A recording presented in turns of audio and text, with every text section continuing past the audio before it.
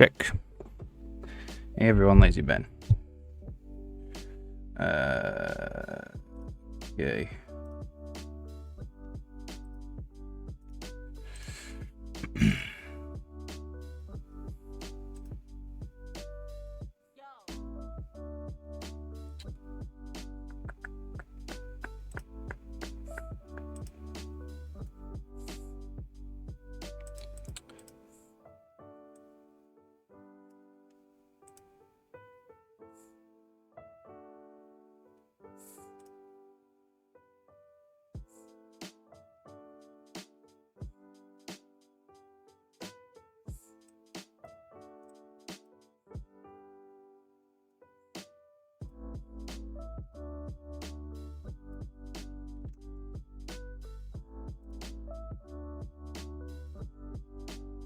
All right, let's just quickly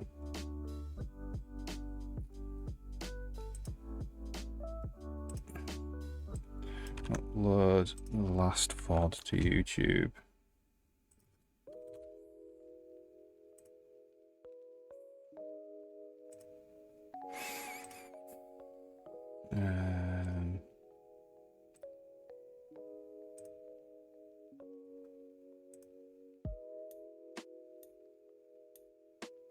Interestingly, this one, Day 71, has not worked.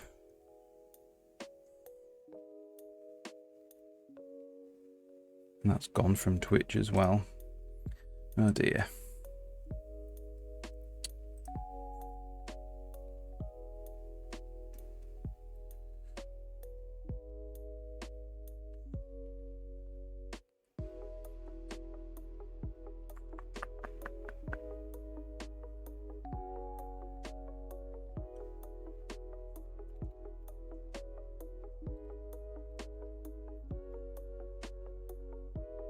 It's weird, I've got some VODs that have been around since June. And the one that I did just last week is gone already. Oh well, whatever. So just accept that one's gone. Doesn't look like YouTube's gonna actually get it.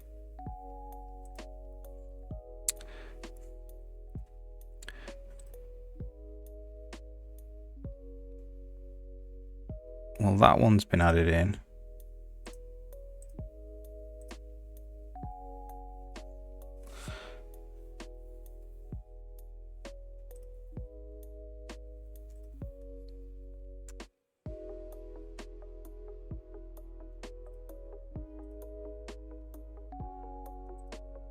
I do find Twitch as a platform to be quite buggy.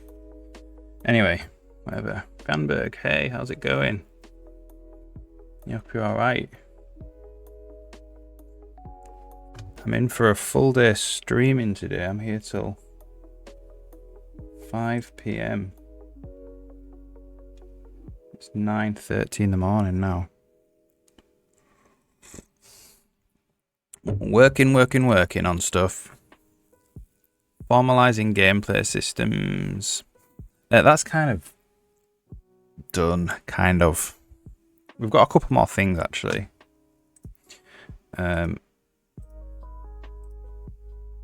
Let's just I implemented something yesterday off stream, which I might have another go at.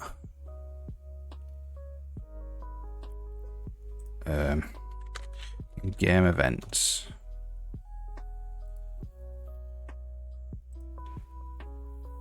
Trainer editor with extra features. yeah. Got to try and enjoy the process, because once you've finished working on it, you'll get to work on it again, and you might miss it. So I made this thing called a callback queue, which does this thing called next frame. And a callback queue is if you want to listen to events, you provide a callback and it goes in this queue. Now the problem with doing this next frame thing is if you listen to an event, you won't start receiving the messages for the event till the next frame. I think we can do better than that. So I'm gonna have another crack at this. Quite a lot of diff stats. Okay. Time consuming. Yeah. Cool. Well, if anything that's like that, I just get a big pot of coffee, put some tunes on, and just wade through it all. Try and put no pressure on myself. That's nice. And just, it'll take as long as it takes. So I'm thinking possibly to change this next frame thing to kind of like a lock flush thing. So it's this here, this listen, it gets the cue. What we need to do is get whatever we want to get based on if we're locked. So we either want to get the queue or the callbacks. So the queue is callbacks index 1. Callbacks is callbacks index 0. We want it to be as stable as possible when it's in the hands of the public. Yeah, so it's definitely worth taking that time to try and get it as good as possible. And put in a few features, because you're never going to be able to get rid of everything. Put in a few features that they're going to help you find bugs when they happen on other people's computers as well. Alright, so I think we want to put in a lock, right? This is not multi-threaded, so it's not a multi-threaded lock in that way. We just need to lock the queue to say don't put anything else in the queue, or don't put anything else in callbacks because it's locked. Put it in the queue instead. So we're going to make these private, and then we're going to do U64 lock 0, and then we're going to have void lock, which just says lock ++ void unlock, which is just if lock is greater than 0, lock minus. If lock equals 0, then we're going to call next frame. This is actually going to be called flush.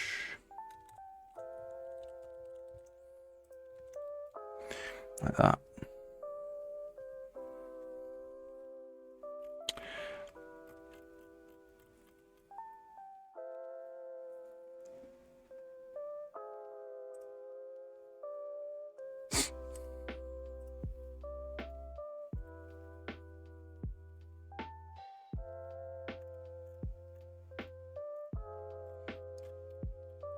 And then what we might have is U64 listen.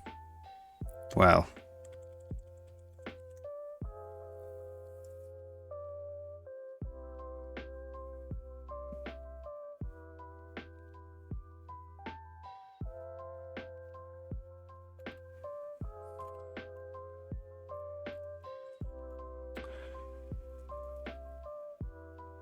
listen would be best. Listen needs to return the ID though. And because it's templated, we don't really know where the ID is.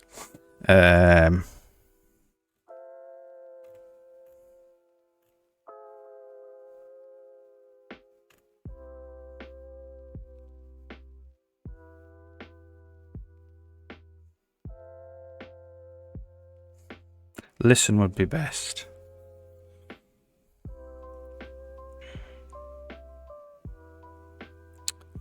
So when you call listen, we just add something into the callbacks. We call queue on it. Yeah, maybe we just do it in queue.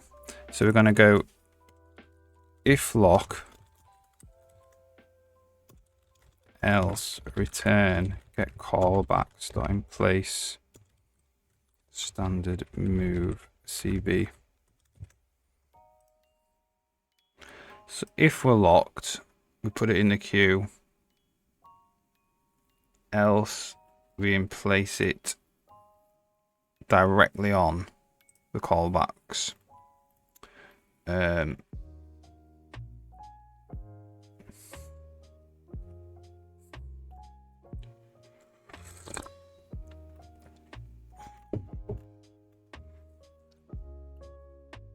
And then send just needs to do lock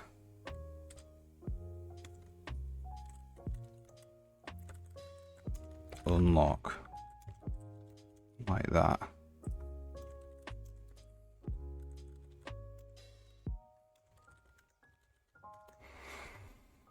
Okay, let's see if that builds. And then let's do this.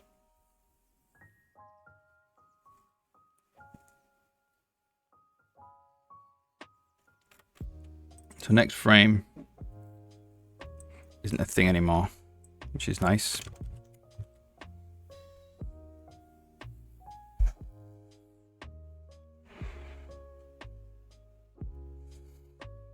That does build. Okay. And then we need to put some breakpoints here and here to just check this unlocking mechanism. Lock unlocking.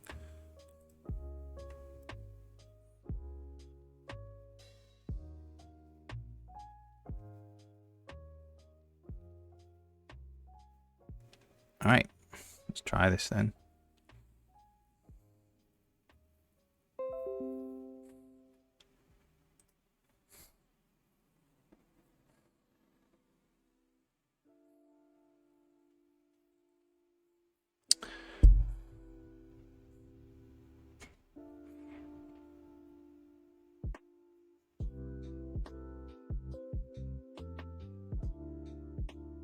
Alright. So send in an event, so we call lock. And then we're just going to go through all the callbacks, of which there's only one. Oh look, it's immediately broken.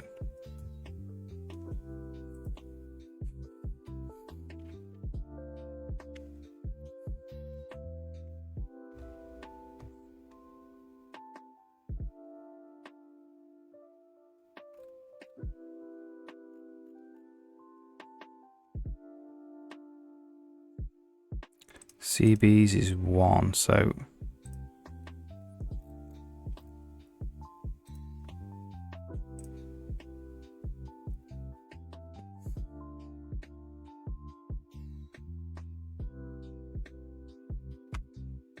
CB's is 1.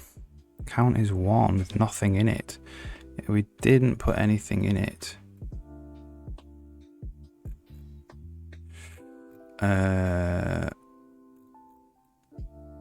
Okay, I'm just going to recompile this because I think that's a bit weird.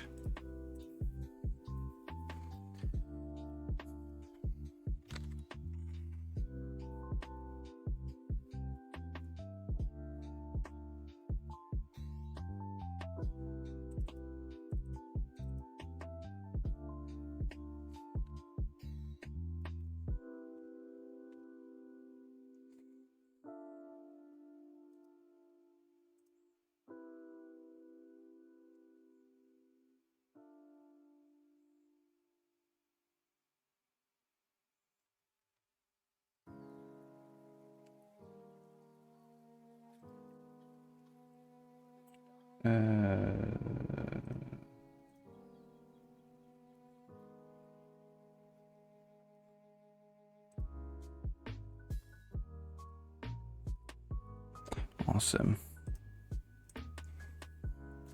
So I might actually put this into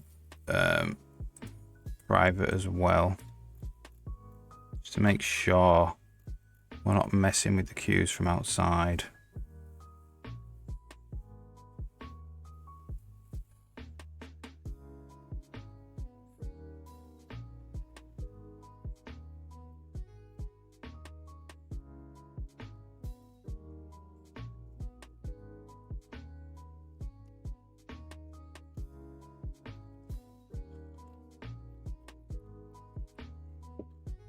Could still call flush from the outside. That's totally fine.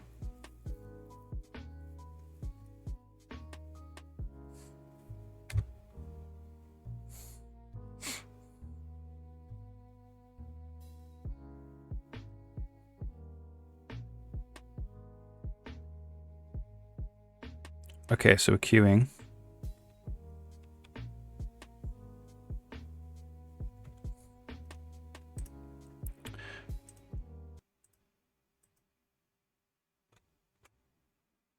Queuing a bunch of stuff now.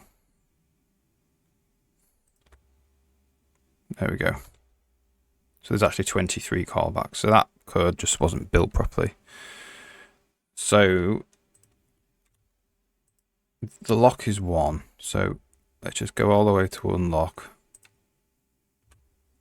And it's still 1. So we call flush.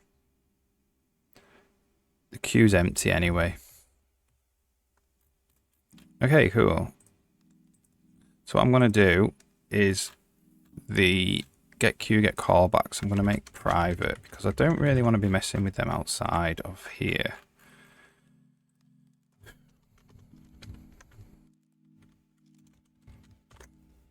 And then we'll just run it for a bit.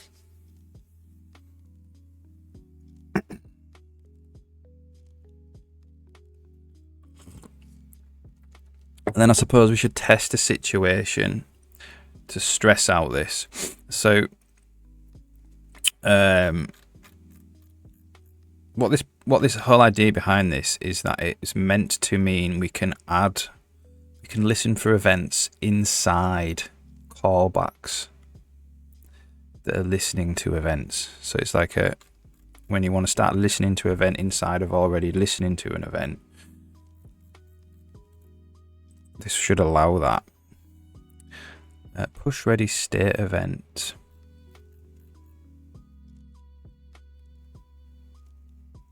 Okay, so now this doesn't necessarily always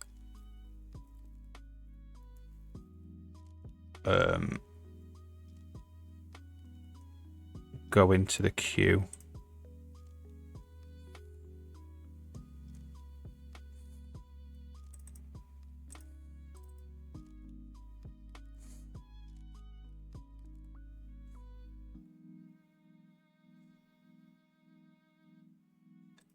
So ready state event has a make ready which has the ID in it.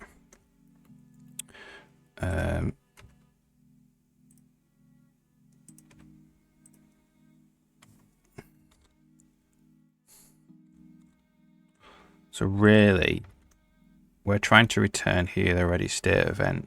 We want to queue it, but the index, we don't know where, if we've queued it or not. We don't know if we put it in the queue or we've put it in the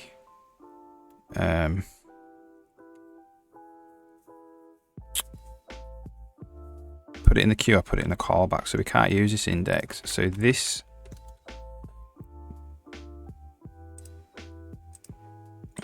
we just need to do find ready event ID.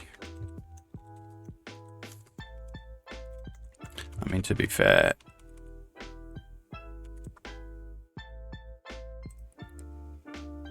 we don't actually need this. We can just do this.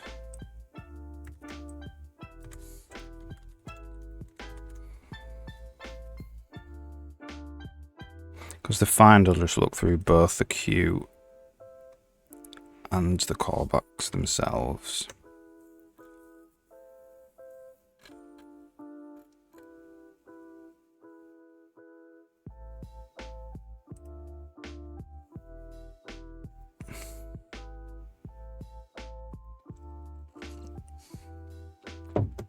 And then we'll set up a situation to test this out.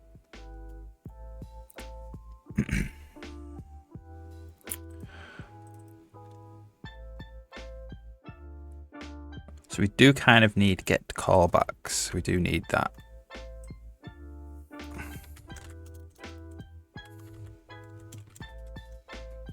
tick.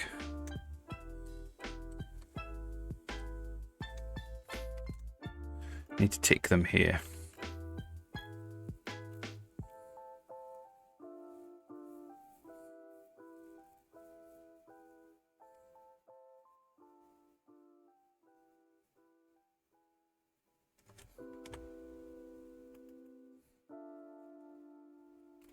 Yeah, maybe we should just say get callbacks. Nah, we'll leave queue private. We'll leave queue private.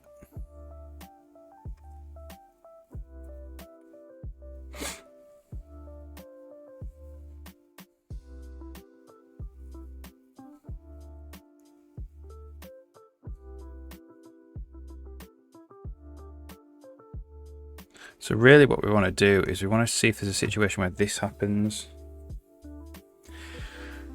We'll just put a breakpoint there, see if we can get that situation naturally playing the game. Otherwise we'll have to set up a scenario where this happens to force lock to happen.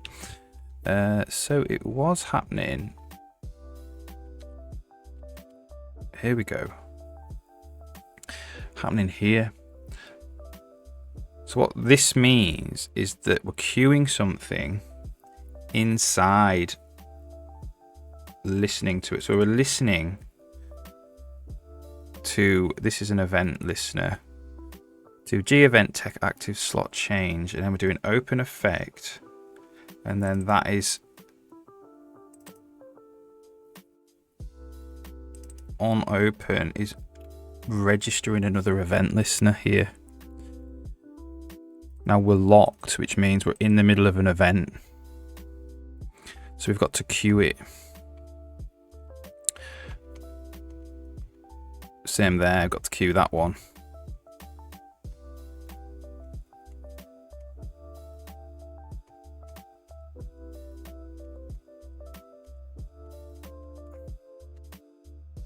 Let's come out of here.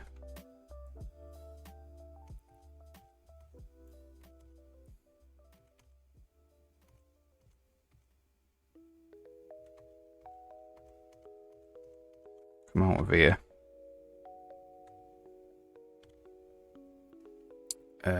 So let's just get game events. Missed the flush there.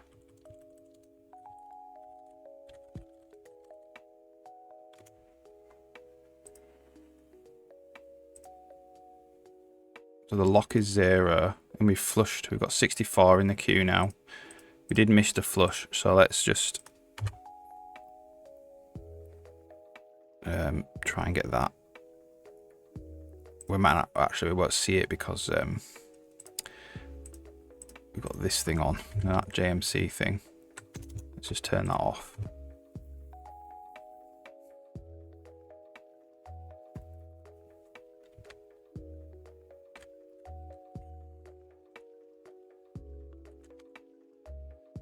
Okay. So basically we want to come back, we want to get back to here, wherever this was. So it's here or here. Here. Okay, so we're going to call unlock, which will flush, which will add everything that was in the queue. So we put 2 things in the queue there and then place them.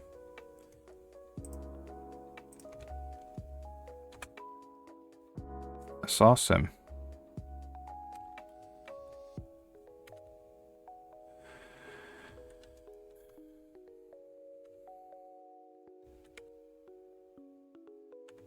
All right, cool.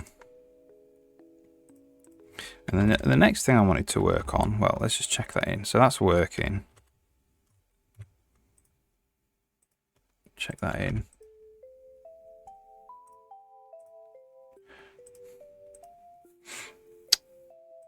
Have a to-do in game events somewhere that I found, which kind of needs doing.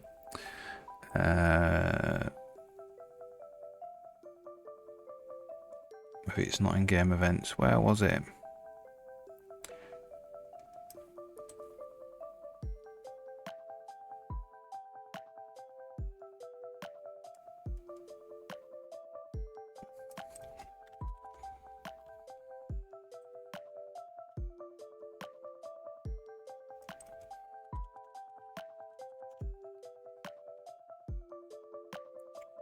Here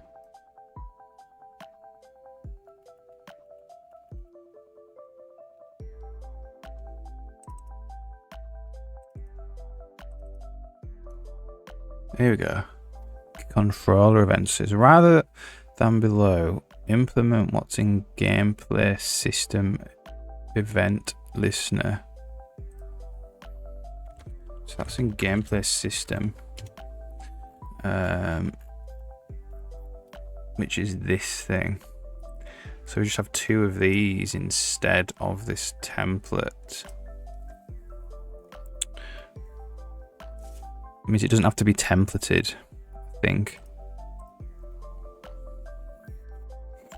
And it also means that gameplay systems can listen for engine events as well, which I don't think these gameplay controllers can.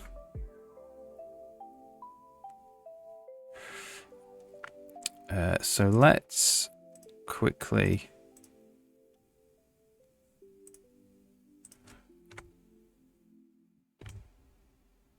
just do this and just see if we get.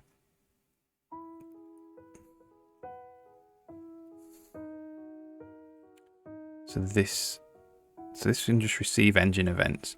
So how does this work?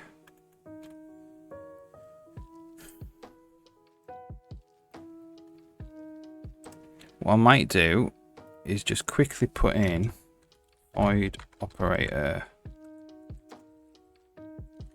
const engine event. So the difference between an engine event and a game event is an engine event. Oh look, it does have to be templated. Is an engine event really comes from like deep down in the engine, low level stuff. Game events, game specific events, like I don't know, the hero has received a certain spell or something. Whereas engine events are very much like spawn this NPC here. So let's just see if we start getting them just by adding that in. I'm not sure if we will or not.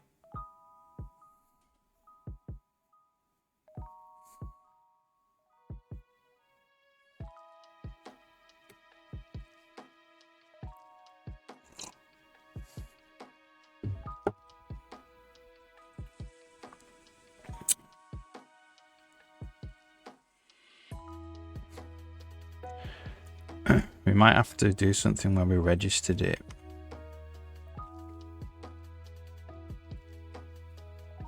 Yeah, so when we're registering it, we're just listening for game instance events here. Ah, okay, so the reason why this is not been implemented is because we have no such, we don't have a concept of engine, game instance engine events. I don't think we will start receiving these events. No, it's compiled Outlook. So do we want to put that in? Instance engine. Game instance engine events.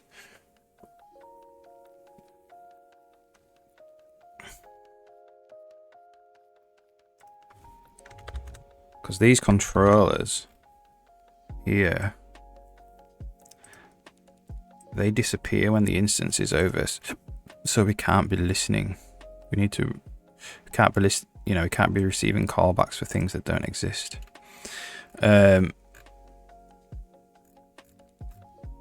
Okay.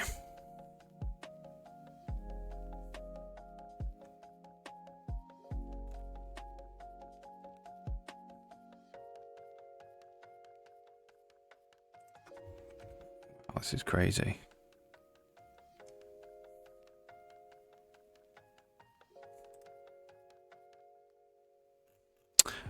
So yeah, we maybe do want to put in engine instance events, which is similar to this basically, except it's get engine events listen.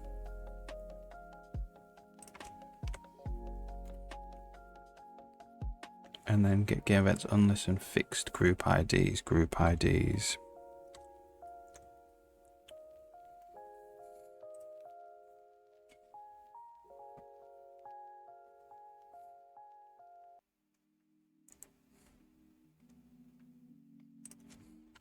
Does mean that these would need to go back into here, which is probably fine. And this becomes just an instance event list, really. All right, let's try that. So let's just, well, hang on, what did I change here?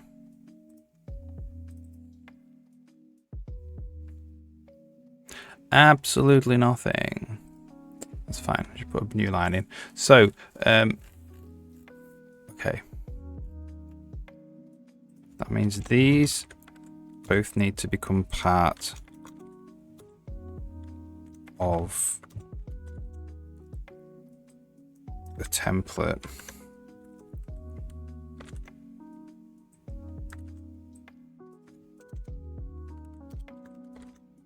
Like this. And then we also need, so this is going to become a template now. Event list. And this is, so we have a reference to the event list. And then we're going to have a constructor where we pass in the event list.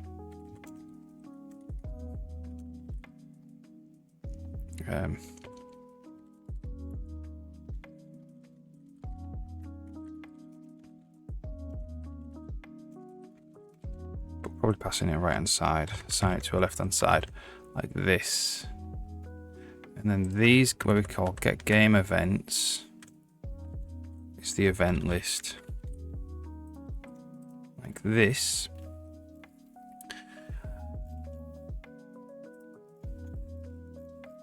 And this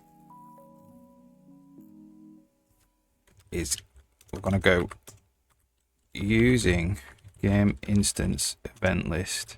It's equal to, so this actually becomes now the instance event list of game events of, what is game events? Of game events. Like that.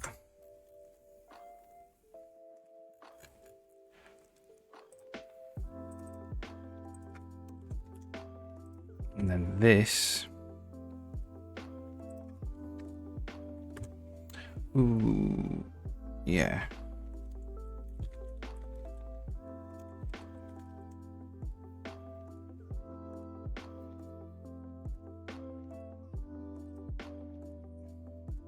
Don't know if that's even allowed to do that.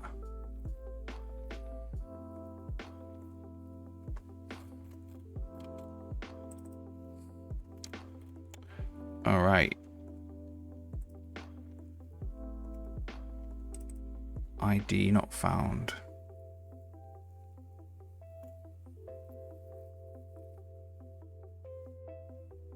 Oh, hang on. I've changed the wrong thing here.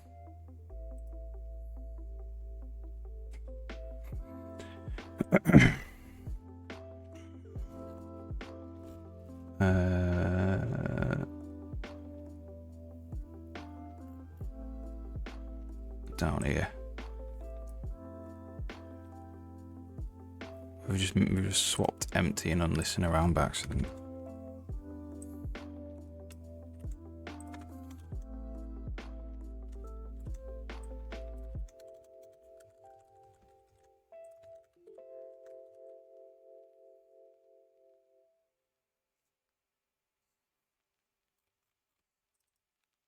Okay, so you just can't do this. So can I do this?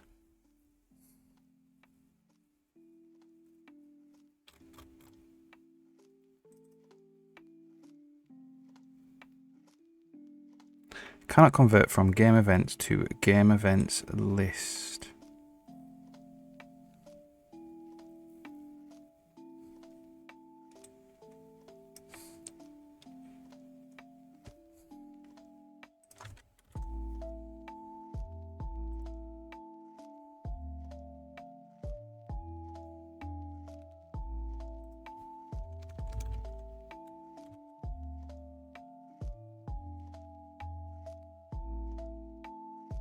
Well,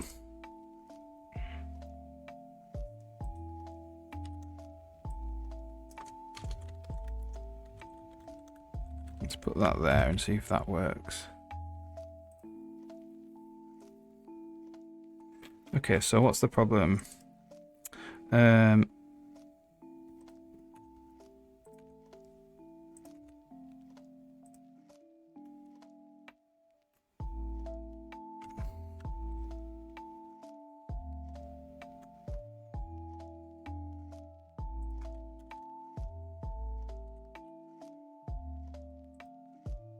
Game instance event list.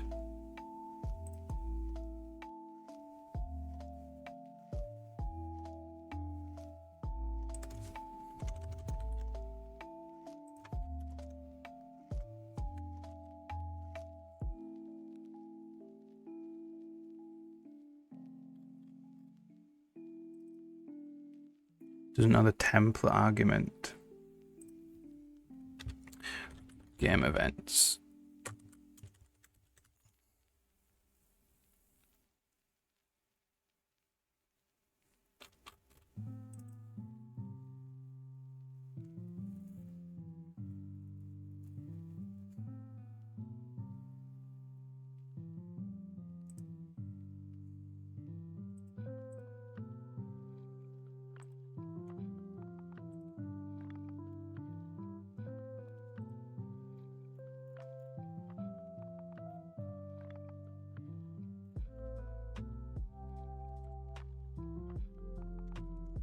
Okay. Let's do this.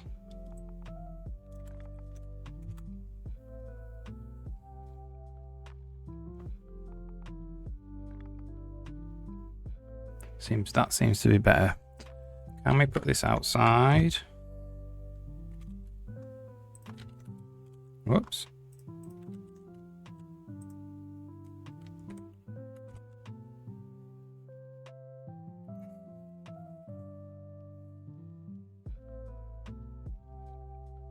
Yeah.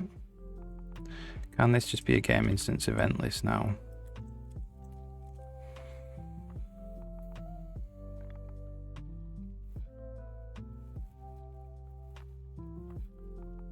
Yeah, that's fine. Okay. So this is a generic thing now, which is nice. So this can go in engine events.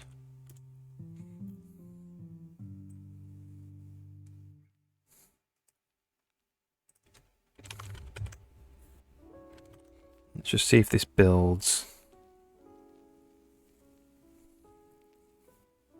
And we can make one of these for engine events.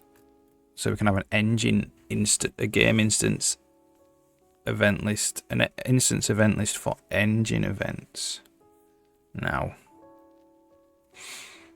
as well.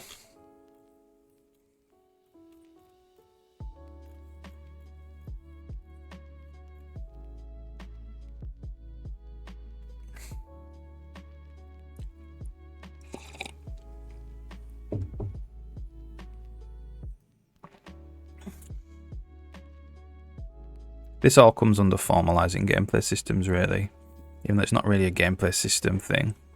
I think the events hook into the gameplay system quite fundamentally, so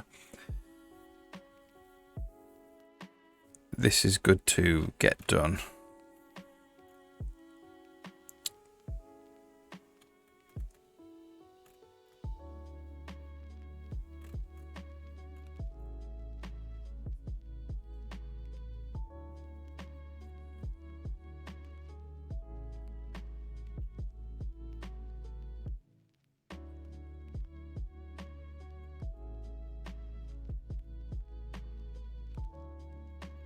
Okay.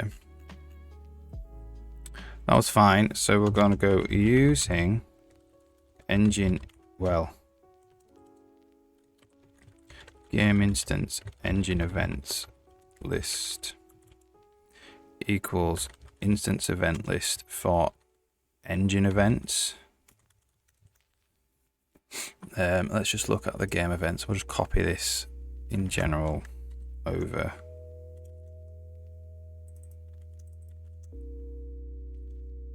Get game instance engine events.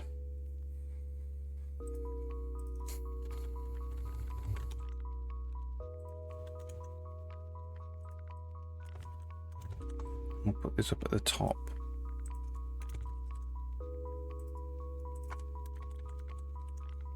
So the game instance engine event list G game instance engine events.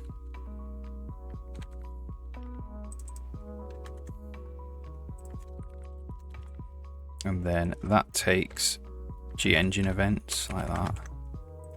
And we return that.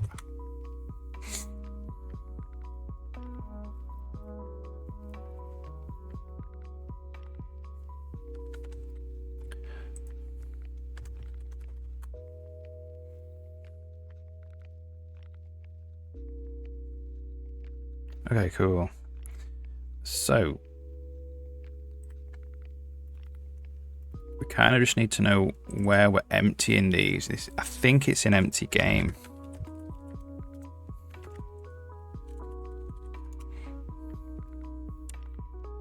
Yeah, game instance. So we're going to get game instance engine events.empty as well.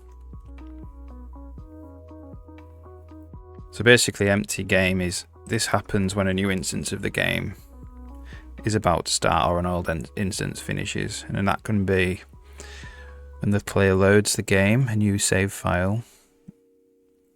Player loads in an old, like a new, like a previous, an older game from a different save file, or when the editor wants to launch a new instance of the game directly from the editor. Okay, cool. So if we look at gameplay systems now,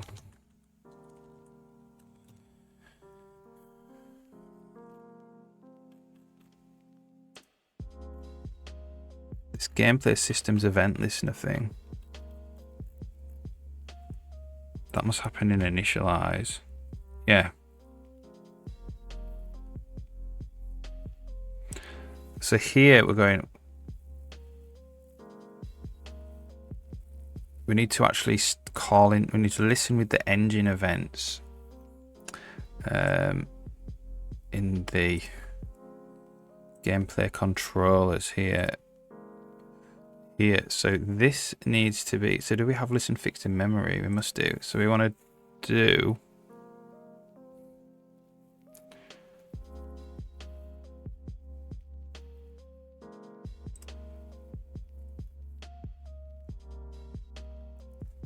so I've got event group ID.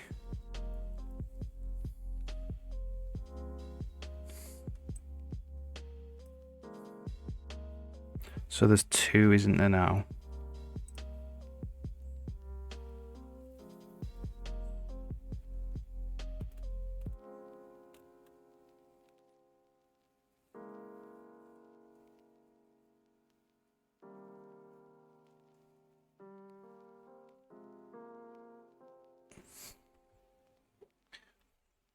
So when we actually empty out the controller itself, we've got to empty out all of its event listeners.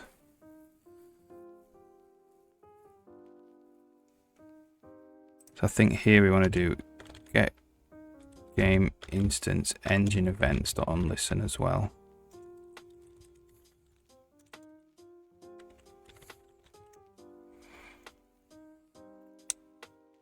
And then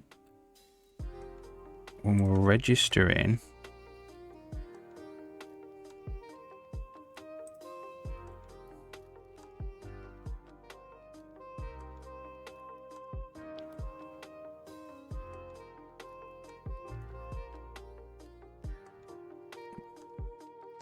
We want to register one for the game instance events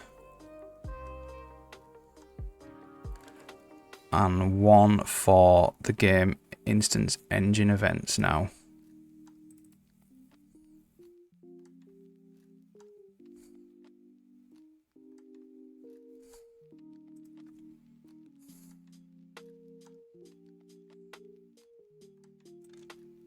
So we might just put another end frame in here, and then we're gonna go game instance engine events.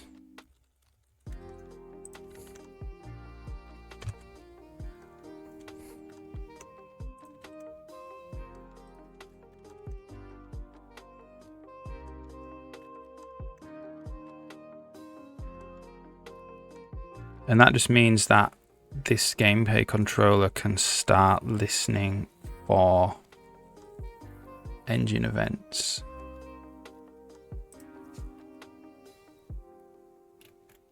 Which means now you can, in theory, just go void operator engine event.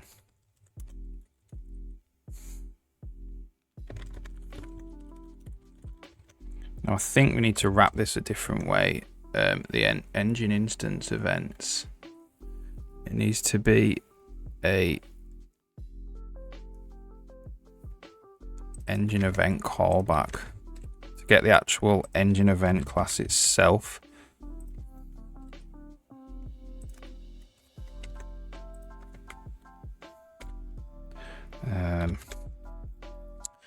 So what this means is that on controller events, this is the engine event class itself,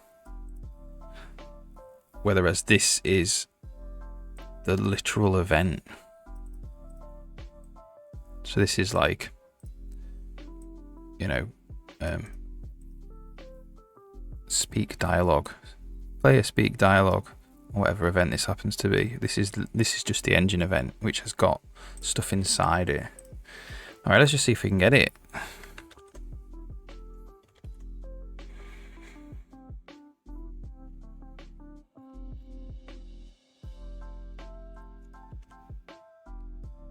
We've got to do there for unregister event group as well, which I'm assuming nobody's doing. I'm assuming nobody's doing. We'll take it out.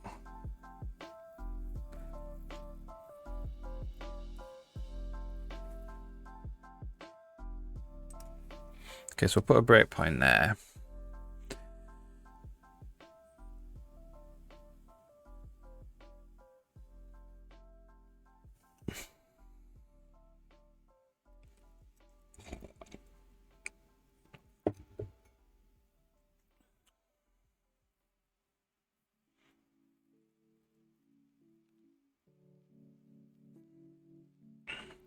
So what that means now is that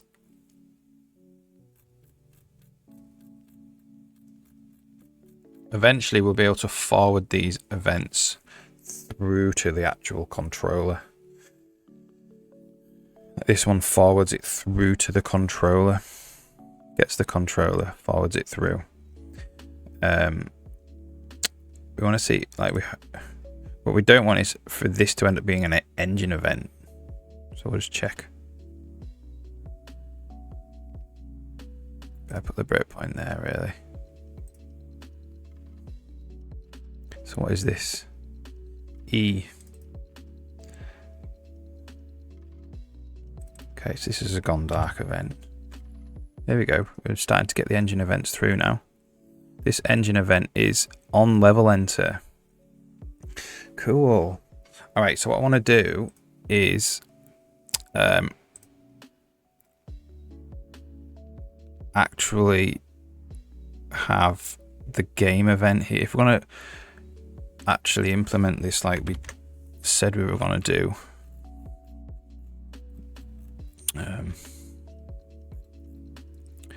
where was it? It was here. We just had two calls here, engine event and game event.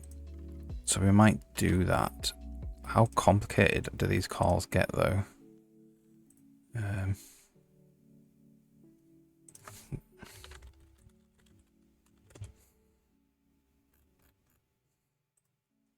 So the engine event one.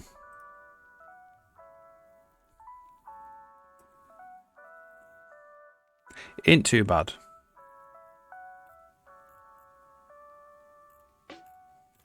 The game event one's quite bad.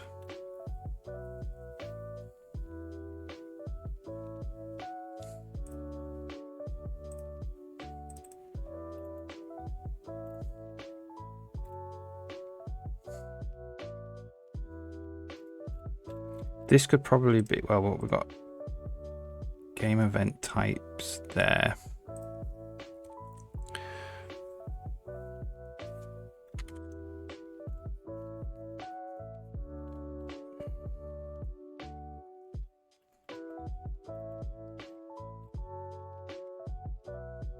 So what I might do,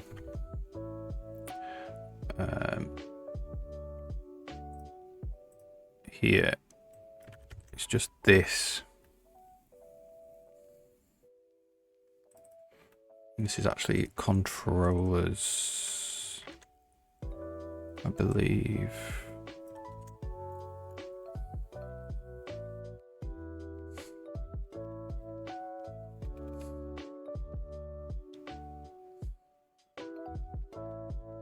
See if that builds. And I might just leave this one as it is, because this does the same thing, except it breaks it up into a bit of a, well,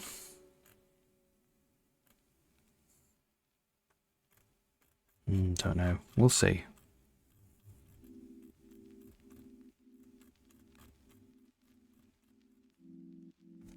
Let's stop that build.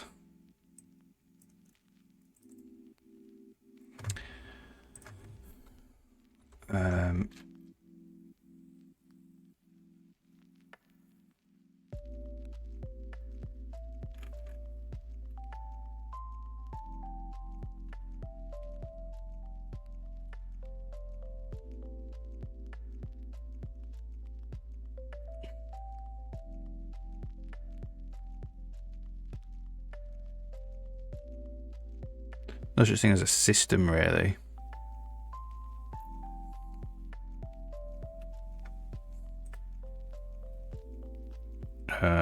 So we're not going through each controller like this. What we're doing, I think, is finding the controller. So we're getting the event out, and then we're going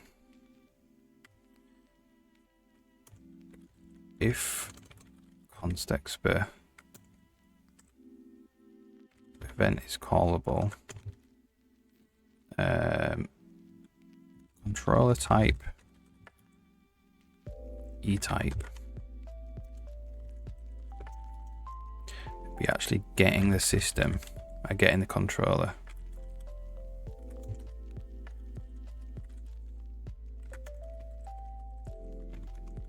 And then we're just calling the event on the controller. Is it just E? It's not E though. We need to get the actual event out, which is this EVT data. So it's actually this. That's C.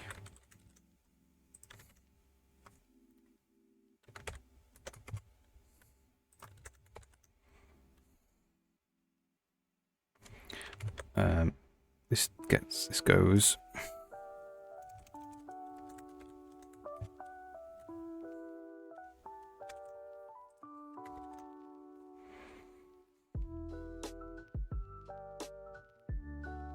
So in theory, that means game controllers now can receive engine events. I don't think any game controllers currently are listening for them though. We can change that. This is a test.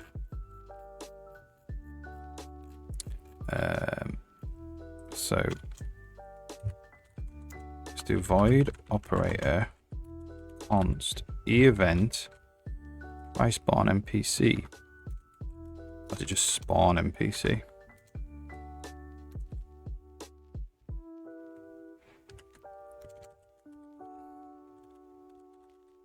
try spawn NPC.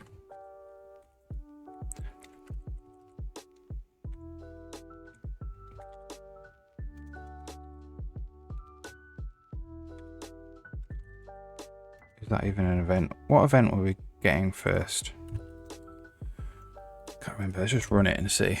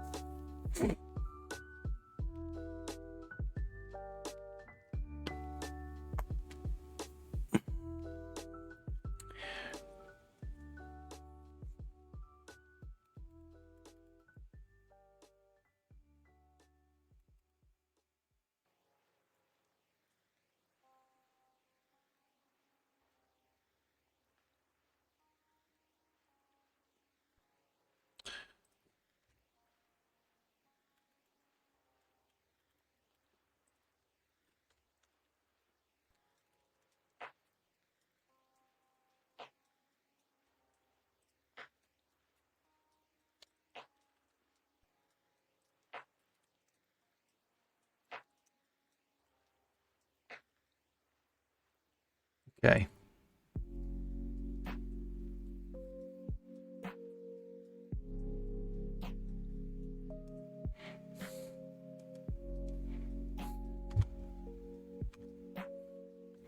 So this engine event was on level enter. That's what it was. So we're going to go movement controller on level enter.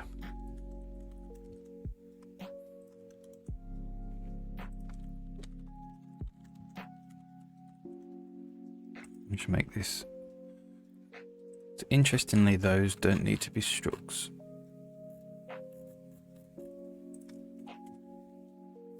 I mean, you definitely do.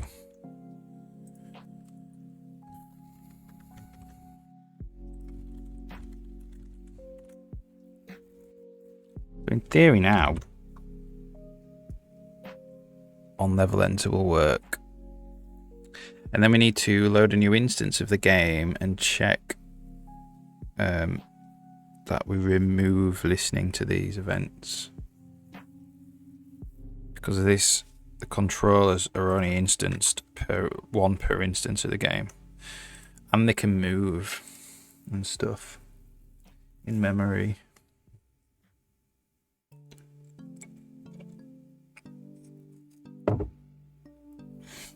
So I have to just make sure that when we load a new instance, all these event listeners get wiped, get emptied.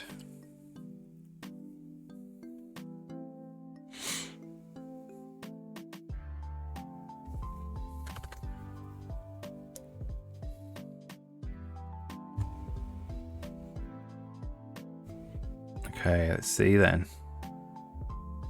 I mean, the breakpoint's there, which is a good start.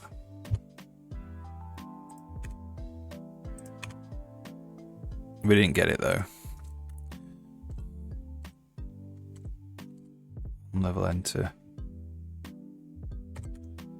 Okay, let's try again then. This is wrong somehow.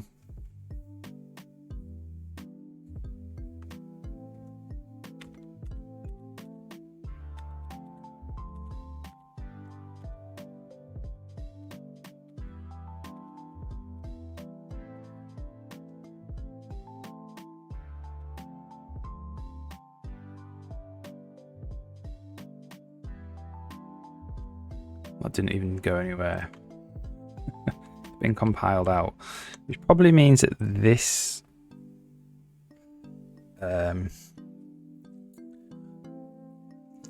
this is not working properly.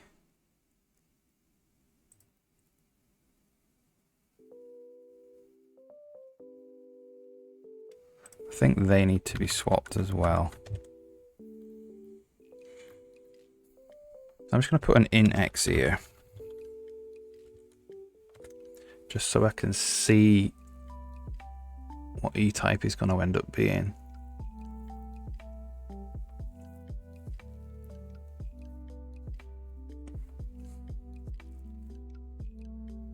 Or to be fair, the movement controller is probably not even, doesn't even exist yet.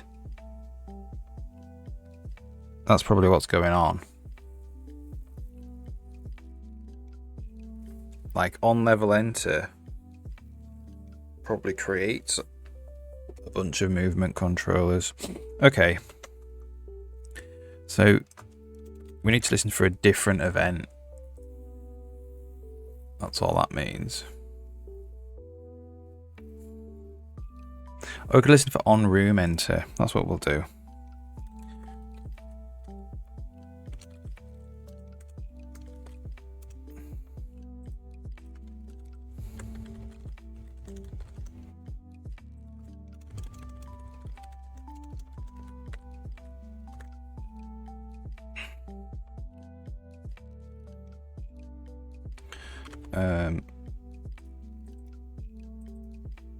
Get rid of that. Oh.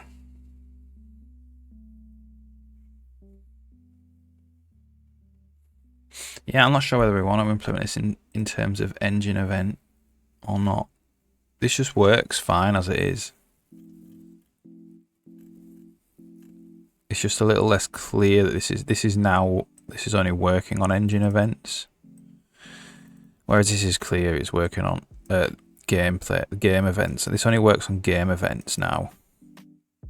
But it's not clear because it's just a template called event type. Whereas this is like clear that it's for engine events. I'm just thinking of me in the future. Be like, why have I got two?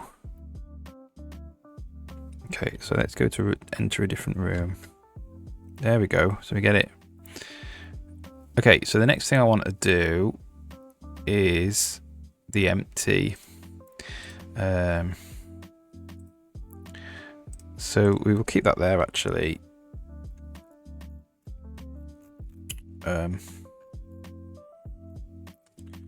So this is an engine events.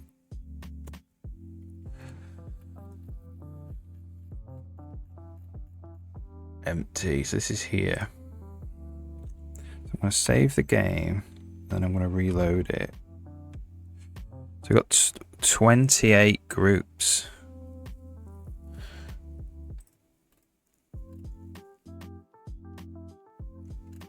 Is that correct?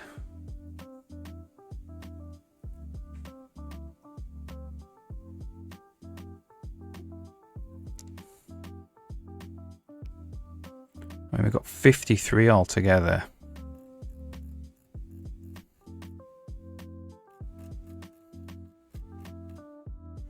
Hmm.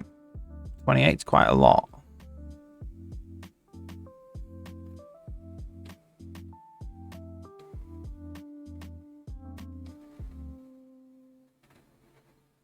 Let's just see where these are coming from.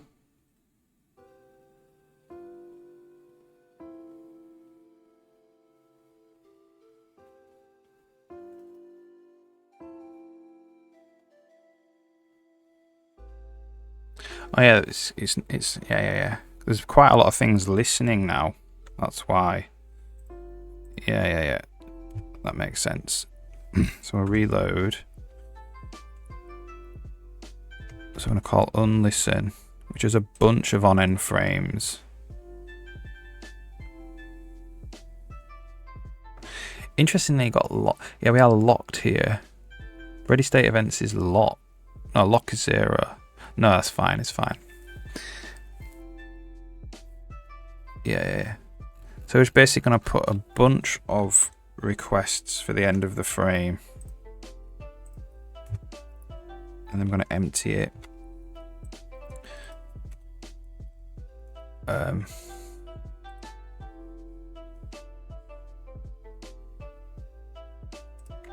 Different unlisten though.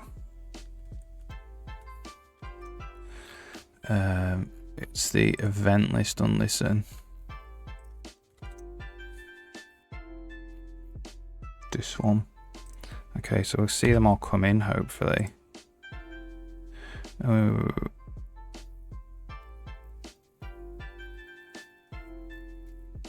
This was called 2 times. Oh yeah, because one of them's on the gameplay one.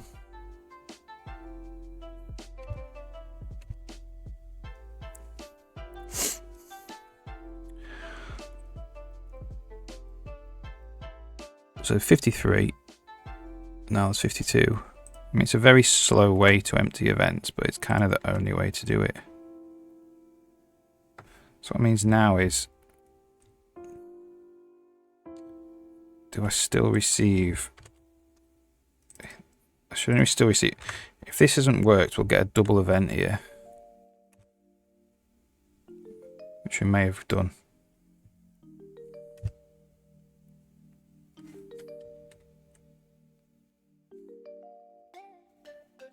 Yeah, we are getting double events.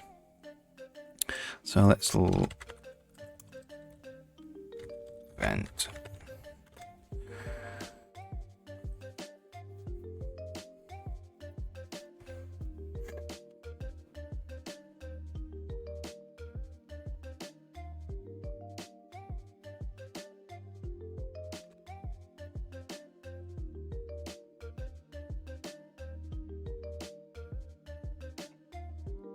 Oh no, it's not double events. It's because there's 2 characters. So one for each. There's one movement controller for each character. So we only want to receive this event if we're the playable character.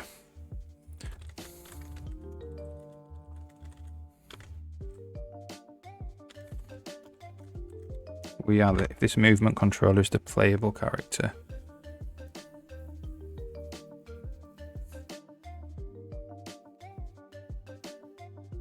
Yeah, so we would have received 4 events if it wasn't working, but we only received 2, which is good.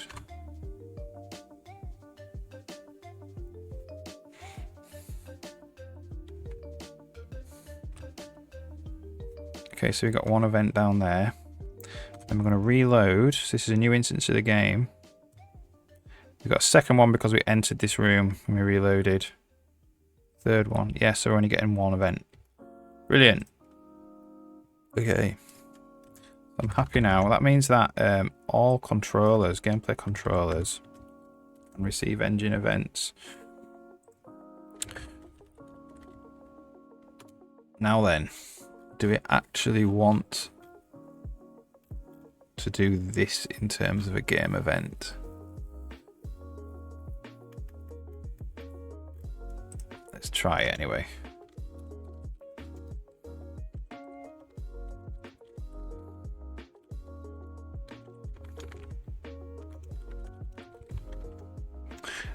And that means when we actually register, this has to be wrapped in a game event callback.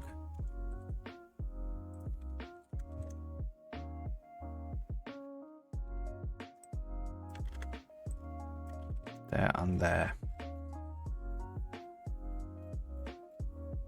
Which means this kind of goes away. This has to be deleted.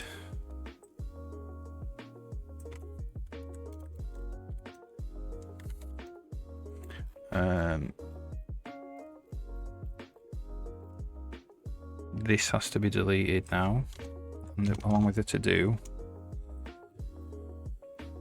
We'll just see if we start receiving game events.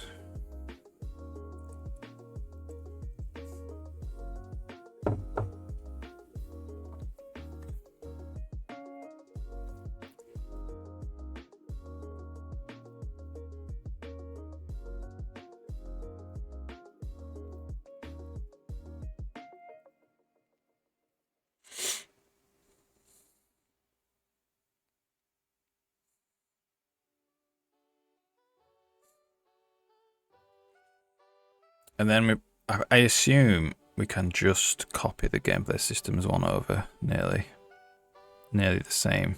Okay. So it's received the Gone Dark event. We actually want to forward through the event, not the game event class. We want to forward through the Gone Dark event itself. So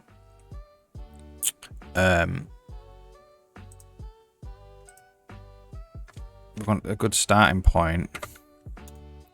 It's just to copy this.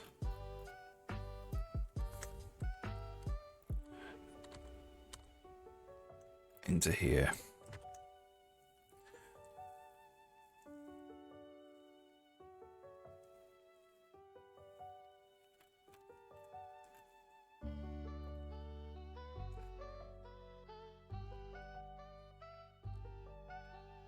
So we're not going through each system.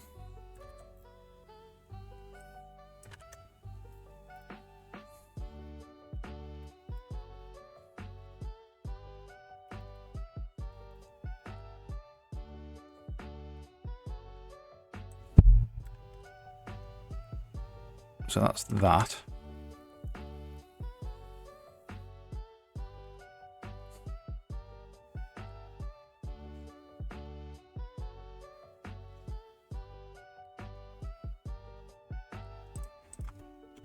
That is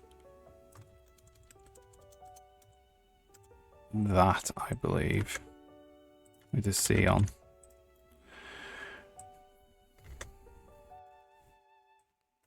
And that is that.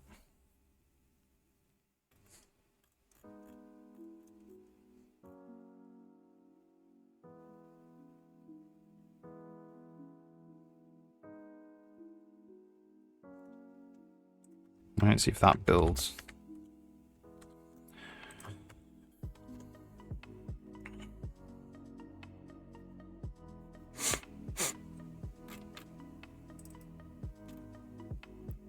We're not doing system.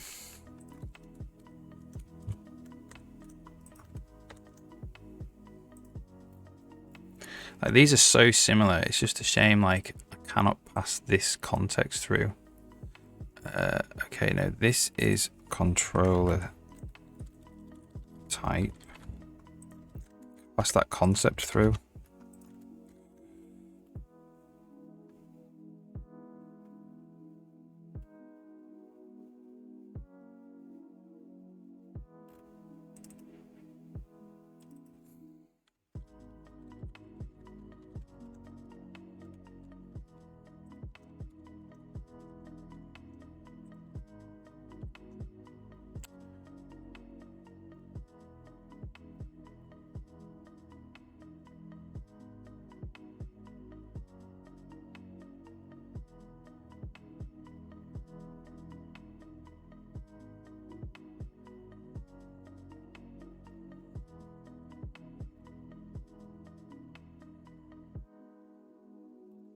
All right.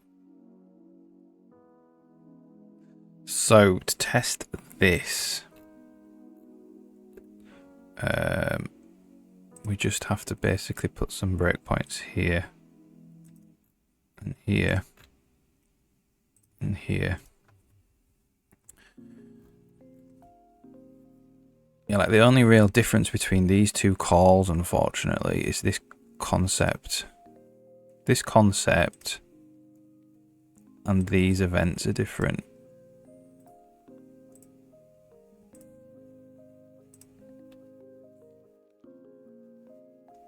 In fact, we could even go from here, passing the event. Well, difficult really, because you can't pass a concept that's not been conceptualized.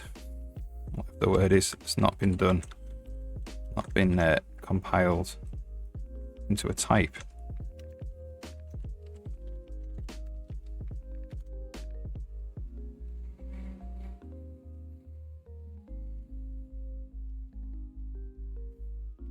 It's hot in here today.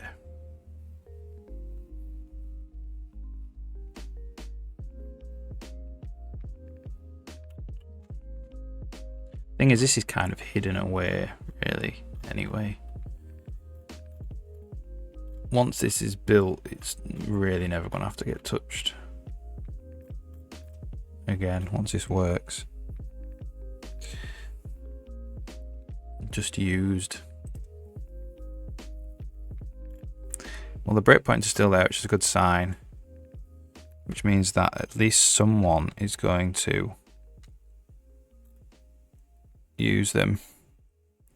So this is a make ready event. So where we're going to go, I need to turn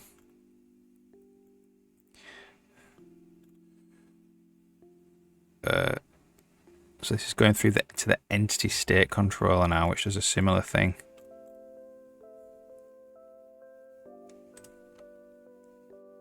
So no one actually calls this.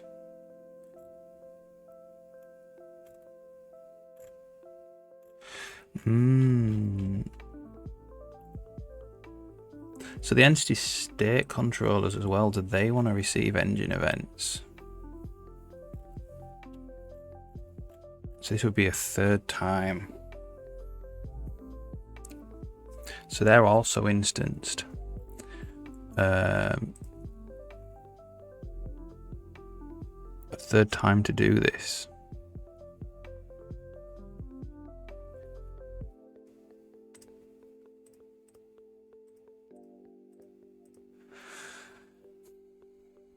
No, it would be, well, they're almost the same, but not quite, you see, because the gameplay controller one is templated with bunch controllers. The type of controller.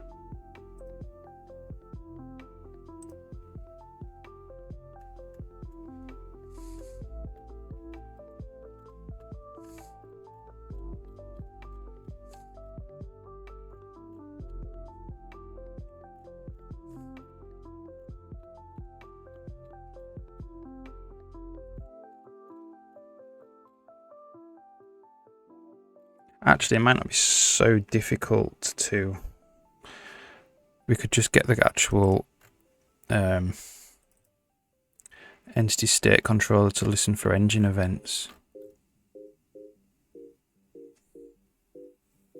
I think that would work.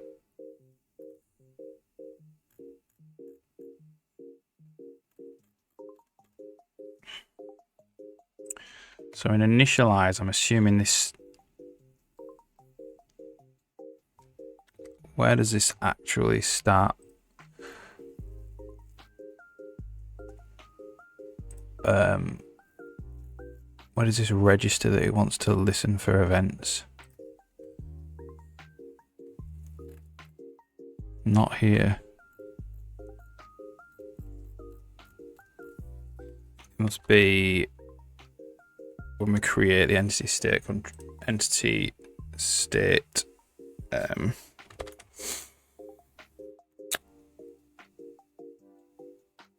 what is it, the entity state controller, where we actually create one of these.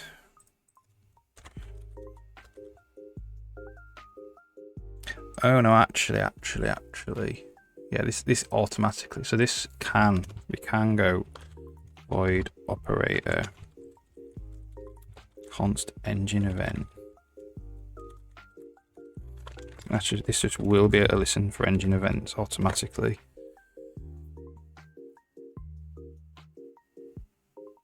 Maybe.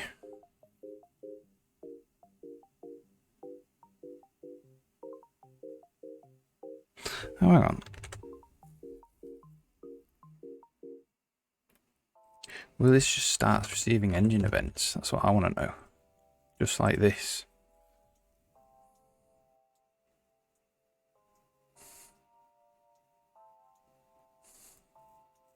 Because this is templated, it might work for engine events and game event types, which would be good.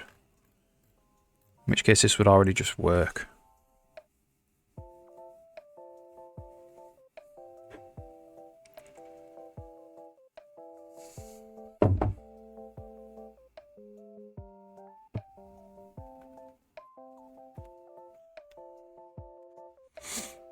So let's see.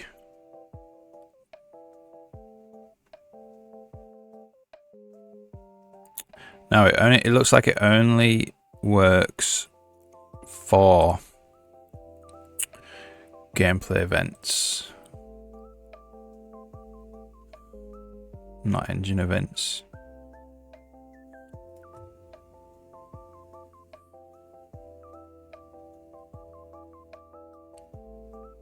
So what is E? Oh, it is an engine event. Engine event, entity trigger interaction. Okay. So let's just test this works then. This just automatically just works, which is good. So entity state types. Let's just put a temporary event in.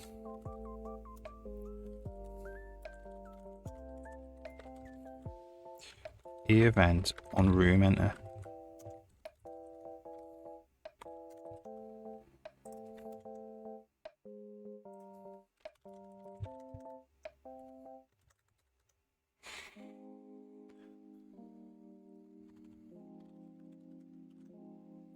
And let's just see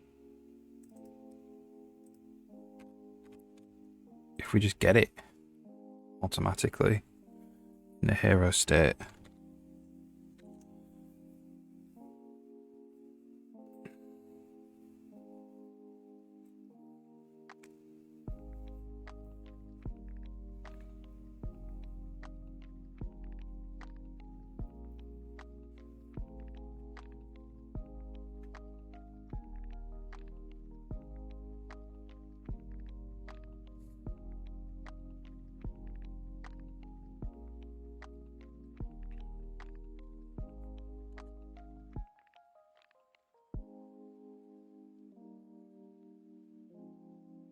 So there we go, we got it. Just a planting room. Okay, that's really good. So I don't even do anything there. It automatically worked. Okay, so what we want is to just test this. So the planting droid, execute hotbar item.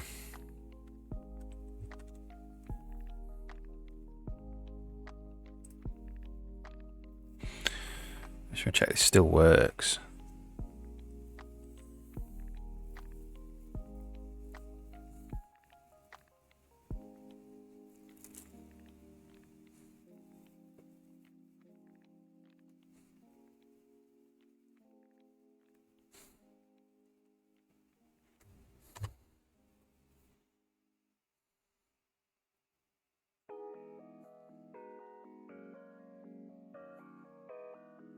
Nope. For some reason we've got a load of compiler errors. Obviously did something wrong.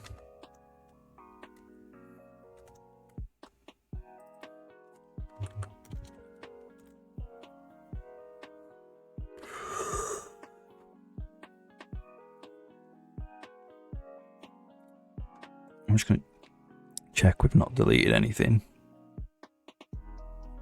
Apart from we can't do that while it's building for some reason.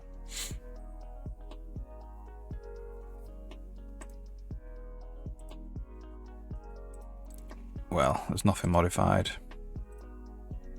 So I don't think so.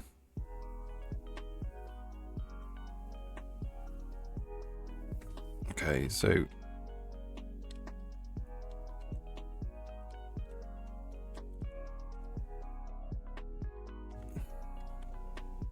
soon we plant something. There we go, we get the event. Cool.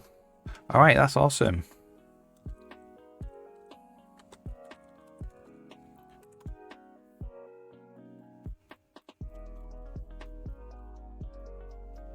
It's a little bit complicated.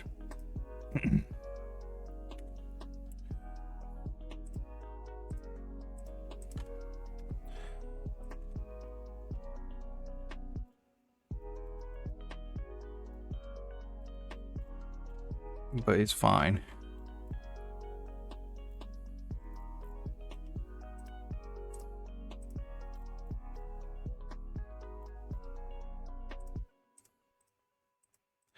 We have callbacks and callbacks fixed in memory.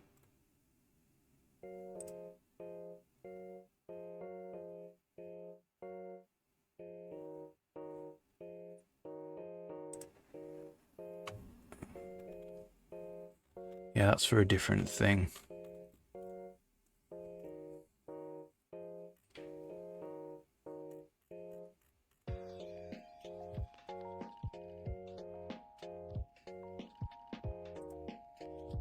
What I just want to know is this listen goes to the event list listen. I think it needs to be listen fixed in memory, you know.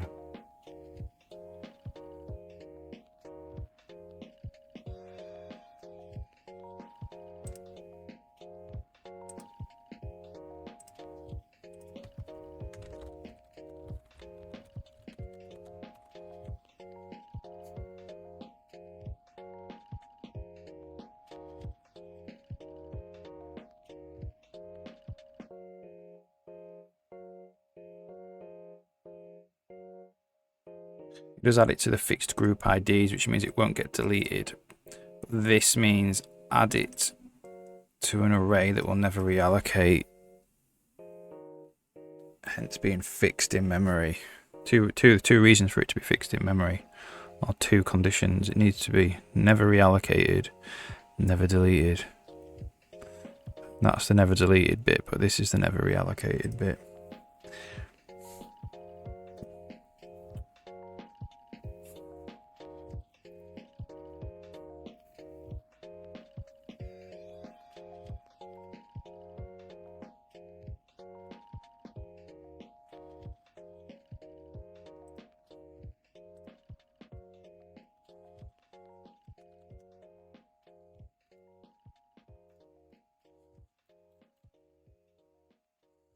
I wonder if that needs to be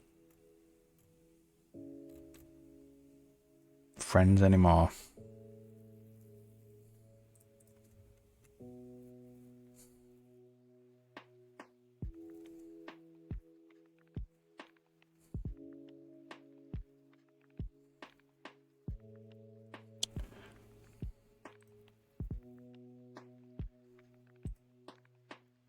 I wonder if these, because gameplay systems are fixed.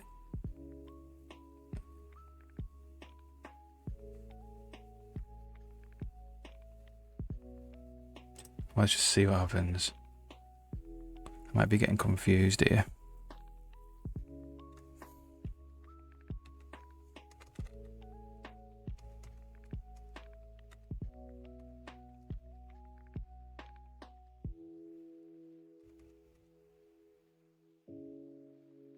I think possibly they are fixed in memory.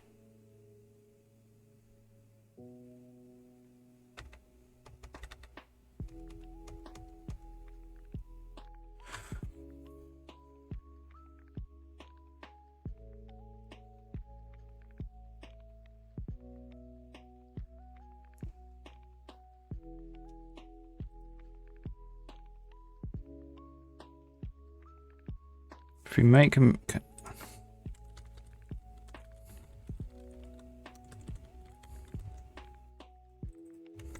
What happens there?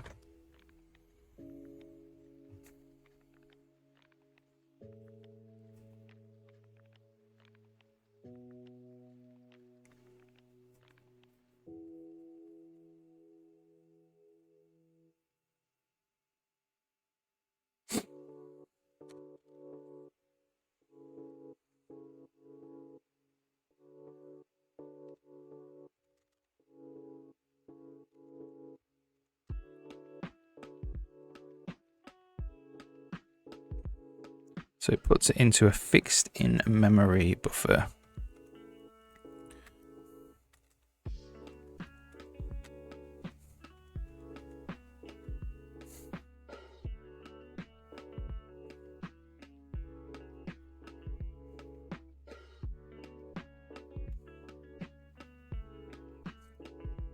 I think that's fine, you know.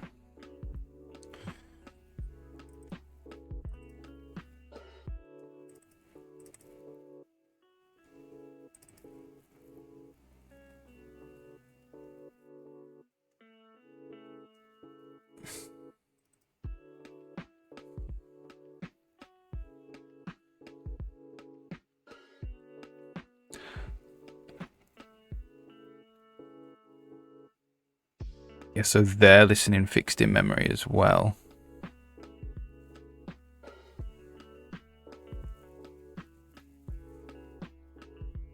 Or if it's fixed in memory. If the thing is fixed in memory.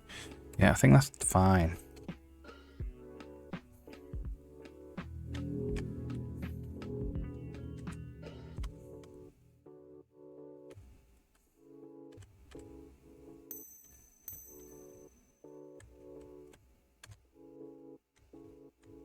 Jenny's.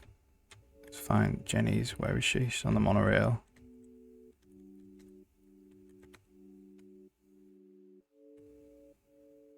Cool. Seems to be working.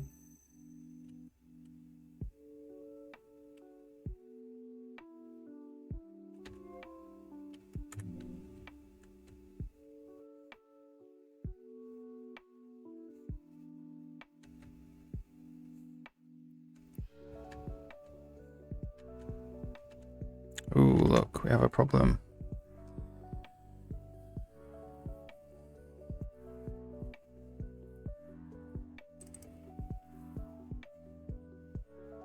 So what was this? Execute NPC combat state change.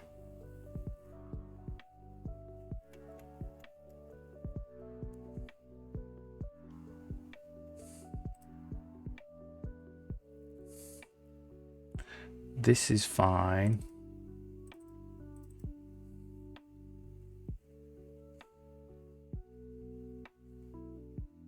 So is it after delay?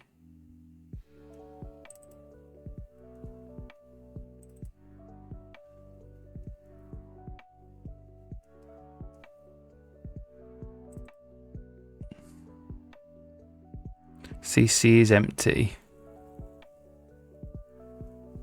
Oh, that's wrong. That's wrong code.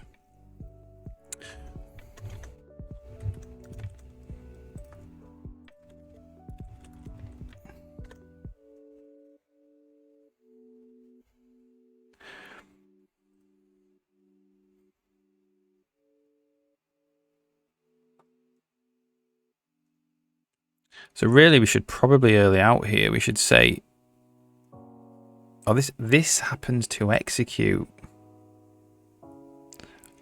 on a controller that wasn't. Oh, right, okay, that's what's happening. So what I've done here is I've saying these types can only execute on controllers that own the make ready event. So we actually haven't. That's something we didn't copy over properly.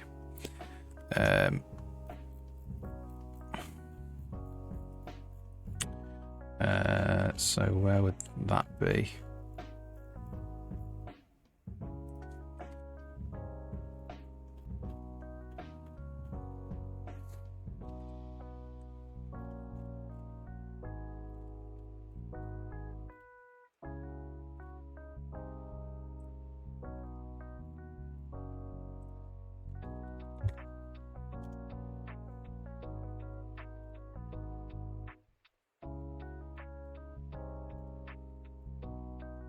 So it's here.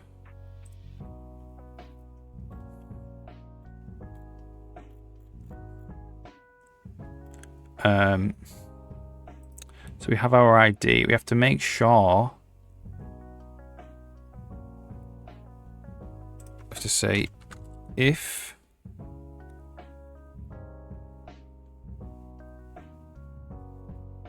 MR event actor ID is not equal to ID, continue or return even. Could maybe neaten these up a bit.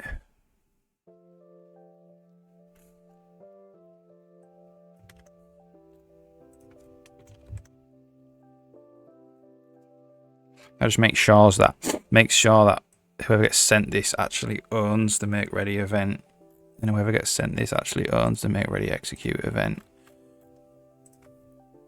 So on gameplay systems, that doesn't actually apply because systems never own events.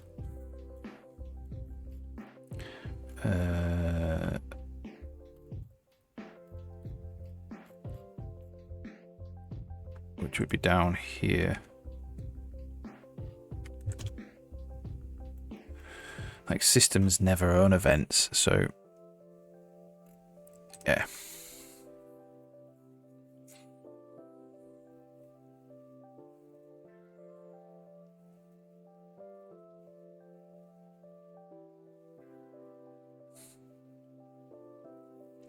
And what that means that when we were getting this crash here, It's because this was executing for a different NPC, a different animation controller. It should these only execute for make ready events that belong to the animation controller. Which means we don't have to test whether the make ready event belongs to the animation controller all the time, or any type of controller. It always does. And that code was bad code.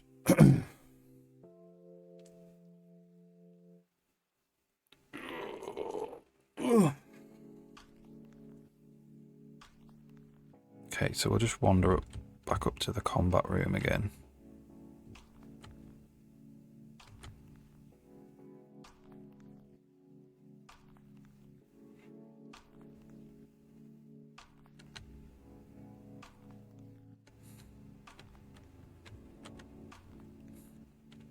We didn't crash, which is good.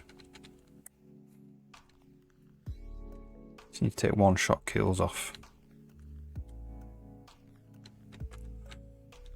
Let's try and we'll just see if we can get a status effect and see if all that's working. Petrify. Yeah, okay, cool. Okay, so in combat stats, we'll just put that down to 10 to 15 again.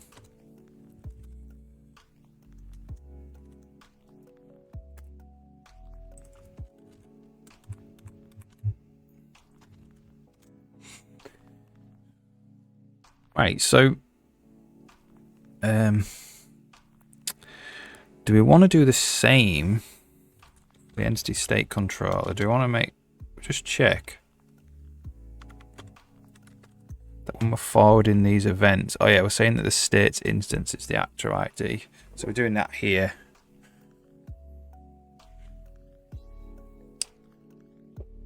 So that's the same for the ready state types as well. Okay, that's good.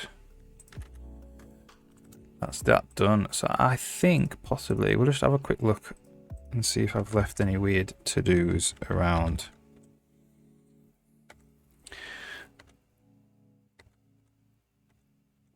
In what we're working on, there's quite a lot of to-dos.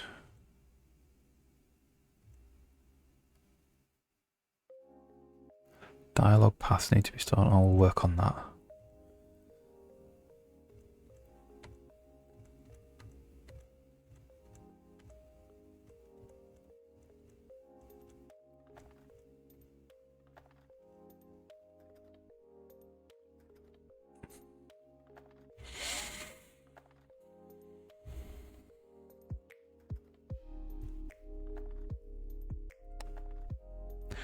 Do crafting benches need an attribute controller? Good question. Shouldn't this be part of the crafting bench properties? Yeah, these are a few things that we can take care of actually.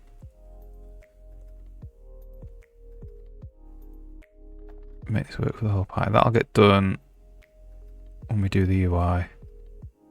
That'll get done. That'll get done. Unregister event group. No one calls this. I'm just going to take it out.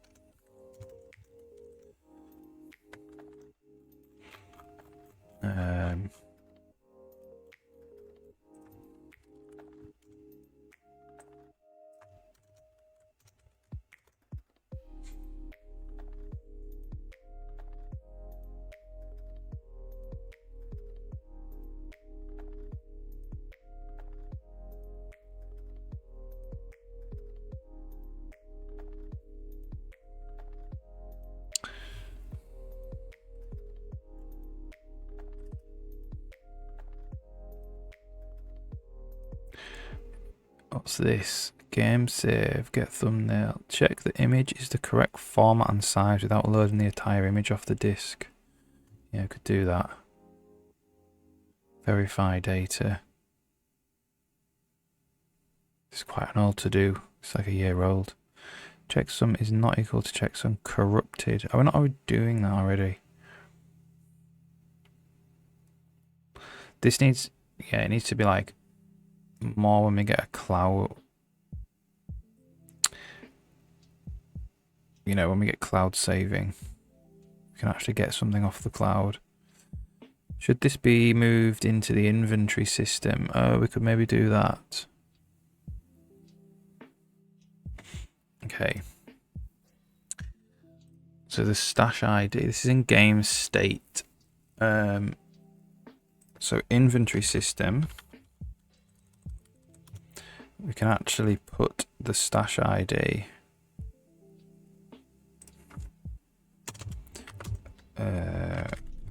game state.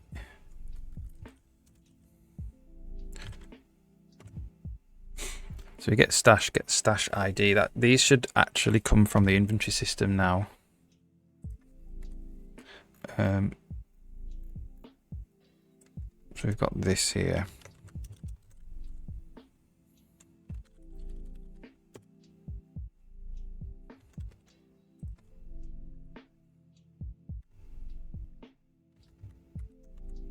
We may as well put it here.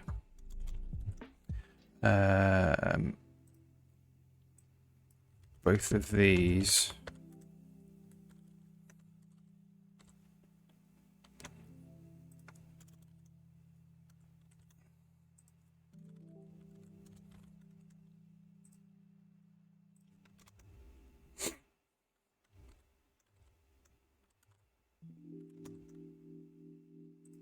Weird, like they just don't put them anywhere near each other.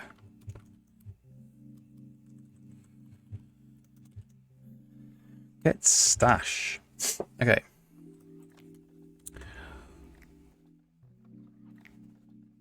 Get stash. Got to get stash ID.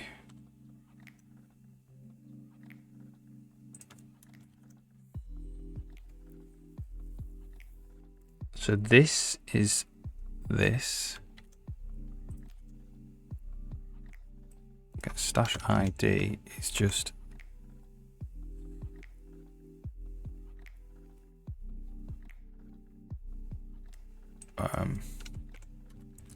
stash ID to ID. Return that. But we also need to make the stash.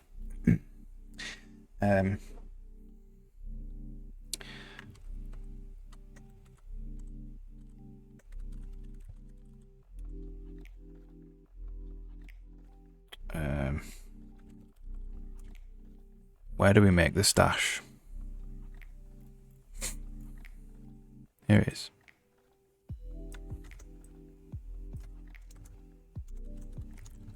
So, inventory system now. Does it have an initialize? It does not. Does it have a launch? It does not. So this was happening on begin game. So this needs to happen on launch on the inventory system.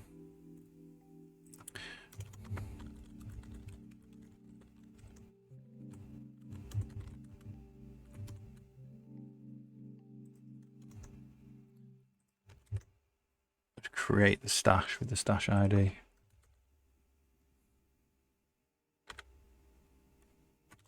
Okay, let's just clean up any compile errors. Check that actually gets made.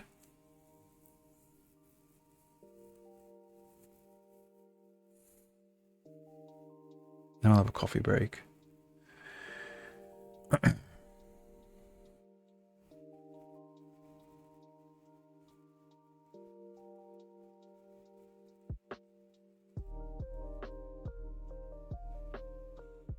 And then we can go on to fixing some more bugs, I think. Just check the rest of these to-dos. Oh, clean up these compile errors. So, get entity name. So we just get the stash.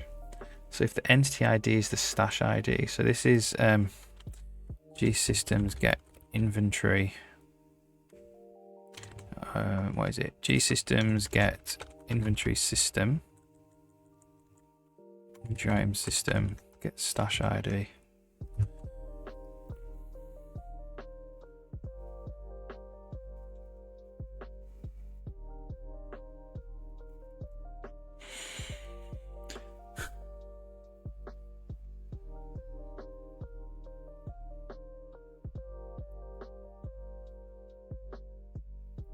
This makes me wonder if I should actually have an NPC instance system as well.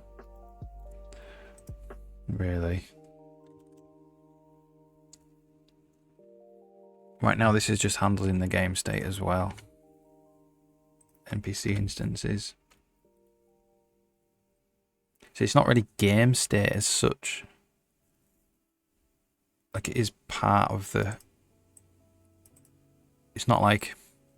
It's more part of the setup of the game rather than the played game.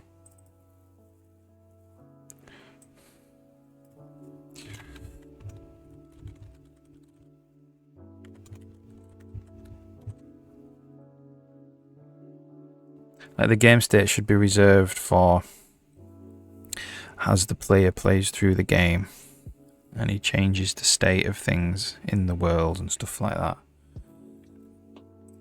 Maybe.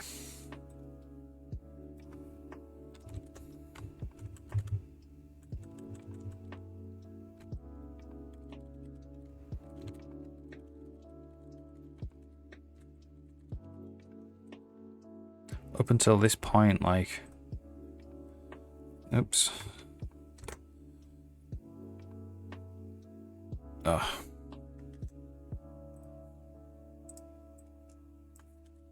Up until this point, the game state has just been a place to put things that have no home.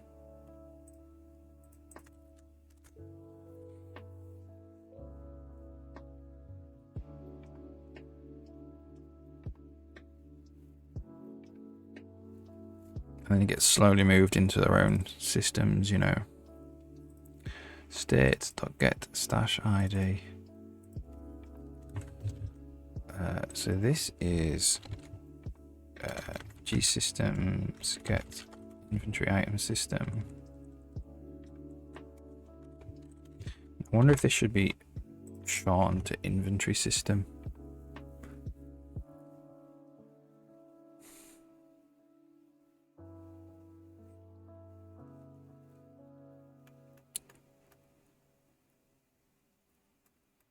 It is more about items. Items together and stuff.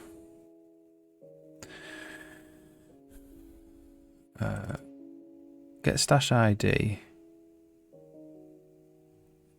It's not a member of game state. What?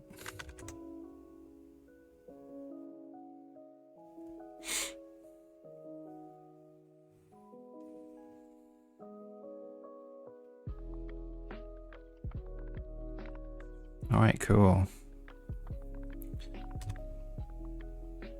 Yeah, maybe we do an NPC system. NPC instance system. So it does get created, which is good. It's the first thing, actually. So the ID... It would be nice for...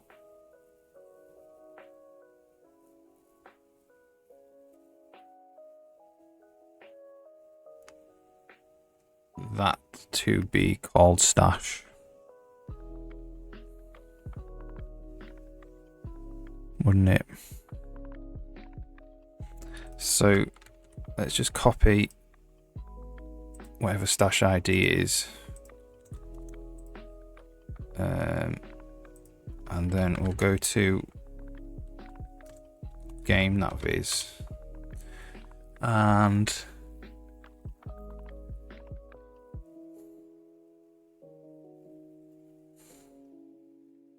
we have a condition for that.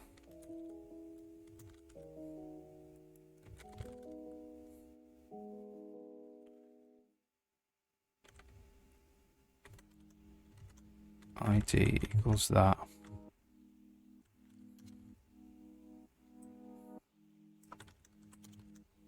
ID, if ID equals that, then we're just going to actually say it's the stash.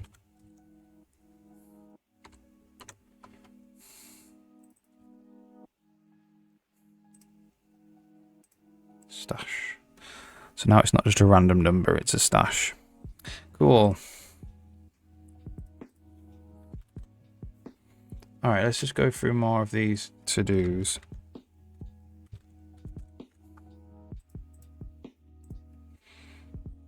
Wherever we got to.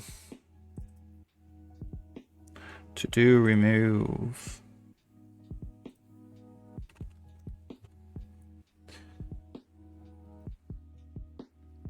inventory bag controller, NPC controller.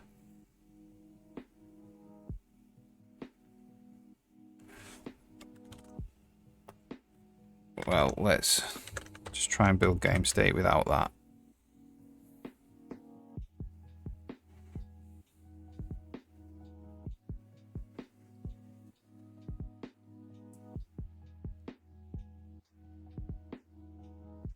Yeah, that's good then.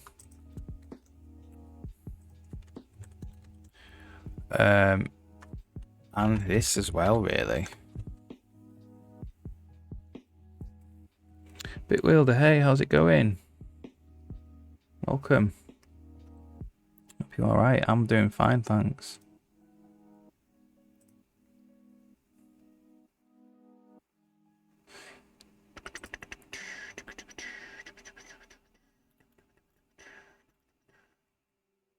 Hope you're doing alright.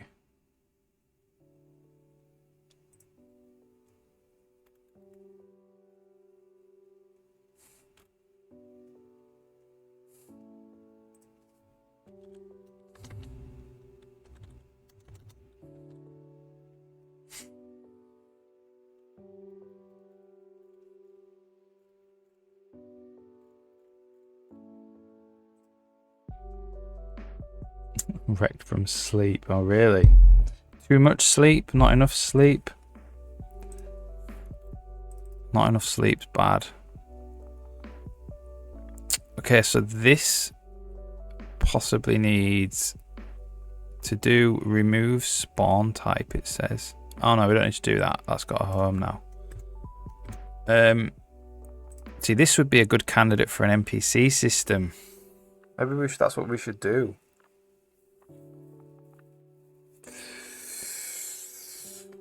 Yes, yes. We'll call NPC system spawn at location. Yes.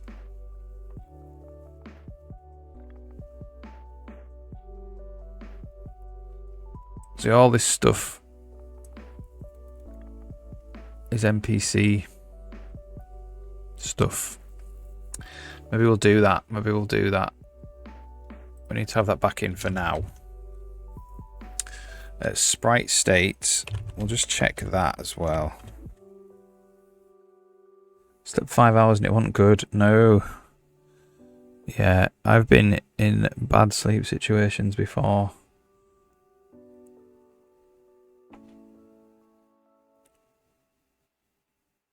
You need to kind of like, half the battle is not getting annoyed with yourself for not sleeping. In a way. You know what I mean? Find intersecting sprites. So this is something to do with the world map system or the world item system. So what does this do? It probably goes into the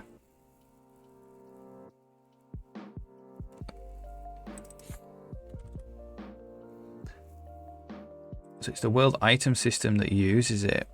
Okay. So to move this into the world item system. First, I think what we're gonna do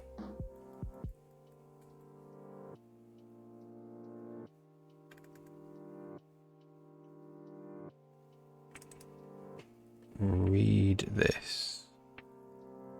Redo this, I think this is meant to say. I'm just going to remove that. Maybe do that. That's from 2023, so that's a long time ago. Do you have time to read the story? I haven't had time to read the story, unfortunately. My life's quite hectic right now, just because it's the summer holidays and my daughter's off school, so I don't have much time to. I'll get it read probably this weekend, and then I'll let you know next week. I'll be back on streaming on Tuesday.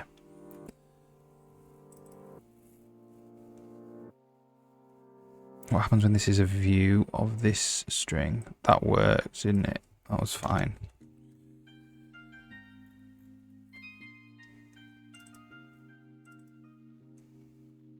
finish this. I mean, that is... Of course. Check if the combat controller has the requested attack level. Yeah, we can do that later. If the tree is running, we need to stop it and call leave on the running action. Maybe, yeah. That doesn't do that. I'm just curious. Yeah, I'll let you know. No problem. I'll definitely read it. Okay. Let's get a good starting point. I'm just going to rebuild. And... Oh, hang on, I might not be able to rebuild yet. Just have to turn this back on. So their goal is to get rid of both of these.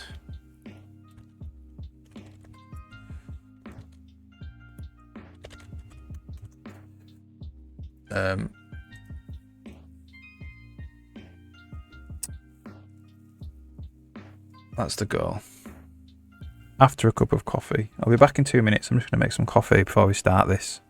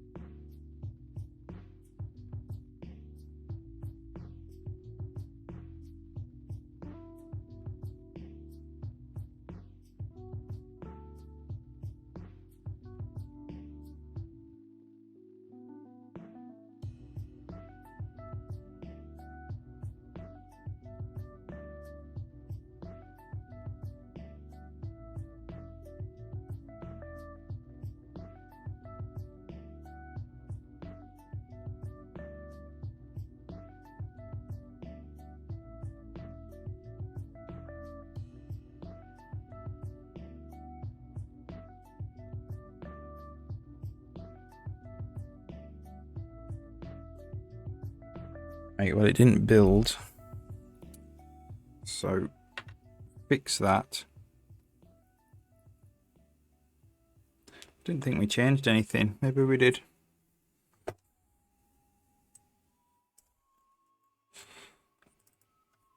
Inventory item slot.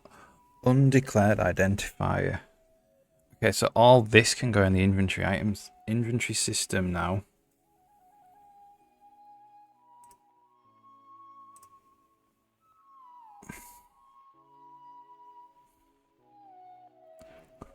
Find animated rig data.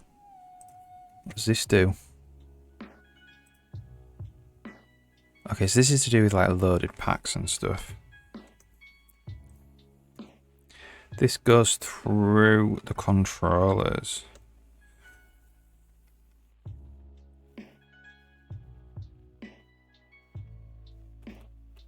Okay, so I think I'm going to actually begin by moving these across the inventory item system.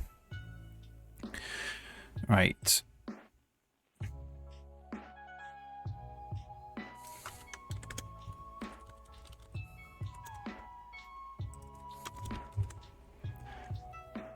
Get inventory item slot. Okay.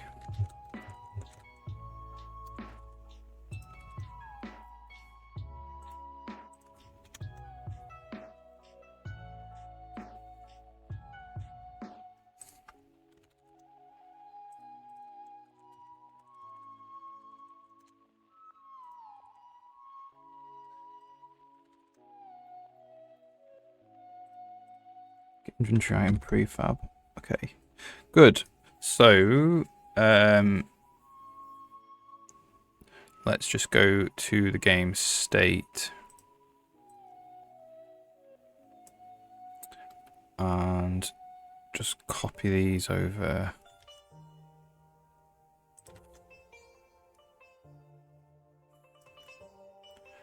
Get inventory item prefab. That actually uses this system. Get inventory. Get active inventory item prefab.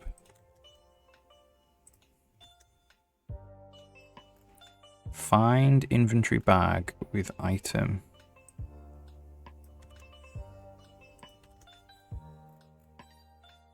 Find inventory item slot with item. Okay. So these can all disappear.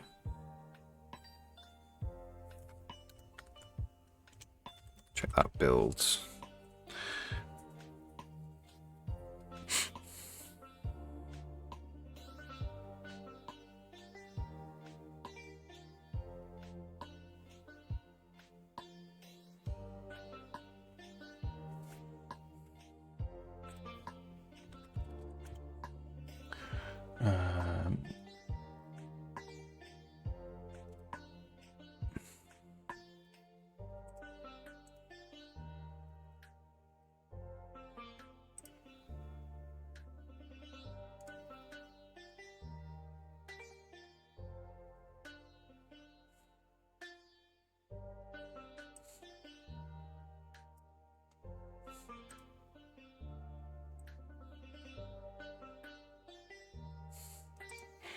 Okay, cool. That one builds. Obviously, everything that's using it won't build. So we'll just try and get rid of them compile errors.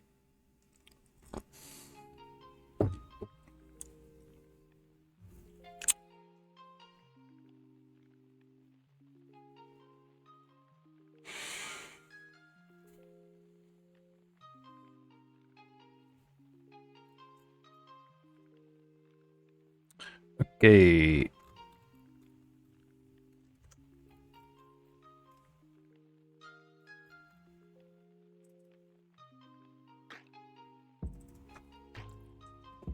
Actually, no, all this playable character stuff can go in the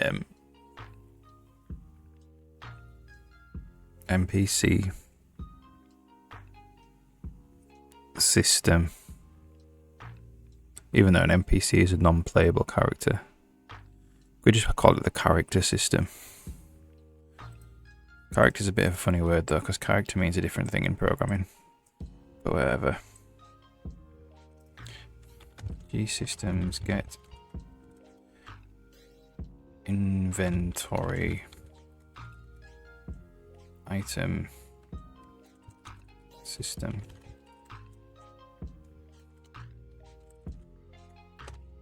Oh, what was it called? Get inventory item slot.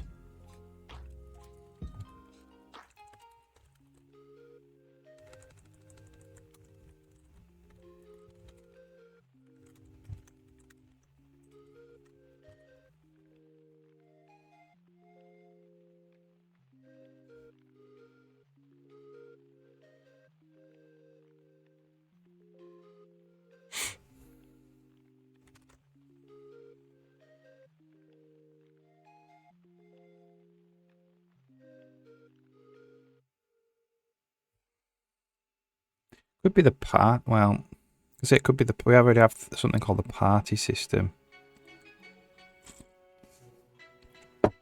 which is to do with. It's more to do with like who is attached to the player and stuff.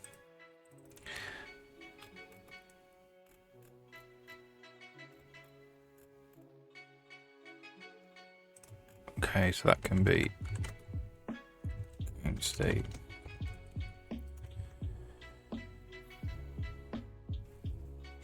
Where are we?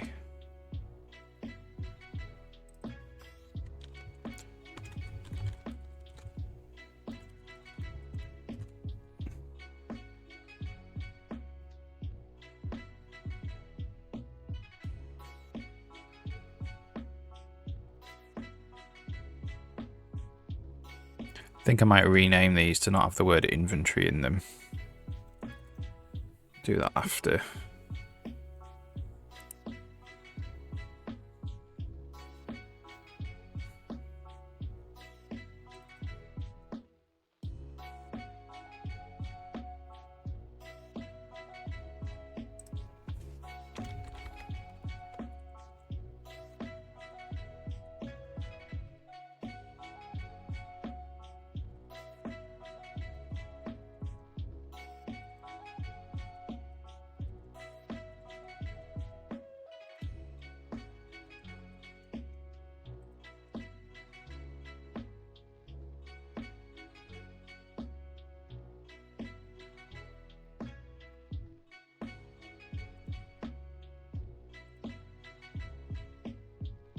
There, I could probably go there.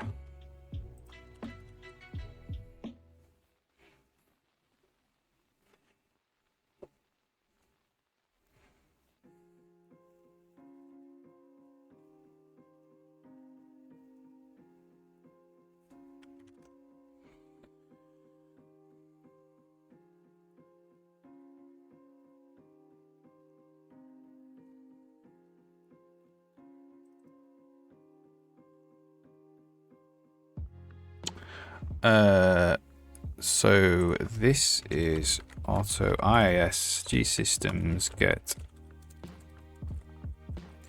inventory item system. This is just both IIS.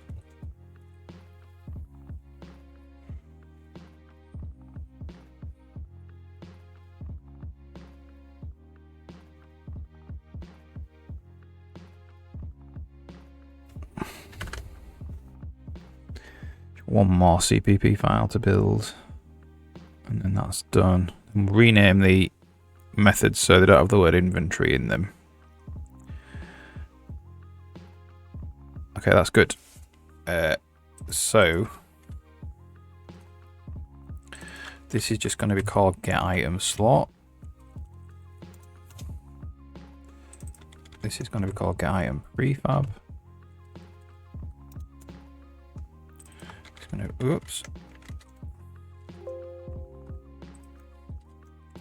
This is going to be called get active item prefab.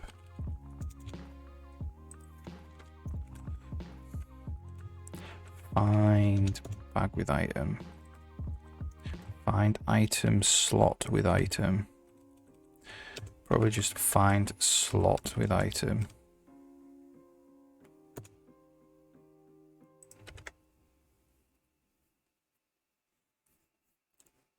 Well, we've called this one get item slot. Find item slot with item. Find slot with item.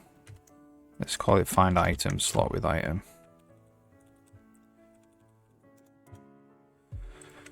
All right.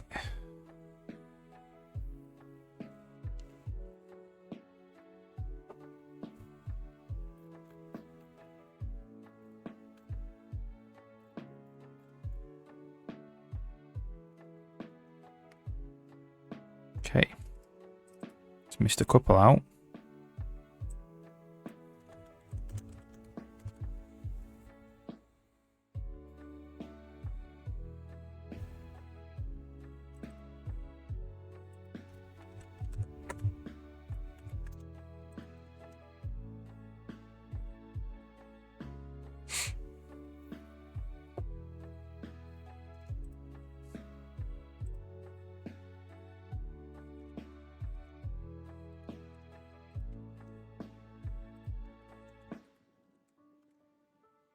Now I can't build for some reason.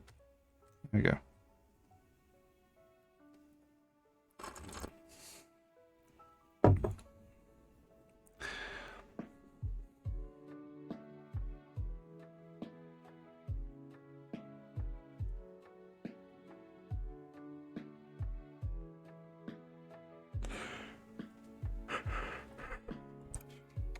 So if that to work, I just mess around with the inventory. I mean, nothing's really changed.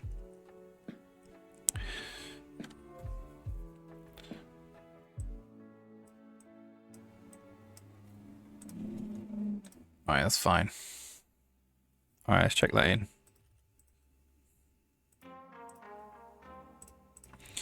The next thing I wanted to do was get rid of sprite states. Which means moving over this find intersecting sprites.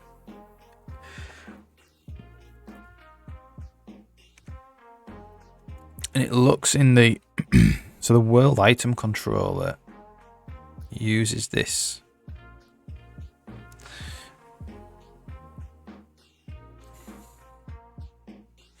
I believe it's the only place that it uses it.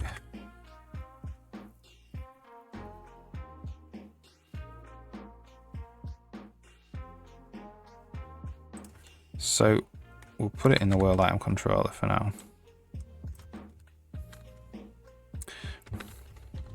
Or the world item system even.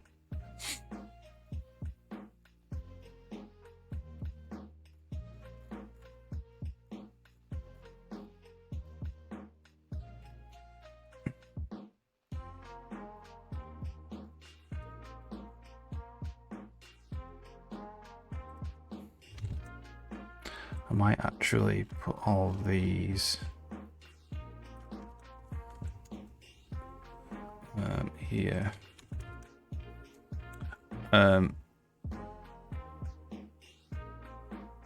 Find intersecting sprites.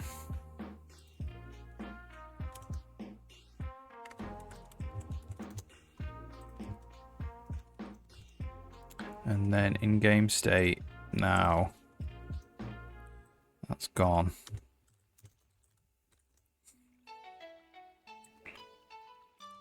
That's gone. And the world item system does it.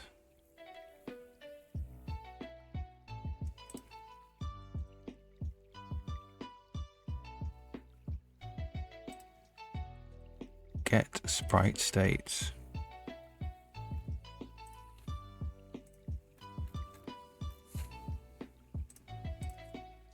What are sprite states?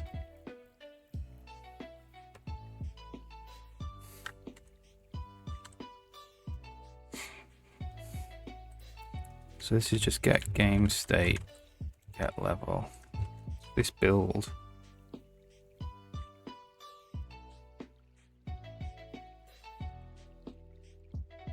Oh.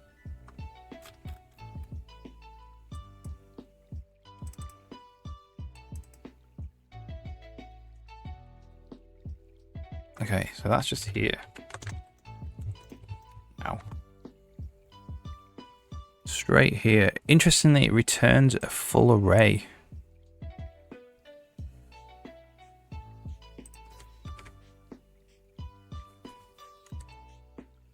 Oh, this is actually G-Systems get world item system. Find intersect. So why does this return an array?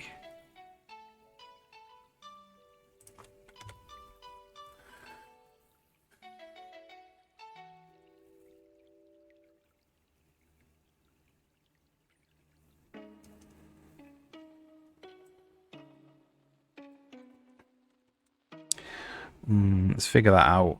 I must have done that for a reason. It should probably just return a span in temporary memory.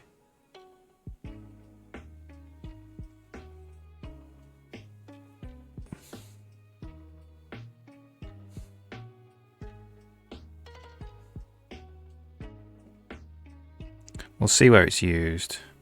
I mean, it is only used there. So this could literally be a span. So you just throw it away. Oh no, we're adding the sprite stating to a proper array there. Yeah, we'll change that. If this builds, we'll change that. So this is a span. And it can also be const now.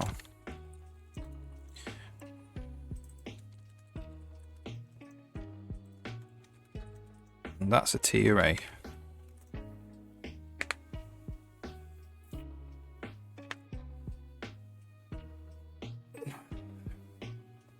My Fu Manchu, hey, how's it going? Hope you're alright. I'm doing that thing again where I'm returning a span. I'm returning a view of an array from a... But it's not a bug. I've just done that on purpose.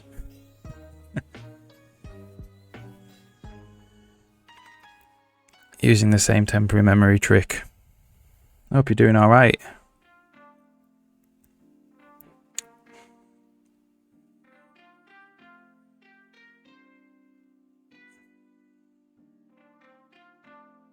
It's a feature, yeah. Oh, I could just return a temporary array, to be fair. But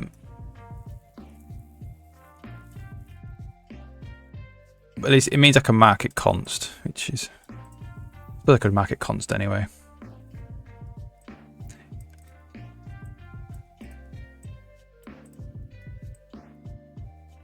I just know if I just receive a span, it's temporary. Just what goes on in my brain.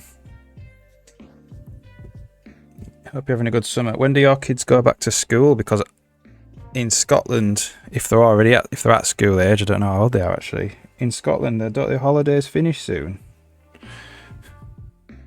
They're all like a lot earlier than us.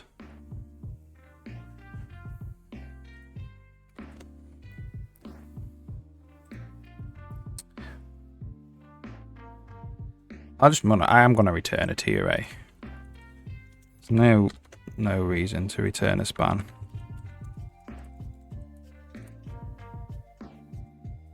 "15th of August. Ah, right. Oh yeah. Okay. Yeah.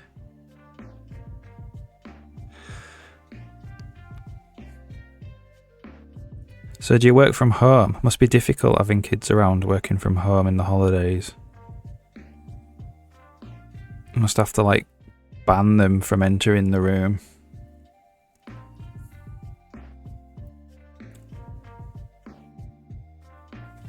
I'll return a T array just because this one does as well.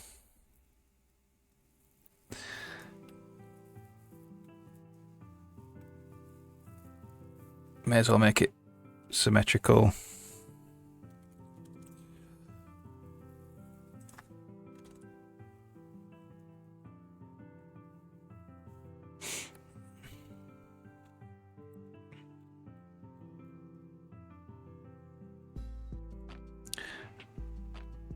Oh, it's coming. Yeah. My daughter wouldn't leave me alone. She'd want to do my work for me. She'd want to sit at my computer and she'd be like, "Daddy, you go away now." And she'll try and code for me. But she's only 5, so obviously that doesn't work very well.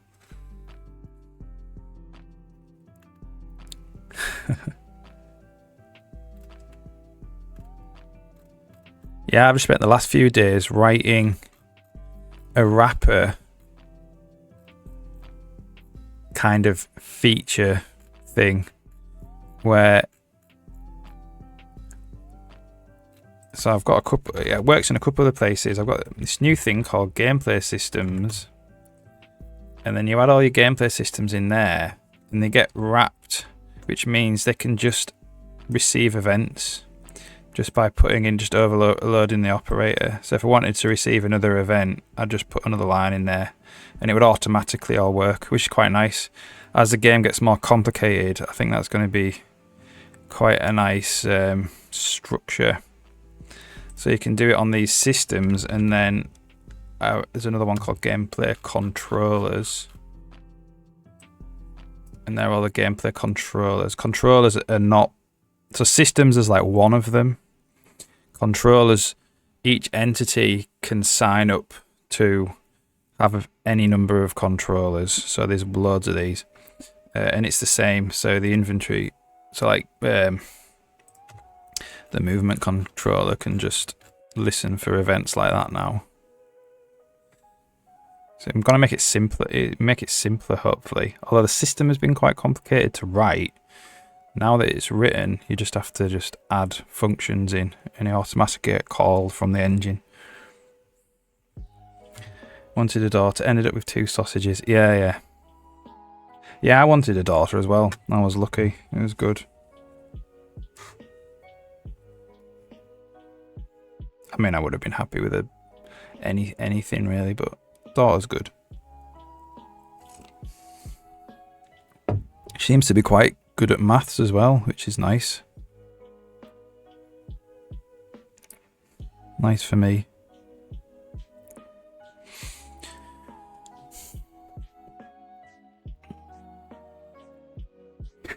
Yeah, I know. It's just light-hearted fun, isn't it? So yeah, I aren't spending much time making new things at the moment. I'm spending time... I think I've decided to dedicate the summer holidays, because I'm not going to be working on it full time, to tightening up existing things.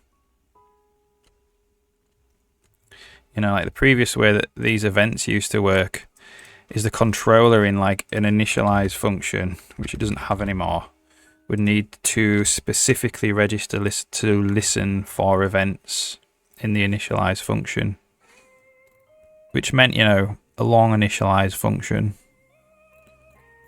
And now I can just want to listen to a new event, just put it there, which is good.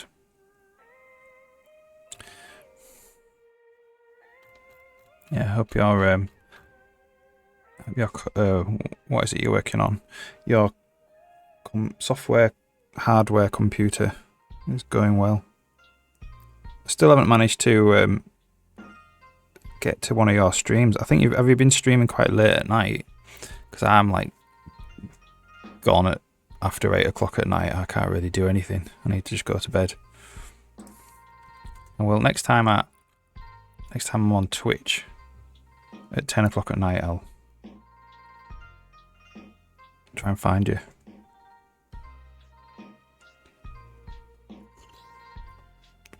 Big crazy project. Custom computer architecture. Yeah. I've managed to catch some of your VODs. So I've watched some of you working on it, but I've never been able to catch a live yet. Seems really interesting. I like the edit. I like you've done an editor. You just need to do your own programming language now.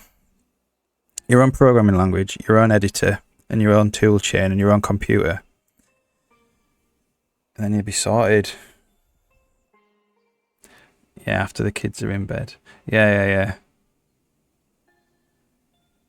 Yeah, I'll try and stay up. When my kid goes to bed, I usually go to bed because I'm wiped out. All right.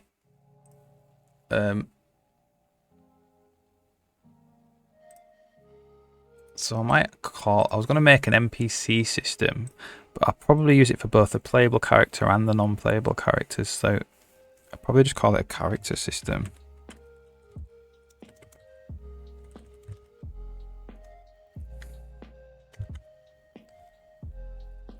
Thing about the word character is it's a bit of ambiguous.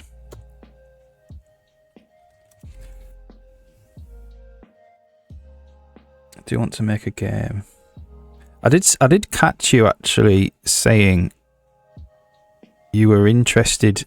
You were deciding what engine to use, or whether to make your own engine. Obviously, if you're from Epic, you're probably quite familiar with Unreal Engine. So yeah, I wonder what you're going to do with that. It'd be interesting to watch you when you start actually getting into all that. Whether you're going to do custom thing or Unreal Engine. If you spend 12 years making a computer, you may as well spend 12 years making a full-blown editor, eh? That'd be awesome. An engine and everything.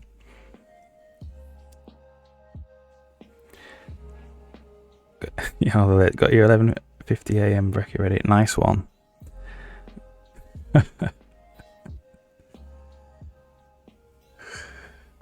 Yeah, my breakfast is too early, really, unfortunately.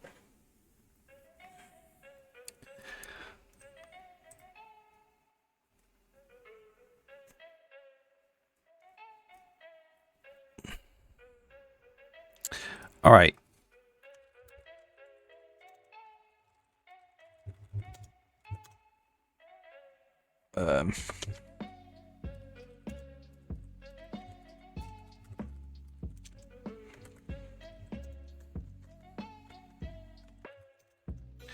So, character system.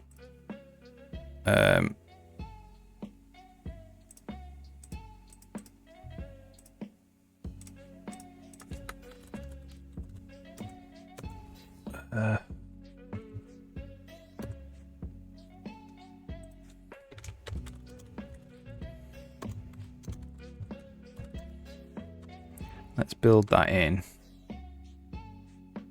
So what do we want? What do we want this character system to do? Game state. So we have all this stuff. Spawn. Well, let's just group it together. So it's like all this stuff, really.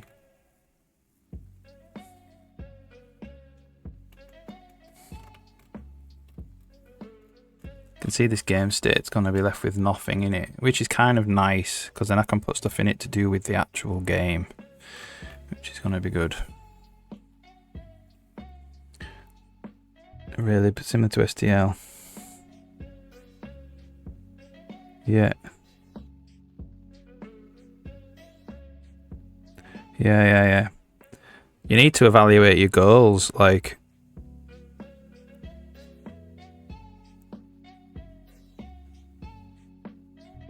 You need, for you personally, what's going to maximize your chance of progressing with the game and maybe finishing it. Because it's not always pick an off-the-shelf engine, I don't think. For a lot of people it is. But for people who are interested in technical things, it can end up being a bit dull, you know, using a third-party engine, and you get bored of it. So yeah, you got to kind of... It's a big decision, isn't it, really?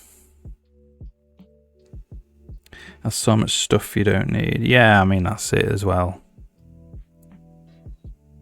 Like, the moment-to-moment development is incredibly different picking a third-party engine and making your own engine. And it's like, if it's the journey that counts, it's a big consideration. You want to look forward to working on the project.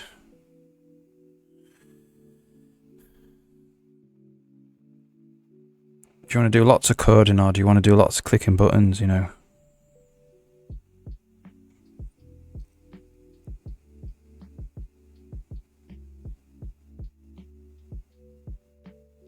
Yeah.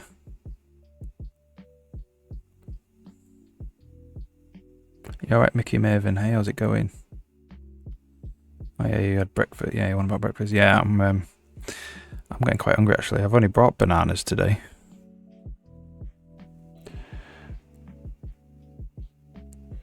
gameplay and code first development. Commercial grade asset pipeline. Yeah.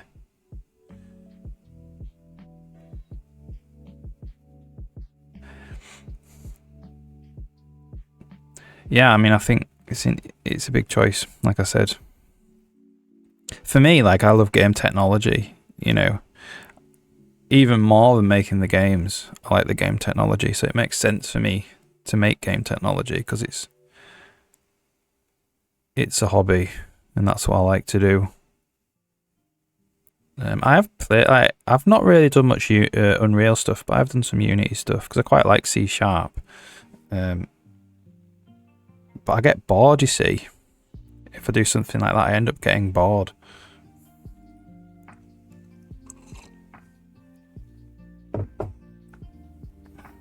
Time is the problem. Yeah, I mean, is the goal for you to actually make a finished game to release so you can become an indie game developer? I mean, you don't have to answer that last bit because I know you're employed. But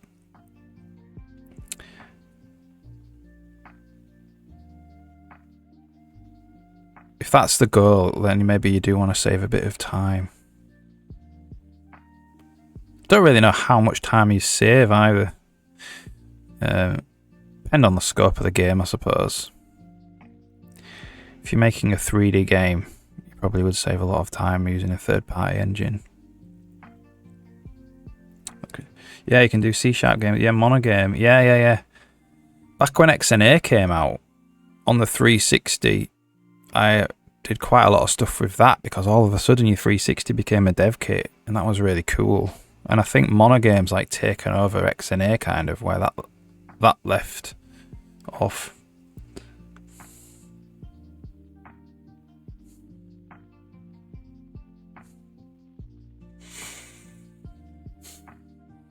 That was really cool. I remember doing that. That was really good fun because then you could do it on your, you could have like, I had my laptop. I was on the sofa with my laptop, and it was all Wi-Fi driven, I think.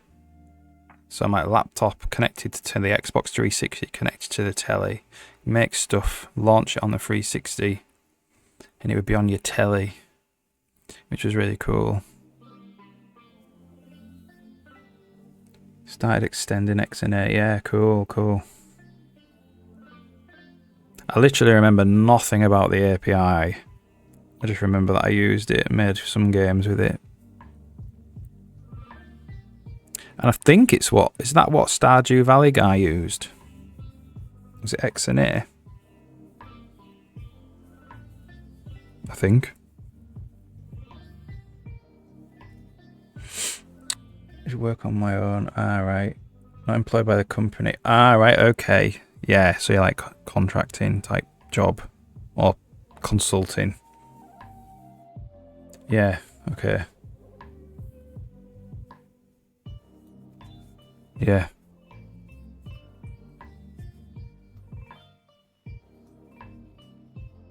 Like if on the other side of it, the business side of it, obviously it's all game dependent really, but like the business side of it is if you have all the source code and you don't have any ties to big companies in America, you're a lot safer from a business point of view. Because Unity could literally do anything. They have the power to do anything. And that's a liability to your business. And they could do something that you don't agree with, and all of a sudden, your 15, 20 years worth of work is under threat. Now that's a big... if you're wanting to actually do this, that is a consideration you need to make at the start. And I know that, like, currently, Godot is very consumer friendly, open source. Currently, you just don't know what's going to happen in the future. So at least if you spend a couple of years like building your own technology, you can mitigate some of that liability.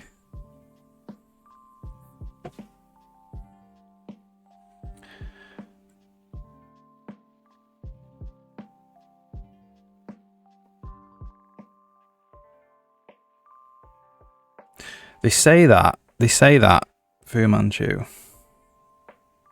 but none of it matters in real life. They could literally do anything.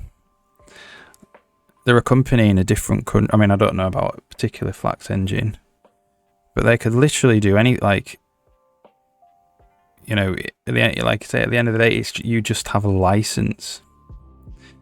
The only way that you know, your C++ code base would be under threat is if the standard committee started doing really dodgy stuff. That seems much lower risk to me than a for-profit company.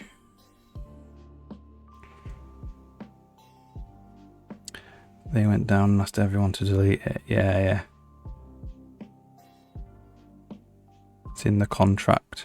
Yeah, I know it's in the contract. The thing is, like, contracts don't bind you till the end of time or anything.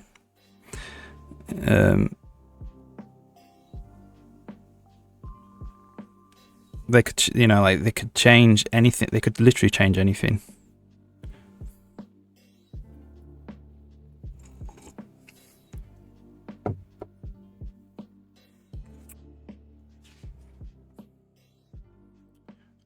Did an XNA final project at uni. Oh, cool.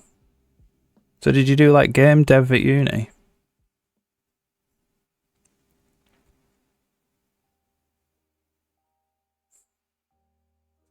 That's awesome.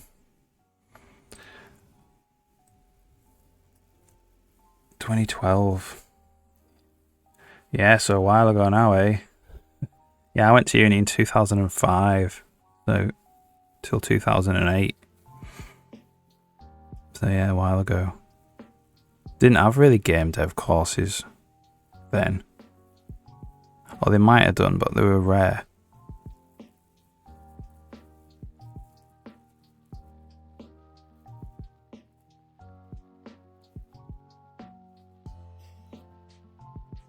Keep using the version in which you accepted the contract.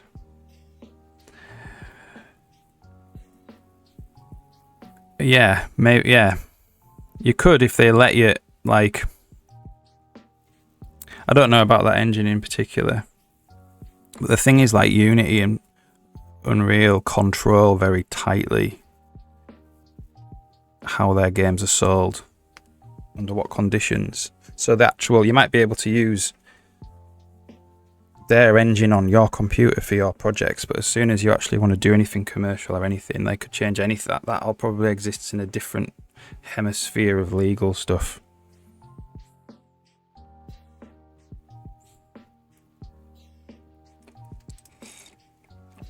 And no contract is binding forever.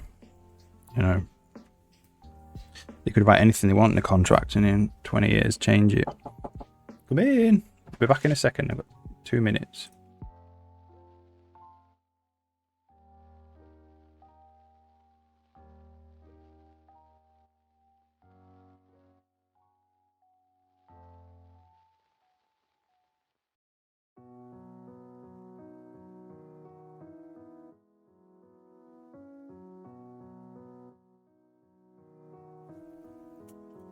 It's just the office staff coming in there and changing a poster. Putting a fire regulation poster up or something. Added ability to keep using. Okay.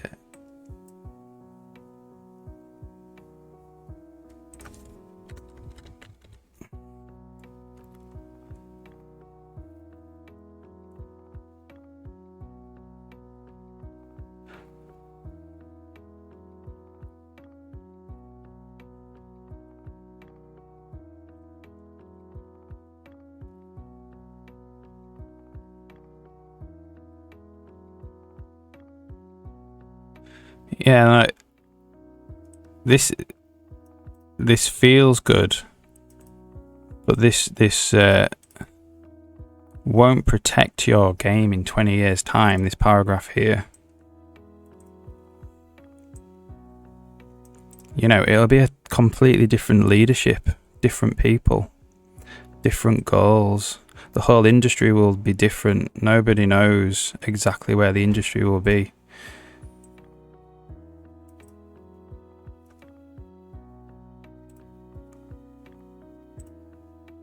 With all this legal stuff, like speaking from experience, you have the consumer has no power at all. At the end of the day, it might temporarily for the next couple of years, but at the end of the day,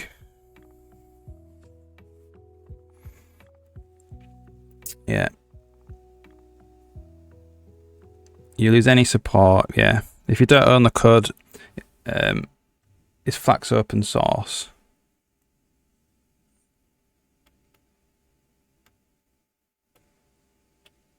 But if one of these engine companies goes down,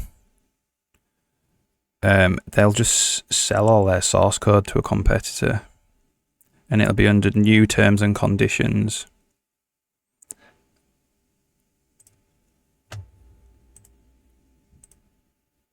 The safest thing to do is to own your own source code. That is the safest thing.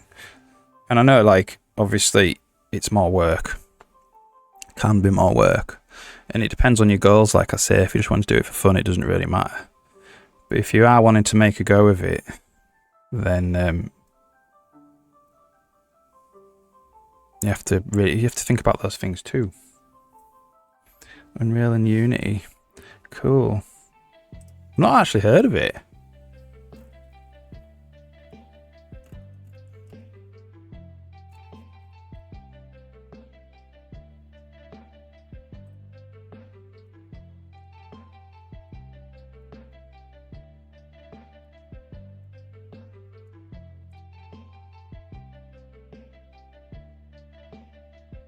Kind of looks familiar though. Maybe I've seen someone else use it. Of course, you know, if you're technically inclined and you want to build an engine, you don't have to do this as well. So you don't have to remake all of this. You know, a lot of the time is taken up with removing the need to code away from the developer. But if you're already a coder, you don't need to do that. So it's not quite as bad as making something like this, which would take a long time.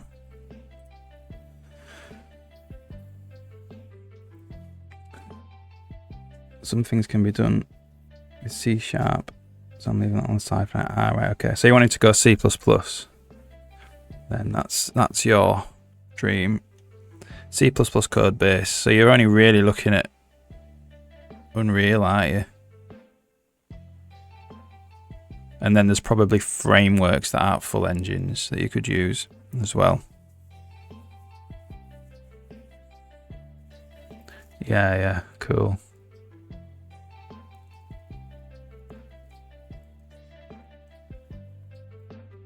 Have you tried C# before?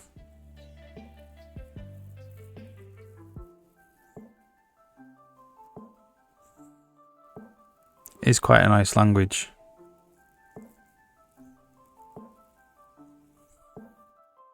When you're at Epic. Alright, cool, yeah.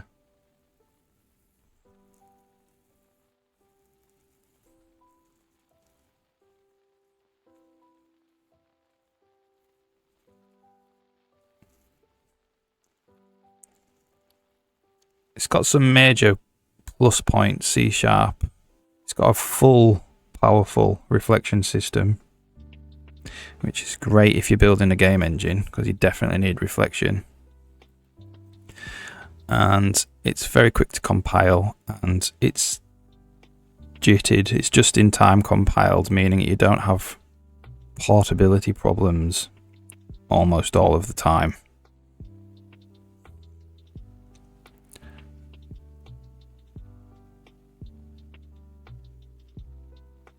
So it's a little bit like a GPU in that way, where you write GPU code, and that's just in time compiled by the driver. It's a similar thing. don't want to learn C#. You'll pick it up if you've been doing C++ for 20 years, more than 20 years. You'll pick it up really fast because it's the same. It's they're very similar, you know. In a lot of ways, they're very similar in control flow, and you know they're a curly bracket language and statically typed and all that.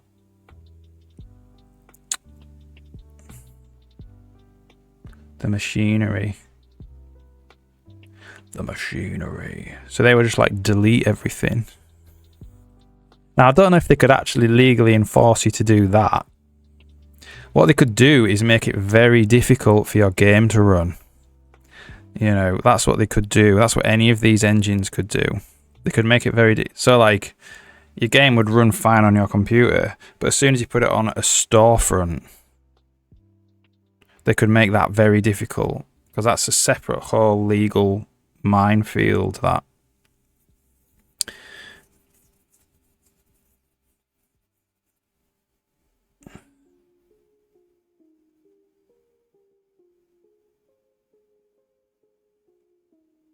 delete your copies of the machinery. Well, I wonder why they wanted people to do that.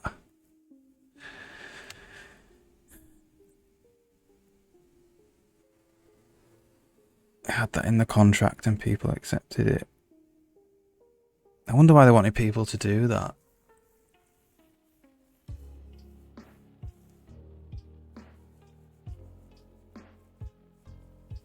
Seems really weird.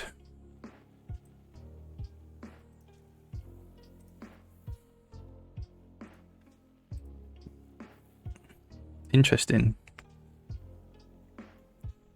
Was the machinery a you know, an engine that anyone could use?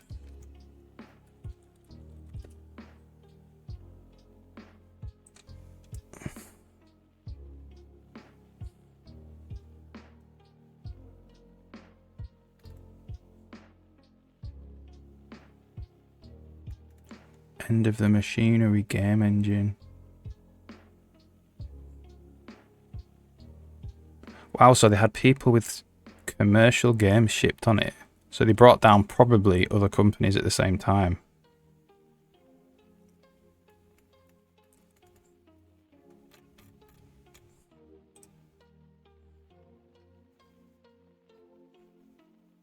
I don't really want to watch a YouTube video.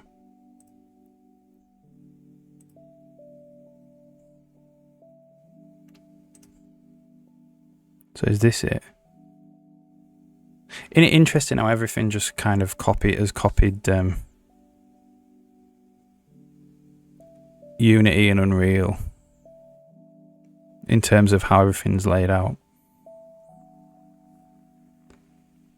That's one thing you get to do if you make your own engine. You get to do it completely different. You get to do it a different way, which is nice.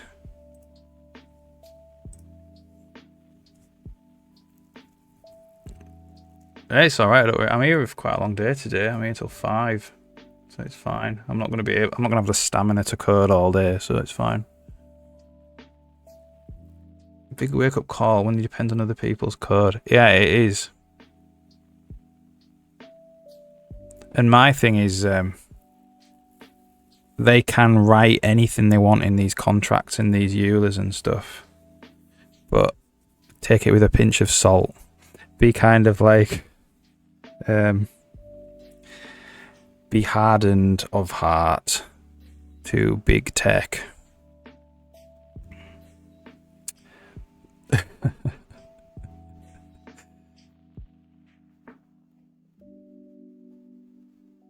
you remember when Unity were going to try and charge game devs for every install? And they backtracked. They backtracked off that because there was a massive uproar.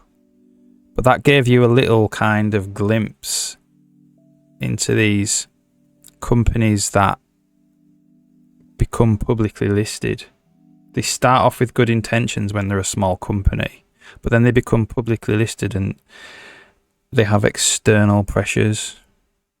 And the people that started the company all leave and new people come in culture changes, everything changes, and all of the terms and conditions change and everything.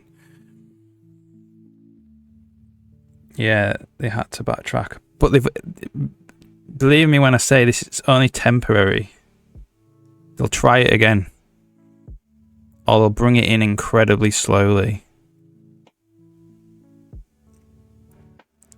They'll change and change and change slow enough so people don't kick off about it. Yeah.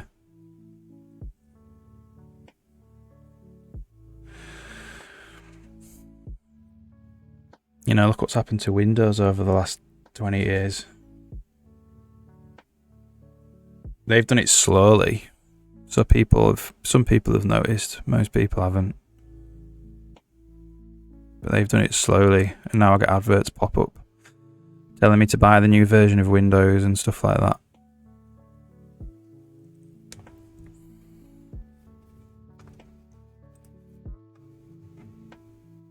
Or have you tried Office 365? It's like, I've tried it.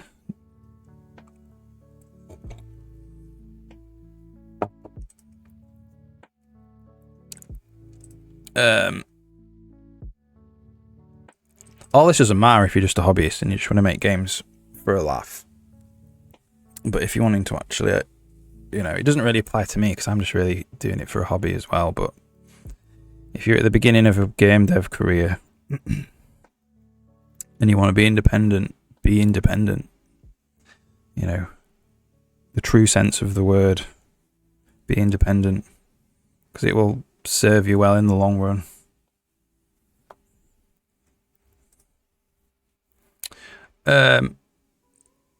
What do I even want to do with this? Yeah, Windows and Visual Studio. Yeah, I'm the same, yeah. I've tried other IDEs and stuff, and unfortunately lots of them do individual things a lot better than Visual Studio, but none of them seem to do all of them well enough to make me change. If you know if that makes sense. Especially that my coding my development style is very much like I live in the debugger, basically. I'm always debugging all the time. I'm writing code, stepping into it all the time. So I need a really good IDE that has a really good relationship with the debugger. And there's great text editors out there that don't, and none of them they all seem to just implement third-party debuggers. And there's great debuggers out there, but the debuggers first and text editors second,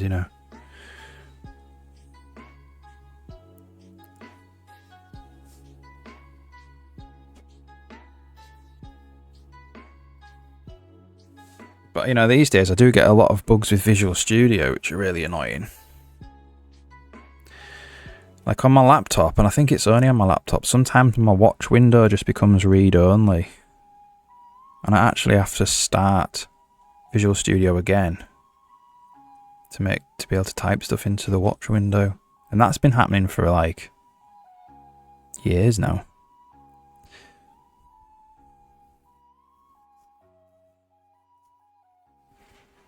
One 10x IDE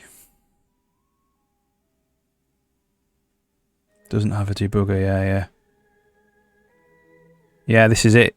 This is what I tried. I've tried loads. I tried Sublime Text, which was really good, but then again, it doesn't have the debugger. Wants you to use a third-party debugger, and then that was very slow and crashy all the time because the project's quite big as well. A lot of them seem to be quite slow. Like Visual Studio is pretty slow, but it was faster than those. It would take like 20 seconds to launch the game if I was in a debug build.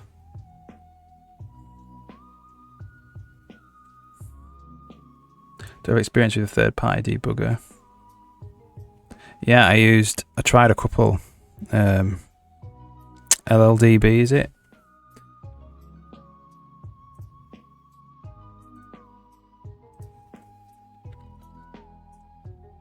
LLDB.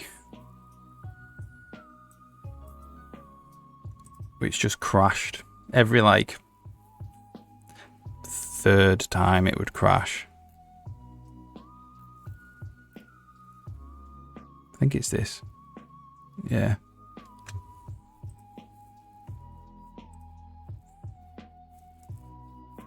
Rad debugger, yeah, I know Rad debugger as well, which seems great. But that's a debugger first, a text editor second, isn't it? So I need both really. Yeah, the guy who makes that streams. He streams it. He streams the making of it. Ryan Fleury, he's called.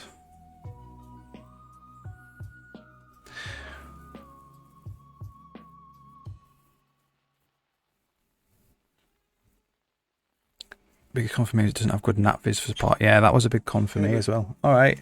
How's it going? Yeah, good, thank you. I'm good, thank you, yeah. I quite heavily rely on NatVis for this. Yeah, it is warm in here. Put the aircon on or something. Yeah, I quite heavily rely on NatVis for this. So it would definitely need to have that.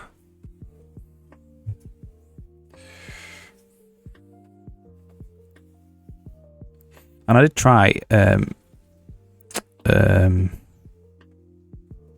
NetBeans one, JetBrains one. What's it called? Sea Lion. But they got to pay for that. If you want to do anything that's going to be commercial. And the debugger's not as good. And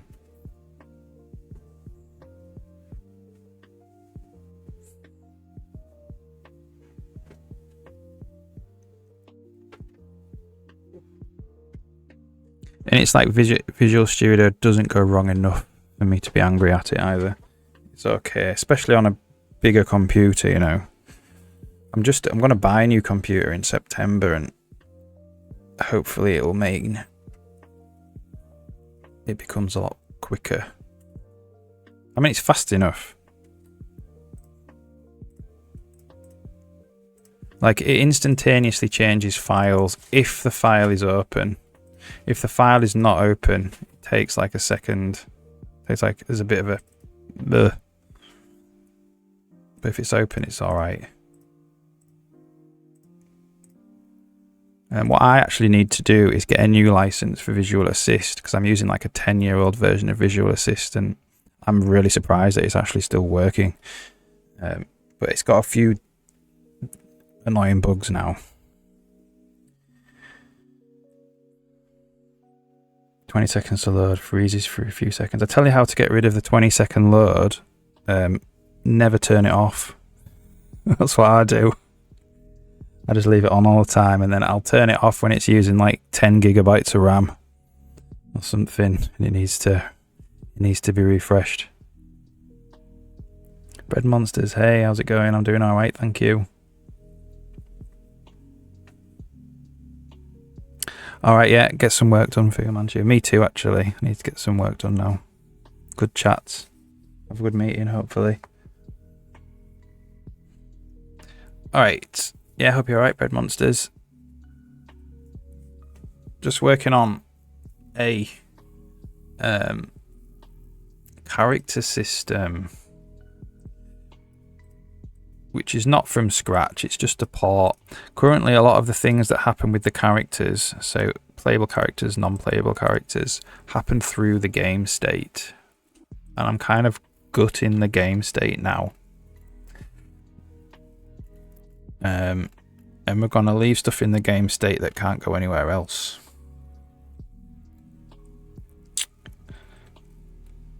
Like here, this needs a good home, get collision displacement. Which I don't know where would be. Well, probably in the movement controller, actually.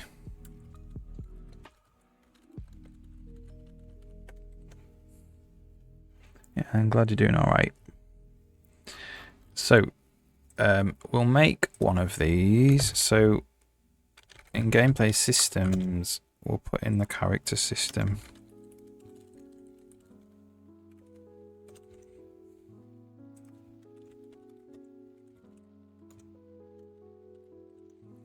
And then all we're going to do, I think, is just port some of these calls over.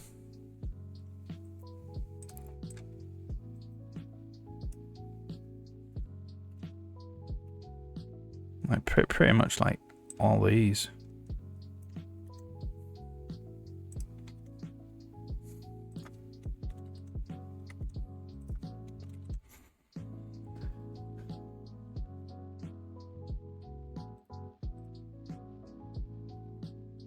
Create method implementations.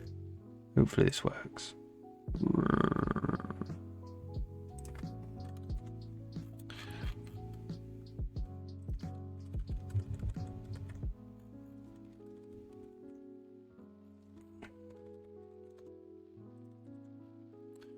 Okay.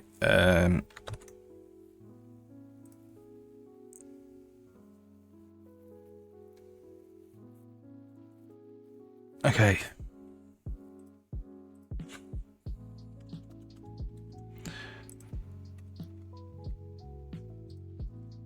So I'll just copy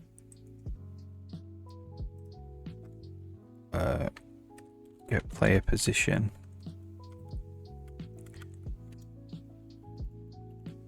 Which calls get playable character.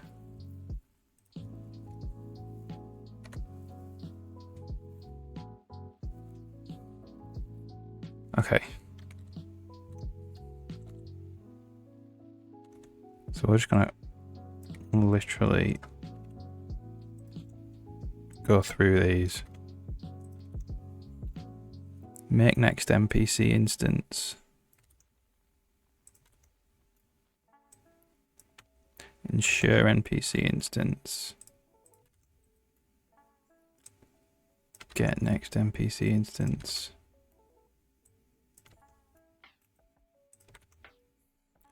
Get NPC instances. Try spawn entity at location. Is speaking NPC. So this is a much better home for it. All this stuff. Get NPC type. Set playable character. Get playable character. Is playable character. Get playable character movement. Get playable character location. Okay, so they're all gone now. So let's just we need some member variables as well. We need these. We probably need to include NPC instance.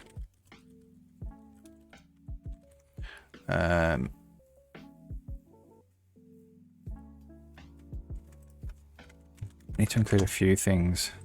So we've got this as well where it's sending in a copy. This seems strange to me. I wonder why we're doing that. I'll have to investigate that. I've not done it by accident.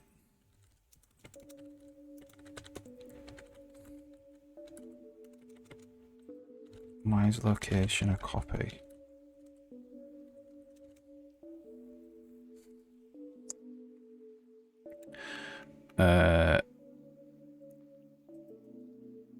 That's it, I think.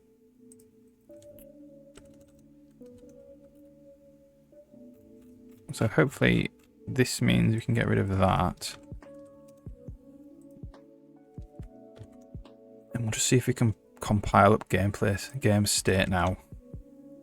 Oh, we've got these two as well. Is speaking NPC, get speaking NPC. So those two need to go here.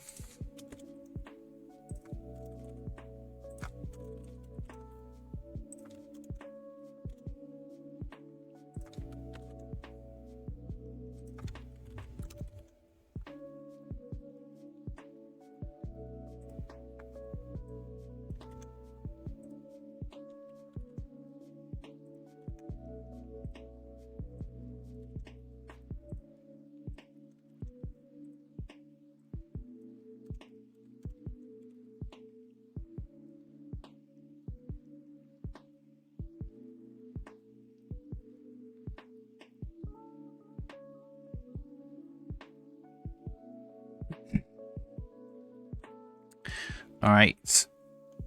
Okay, so we need an empty for this system now.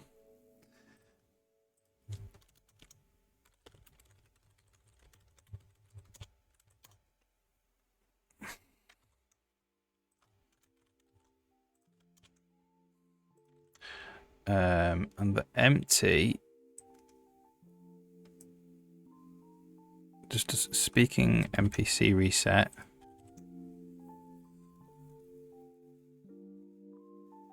That's basically it.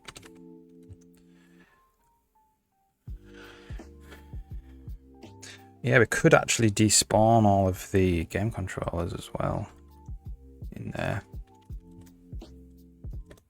The NPC controllers.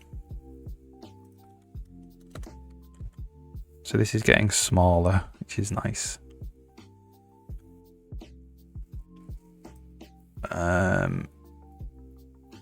Doing pretty good.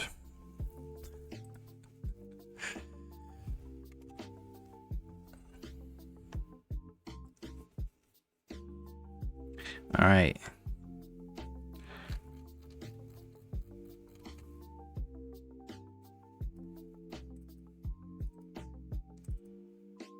NPC controller.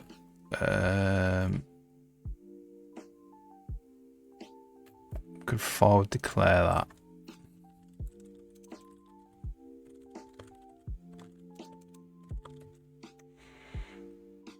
Interesting, we're getting stuff from the character system. That's not necessarily where I want to be. I want to actually be compiling game state. Must have done the wrong one there.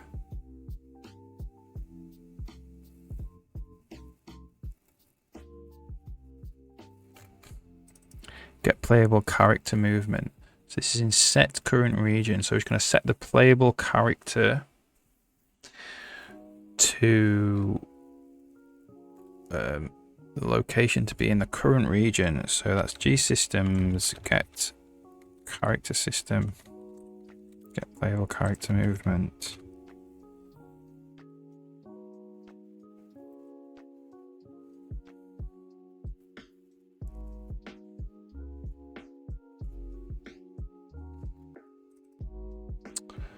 Here as well. Tick roaming. So tick roaming could potentially get moved in. So like these, yeah, it's just cutscene. What does tick cutscene even do? Probably could get away with a cutscene system.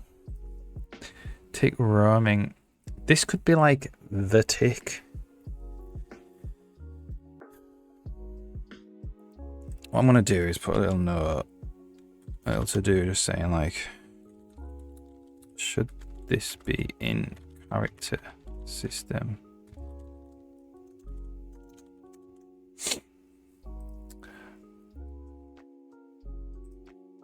Okay, so that's G systems get character system.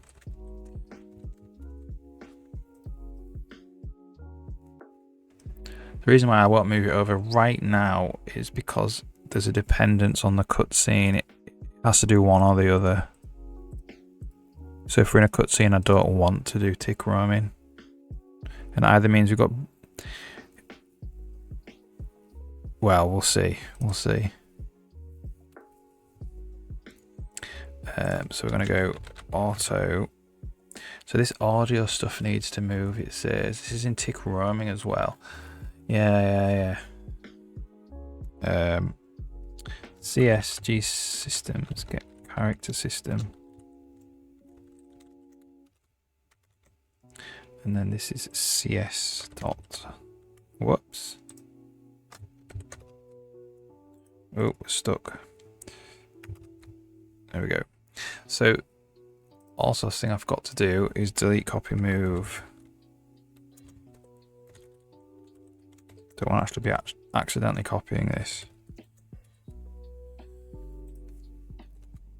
This is right at the bottom of the file, so this should in theory compile now.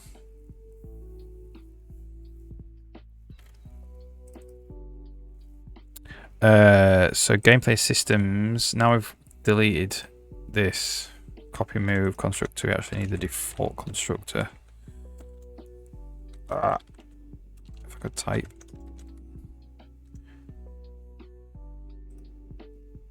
All right.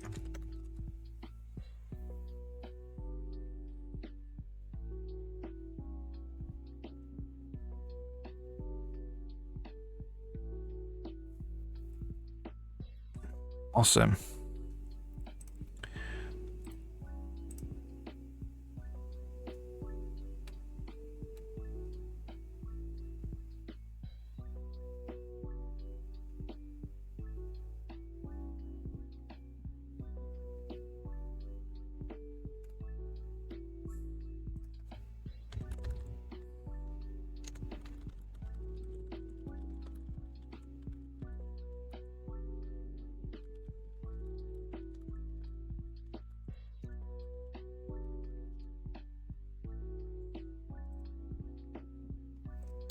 Okay, that compiles. So the character system, let's get this to compile as well.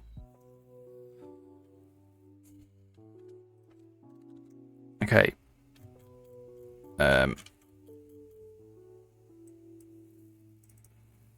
E-spawn type. So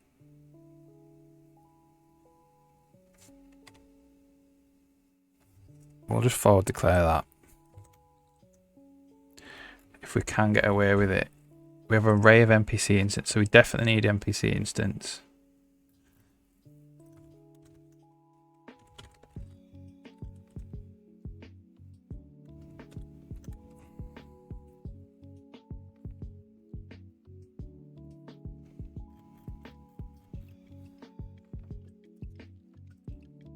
Movement controller, so forward declare that.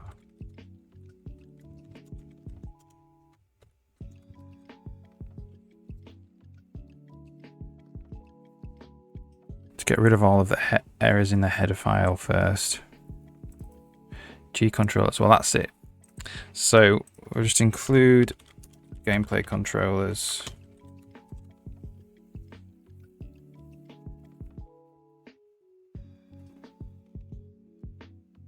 All right.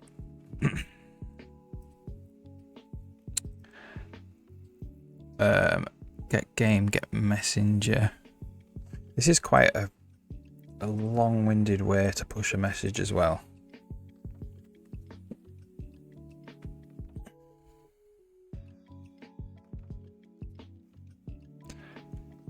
What we're really doing there is saying we've allocated more than 4 million NPC instances. Do we really need a message? Probably not. That's probably never ever gonna happen.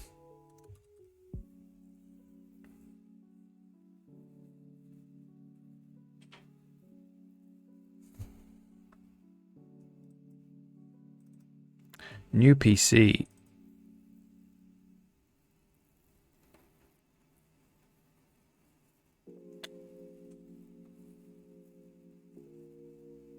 Okay, so I must have changed the name to new PC there.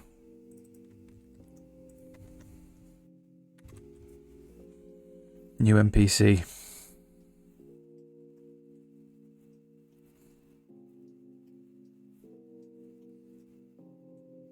All right, so that builds now. This file builds. We just need to go through the rest of the code base and just start using this character system.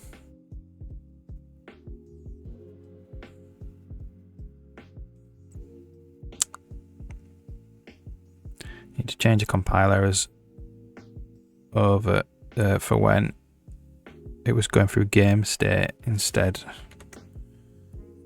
and then we can. Okay, iQuest quest list. So what is this? Oh, this is where I have the actual code for the quests.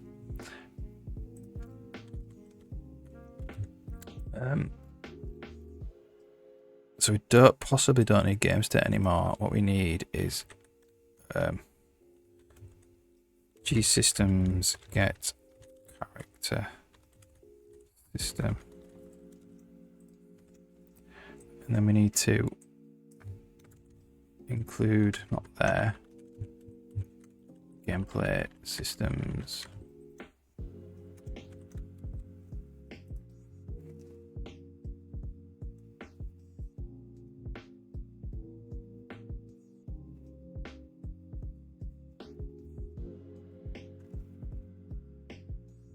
You know, a lot of these as well probably don't need the name, the character now. The word character. Set playable, get playable, is playable, get playable movement, get playable location. Because they're going through the character controller, so it's in kind of, you can infer that it's a character.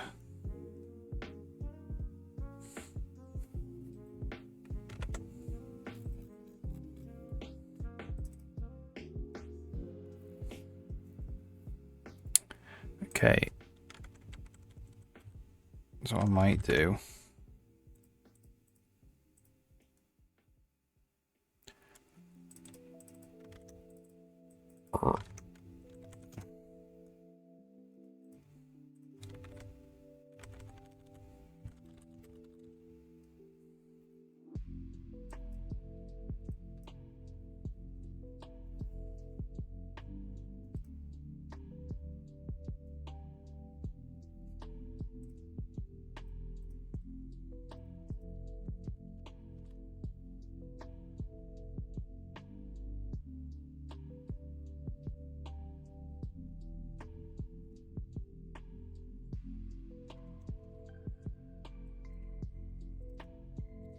Don't know about G Systems here.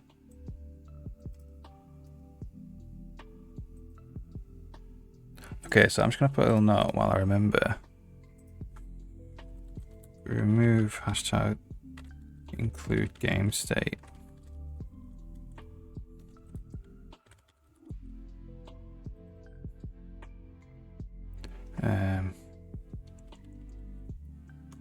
That's all I really need to remember that. So this might not be needed in a bunch of places anymore since it's getting smaller and smaller and smaller. So this needs to include gameplay systems.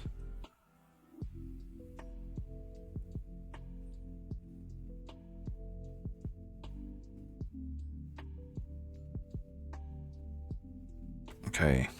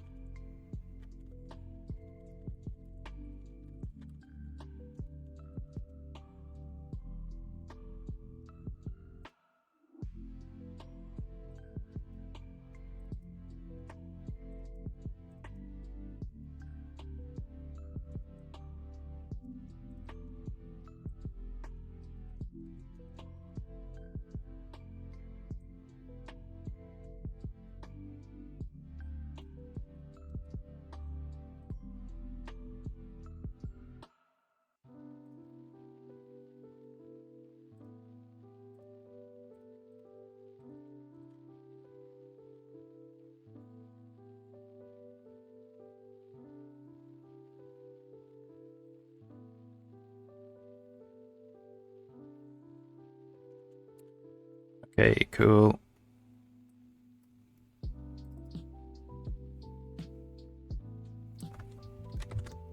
So this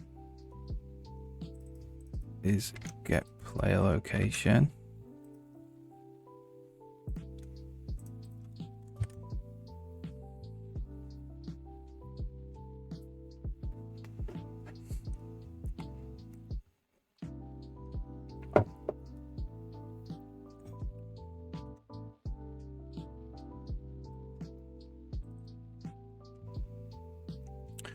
Ugh.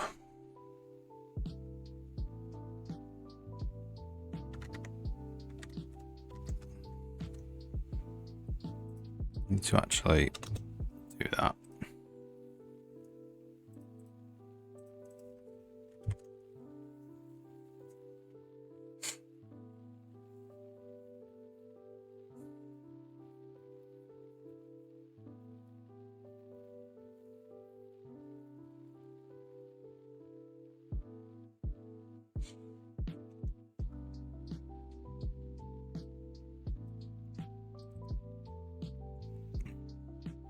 So it might be nice, actually, to have a global playable character.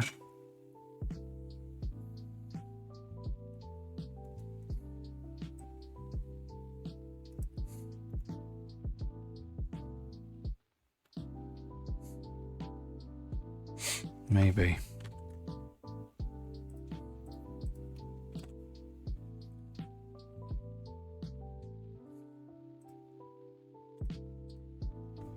So in like the character system, we could just have NPC instance playable character.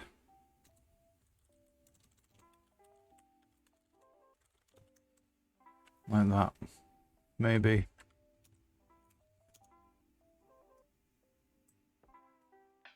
Which just returns G systems get character system get playable character, because we're going to be probably using that quite a lot. Anyway, let's keep going.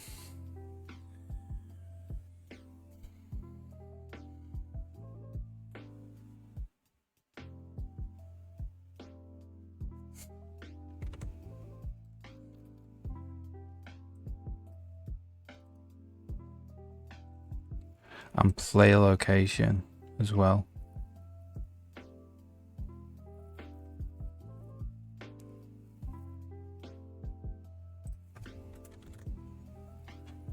What's the problem here? You cannot convert set attack move target from Opera to NPC instance.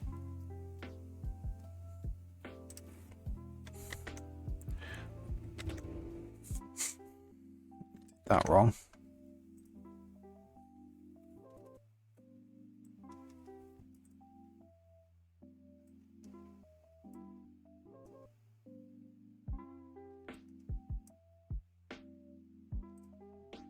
Well, let's just search for all of these.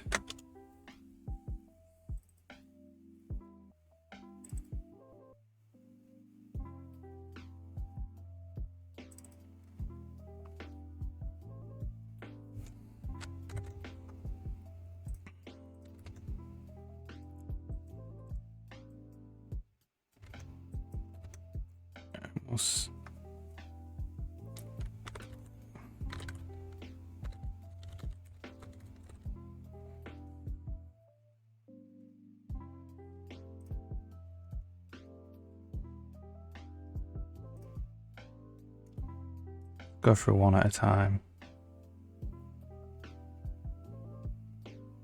That can just be playable character.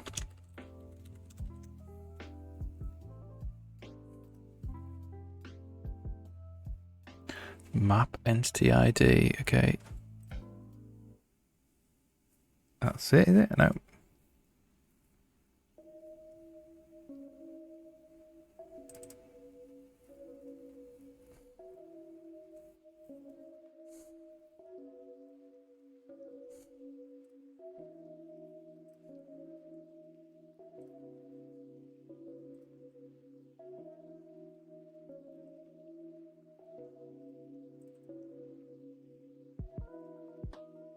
So that's playable character.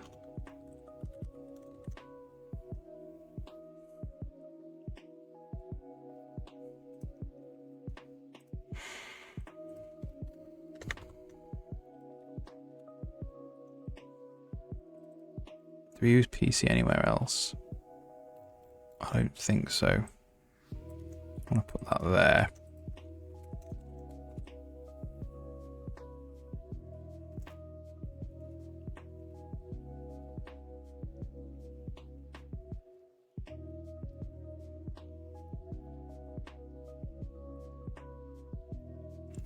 So we could do something as well. We could, on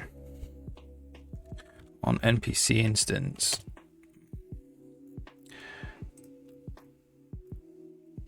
we could just do we could do something like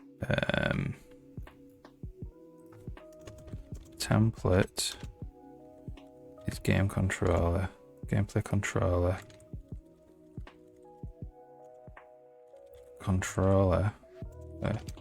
opt_ref controller get. I'm not going to return G system G controllers get controller or ID like that. That means that needs to include gameplay controllers.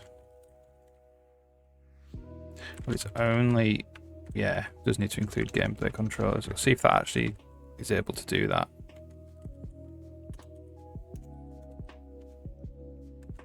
Not sure about that. NPC instance is probably included in gameplay controllers somewhere.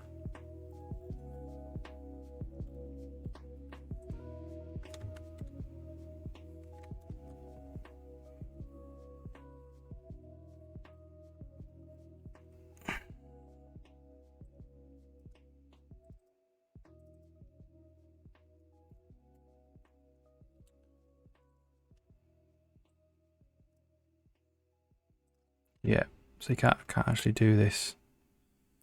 It's annoying.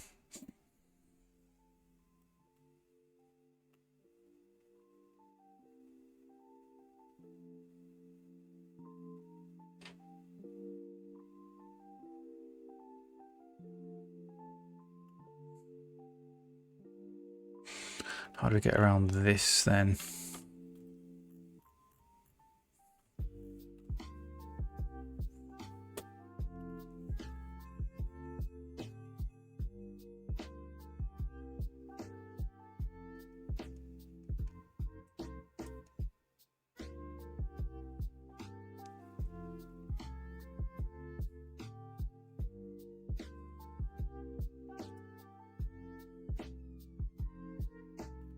Can't really.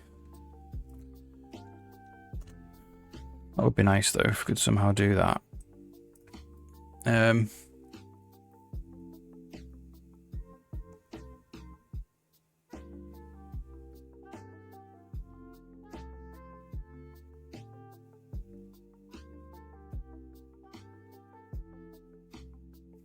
have to be wrapped.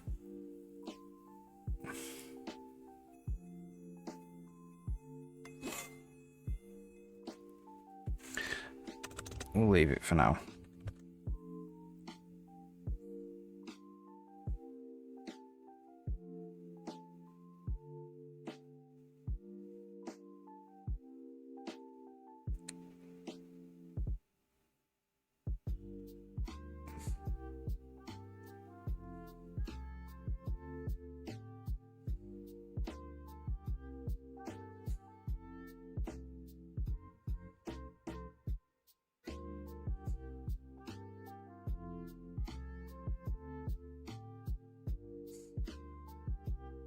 Alright, so the libbm engine compiled.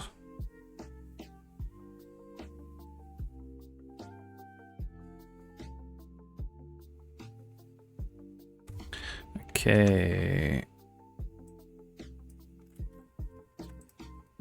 Get playable character movement.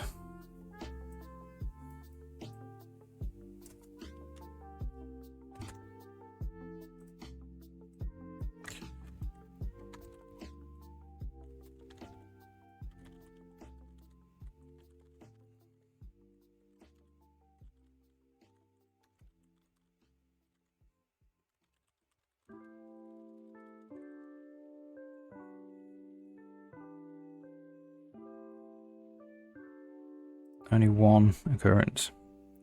Interesting. I don't think we're using that. Doesn't seem right.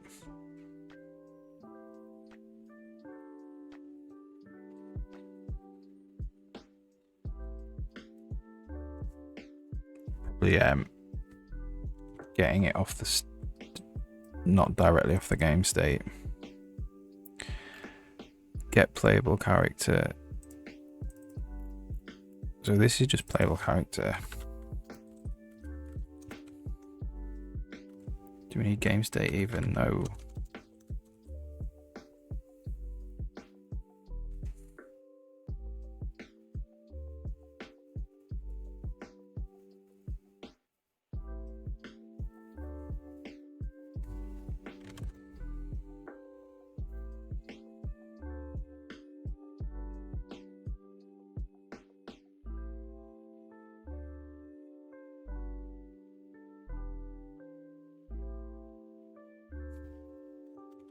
Yeah, we have got another get player character movement there. Must be from, yeah, it's on game state.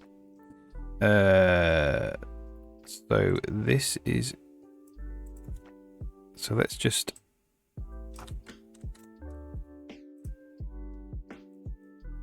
do this.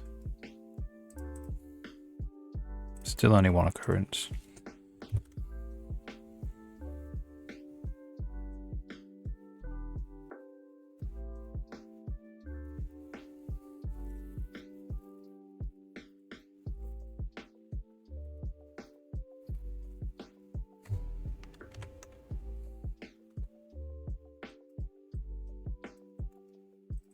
Set playable character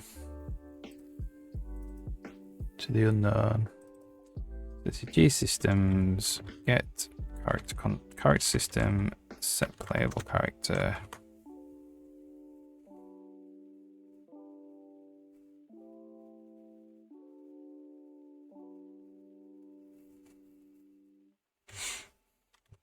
In a bunch of places.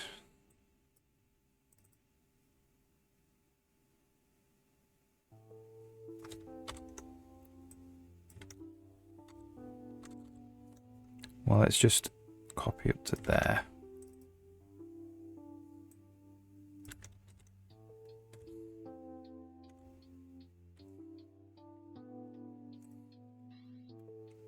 So this is playable character.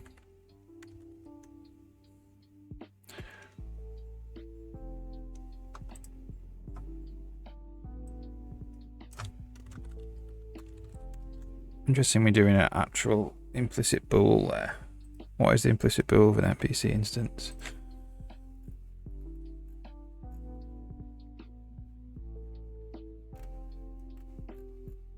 Oh, it just returns whether it's got an ID or not. That's alright, that's fine.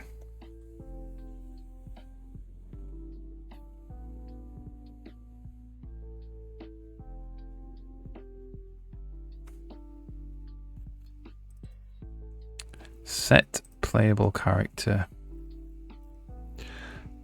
So that's just that again.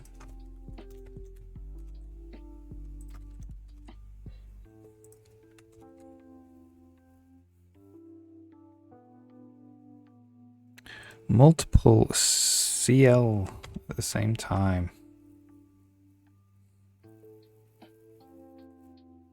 Compiling too fast. Pressing the compile button too fast.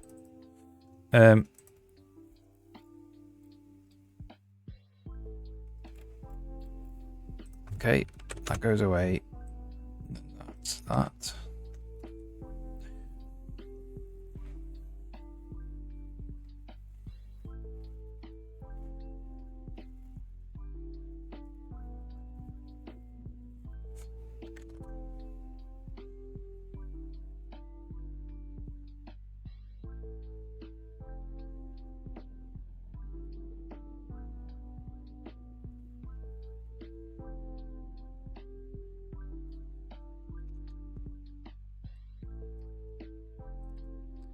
Get playable character location.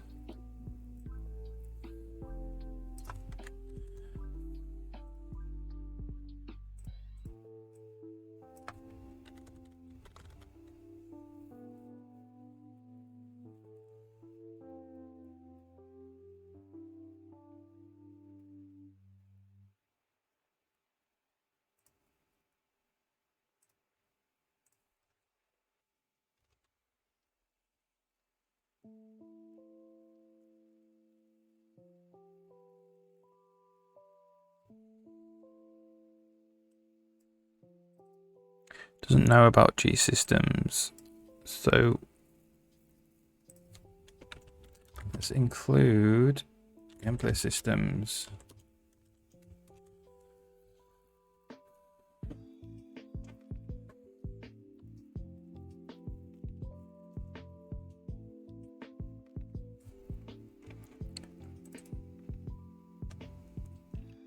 This is just playable character.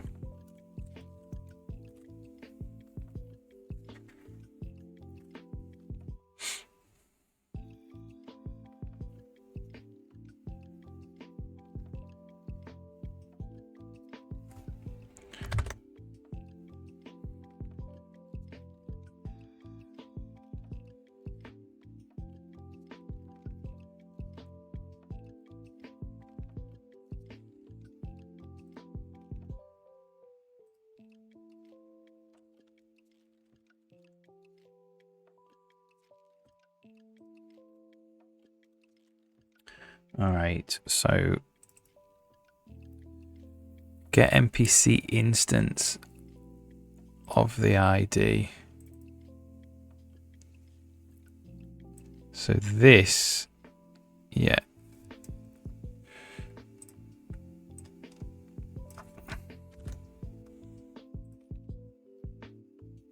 Let's just get NPC instance.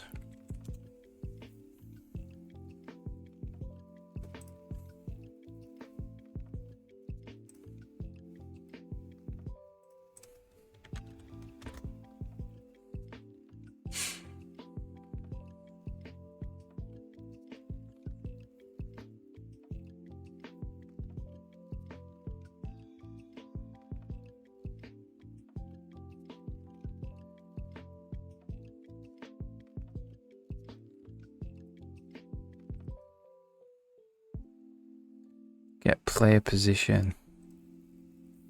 I wonder if actually we should do playable character. Well, we could do like playable character. Get position.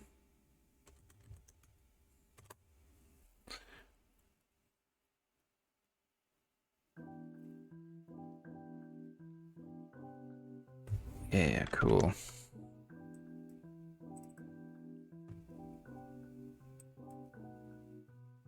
So where are we now? Combat controller.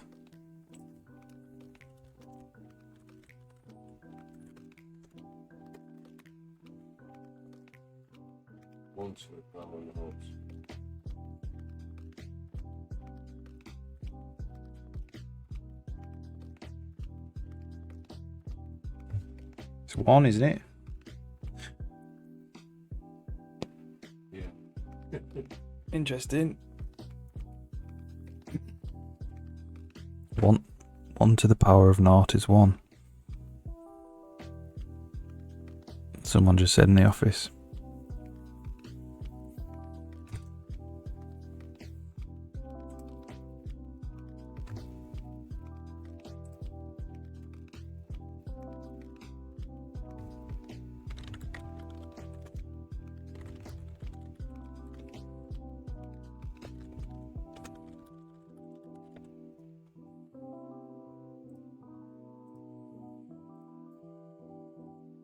Whoops. Alright, cool. Let's keep going. Ensure NPC instance. That's like, make sure there is an NPC instance in the world.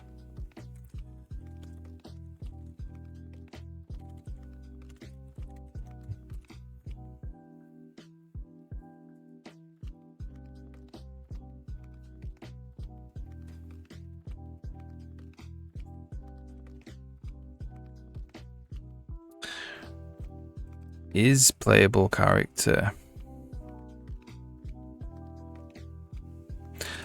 Do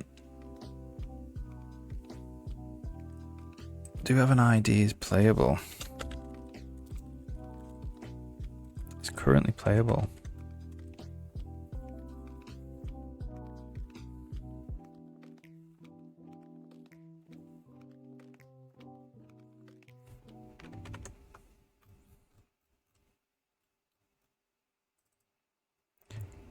state is speaking NPC.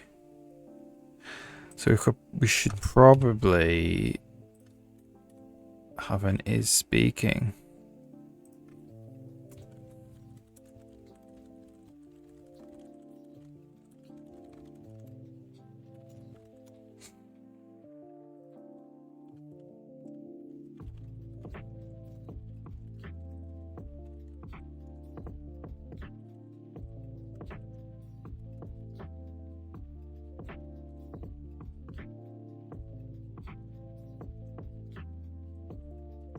So that's ID is currently speaking.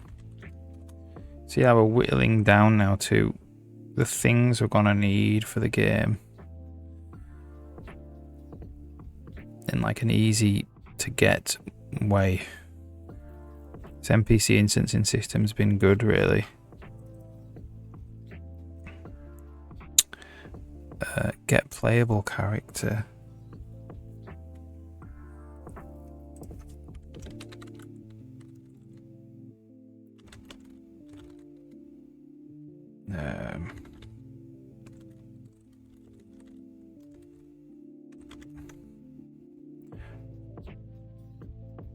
This is just PC for both of those.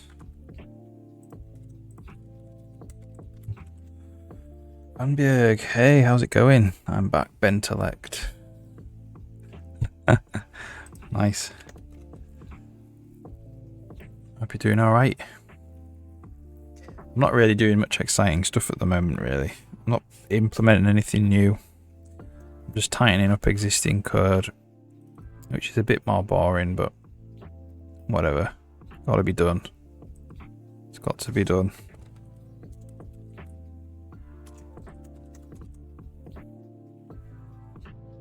Bentelect, yeah, I got it, yeah, it's cool.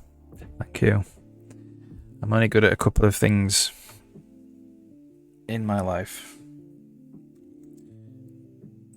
And one of them is working with computers.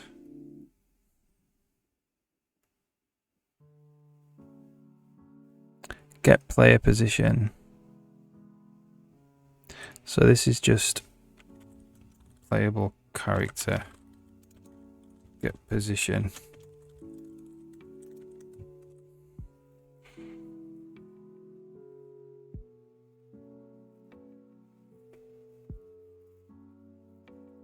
£1 million British pounds of technical debt. I like that. Cool. Yeah.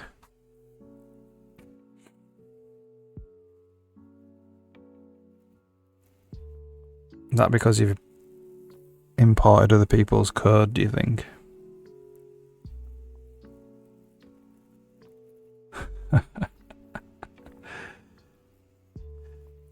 Yeah. Yeah, I mean, that is one of the reasons why I have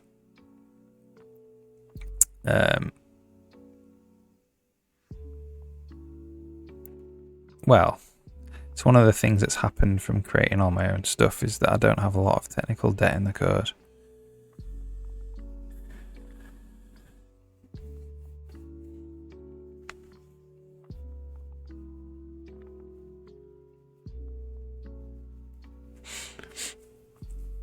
It scaled too big when it was very new. Right, okay. It is actually quite a skill to develop, to manage quite like a big code base, because there's only so much your head can fit. And this project's quite a lot bigger than that now. So I need to constantly... that's one of the reasons actually why I'm doing this gameplay system revamp. It's because it's going to make it easier for me to manage as the game gets bigger and bigger than it currently is.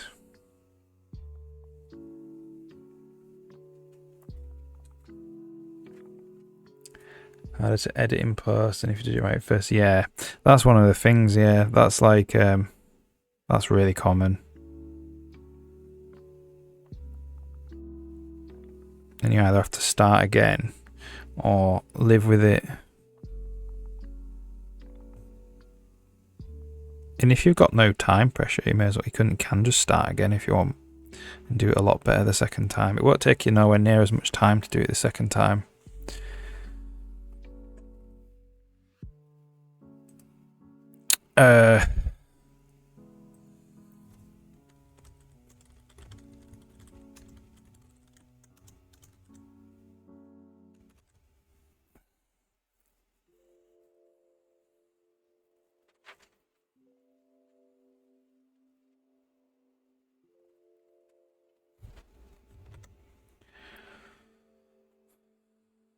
Faster to fix the debt than start over, yeah. Yeah, maybe. Yeah. Depends on the end product. The end product is going to be 10 times better.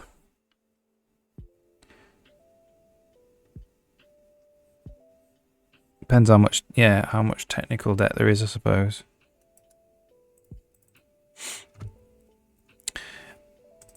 So this is currently playable.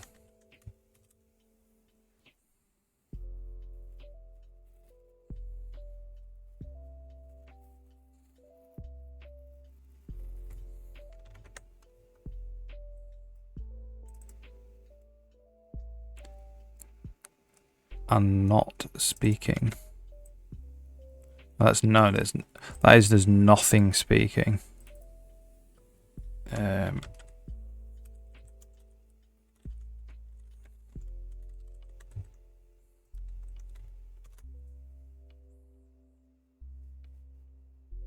few more months of sweat and sadness. Try and enjoy it. I quite enjoy refactoring code, actually. A weird thing. Like, this is a kind of a big refactor as well. But I can kind of go on autopilot. Do you know what I mean? So I kind of do id.getMovement. Can't really, but we could put that in. Because that's going to be common. So this is Optref movement controller. Get movement.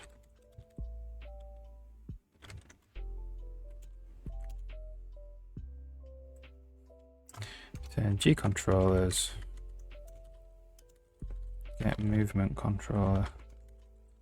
ID. Probably need to forward declare this as well.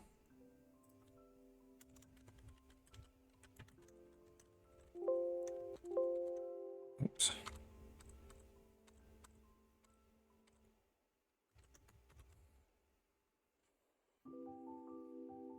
Looking for me, yeah. I think it's because it gives my brain a rest. I find it quite difficult ploughing on with new stuff for a long time.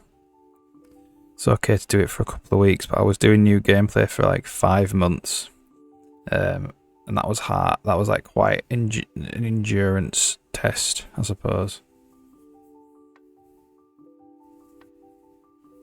And I think of all the systems I want to think through that I can't do before it's fixed. Yeah.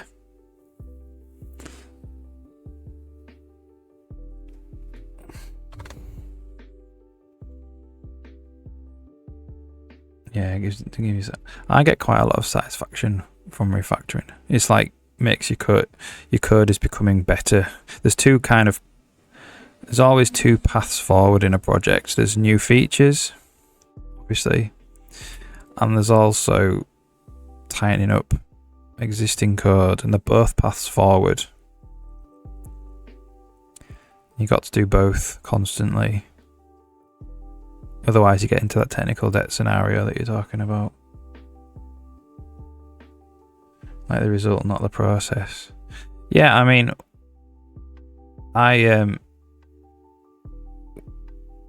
I'll work on one file at a time. And it seems like a minor bit of advice, but it actually makes a big difference. Like, I'll work on npc controller.cpp, and what I'll do is I'll just compile that file over and over again until all the errors are gone. And then I'll do a big build, pick the next file with a bunch of errors in, and I'll do one file at a time. So I have two builds. I have Control-Shift-B, which builds the entire project, but then I have Alt-F7, which just builds the one I'm on. So if I do Alt-F7 now, it just builds an NPC control, and I'll go through it like that, and that's quite satisfying because you're like checking it off one thing at a time. Yeah, you get sick of it. Yeah. Yeah, I've been refactoring kind of. Well, I've been building out the new system and then moving stuff over to the new system. So it is a refactor with a little bit of building in. And that's been quite nice because I've been able to build some new kind of a new home for things. So now things have a home. Whereas before a lot of stuff was just in game state. That's been quite nice. It's been quite therapeutic to get a lot of stuff out of game state, really. Because game state should only be like, what level's loaded? What room are you in? Simple questions, you know. You shouldn't be able to get, am I colliding with an object? That shouldn't be in game state or whatever, but it used to be.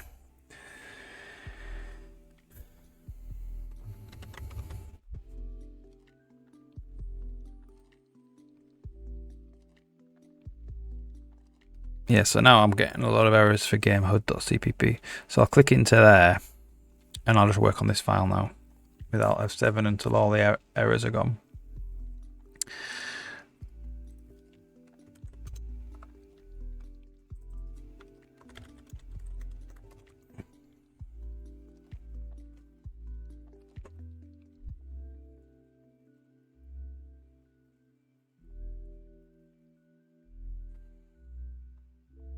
And of course it means you spend less time like the compiling code because you're only working on one file at a time, whereas if you're just compiling the whole project over and over again, I mean, especially if you've got multiprocessor compilation on, it's actually you only get errors from all sorts of files, whereas this just keeps the errors into one file to work on, you know what I mean?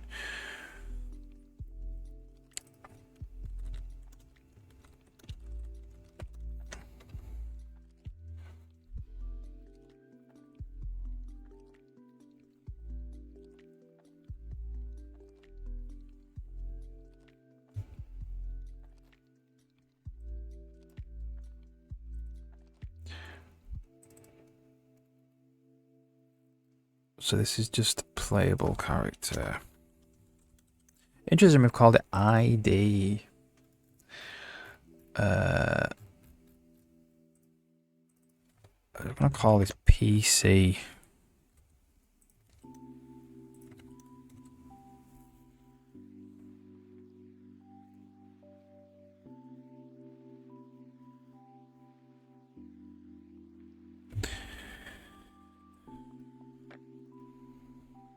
Same here, look.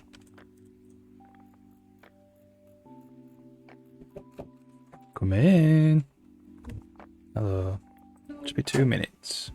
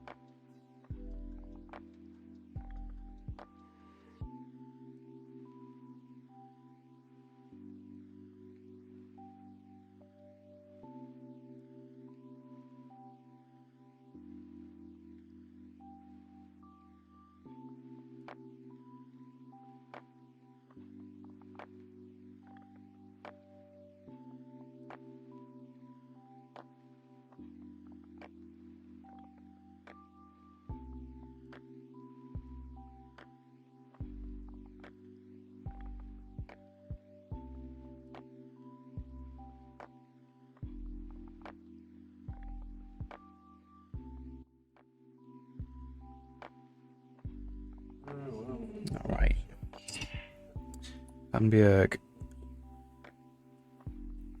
Making events for everything the editor can edit. Okay, yeah. You're working on events like me, yeah. Cool. Yeah, okay. Selected index change event. Yeah. Yeah, so events is a thing that I've just worked on like this morning.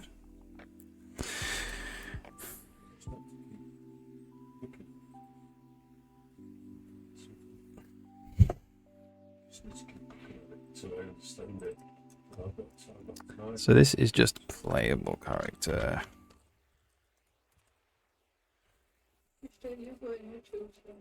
I'm going, yeah. Which day? Well, I've said I'm going Saturday afternoon. Oh, right, well, when was that? Oh, the tickets are Saturday. Oh, yeah. It's just say Friday. Yeah, there's a lot of this use of ID for playable character.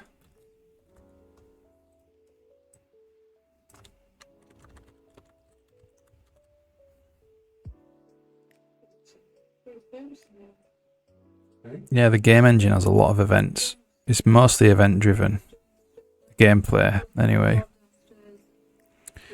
So you send events, listen to events. They have all these different systems and controllers that can send and listen to each other's events. And that tends to be how gameplay gets done.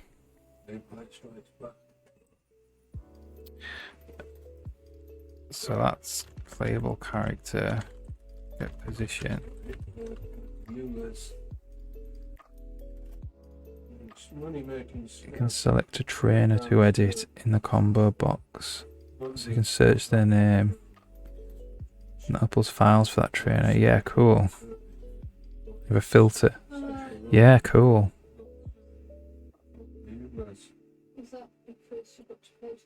Oh, yeah. Cool. Yeah, I didn't do a filter for my combo box. It might end up happening. If there's too many game events, I might have to do a filter. I have a filterable text box and I have a combo box. They're just separate widgets.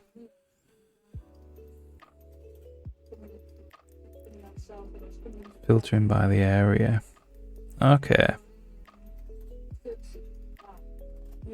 Ah, right, I see.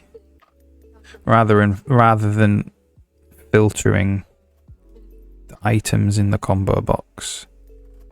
I mean, it would filter the items, but not by name, by area. That's interesting. 800 trainers, yeah. Yeah. Yeah, I did, it's not on a combo box, but I have a similar,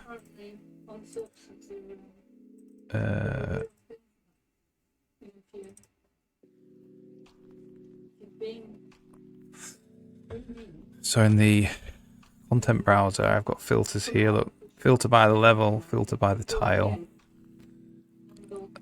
Don't tell me how they work, because I haven't used this in a long time.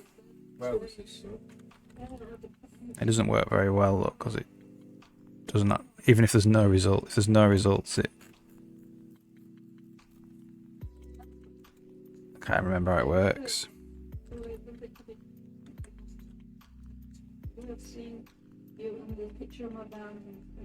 Oh, I think you can actually put tags in. So I can open that prefab up and I can put tags in and it filters by the tags. I think that's how it works. So if I do like sausage.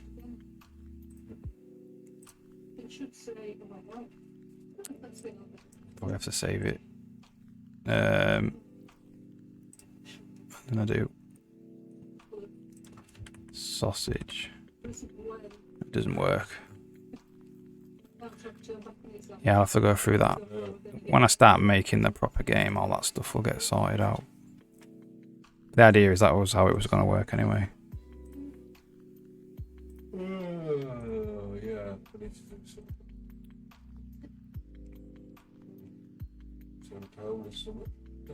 Search name in that filter and the trainer combo box is updated. Yeah, nice one. That'll be handy, won't it? Especially when you've got 800 different trainers.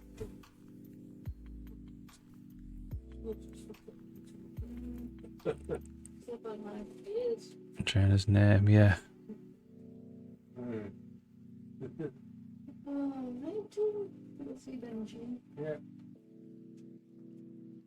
Alright, it's going to be 2 more minutes again. I won't be a second.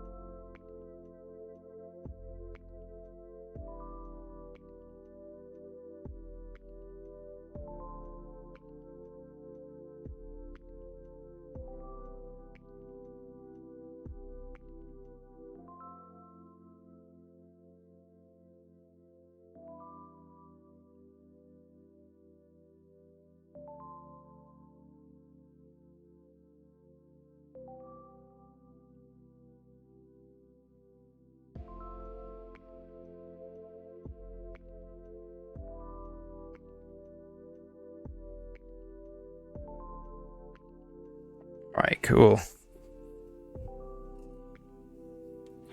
Ever played Pokemon? I haven't played Pokemon in ages.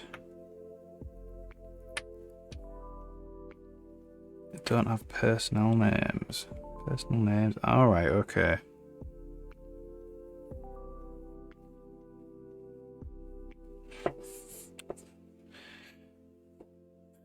Right.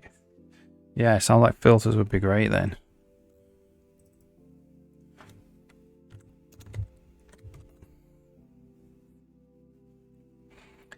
I like Microsoft support, yeah. Or any support that you're trying to get. You don't even know if it's an AI at this point, do you? Could not even be a real person.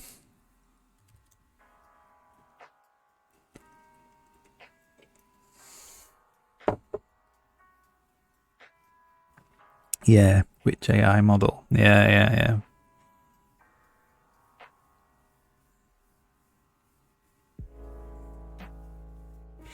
Alright, let's move on then. So we're in game save. Get NPC instances. Right. So the system has been emptied. I mean, we are emptying them.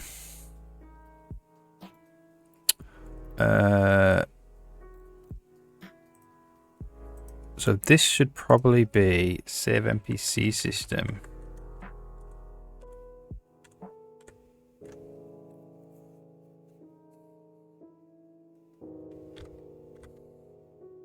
No, character system.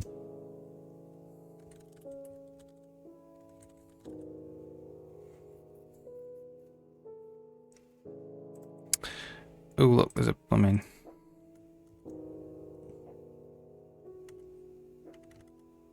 Oh, come on. Come on.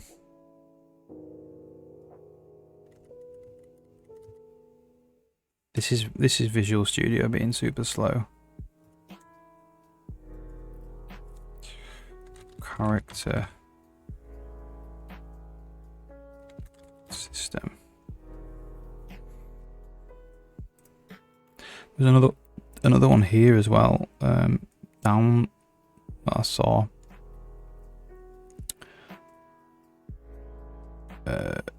Data download system, that's wrong. This is data downloader system.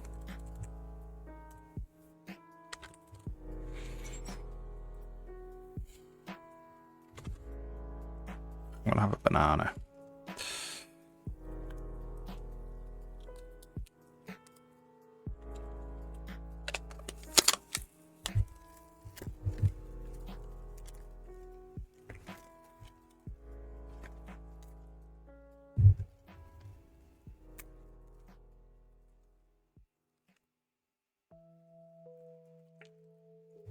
Right, so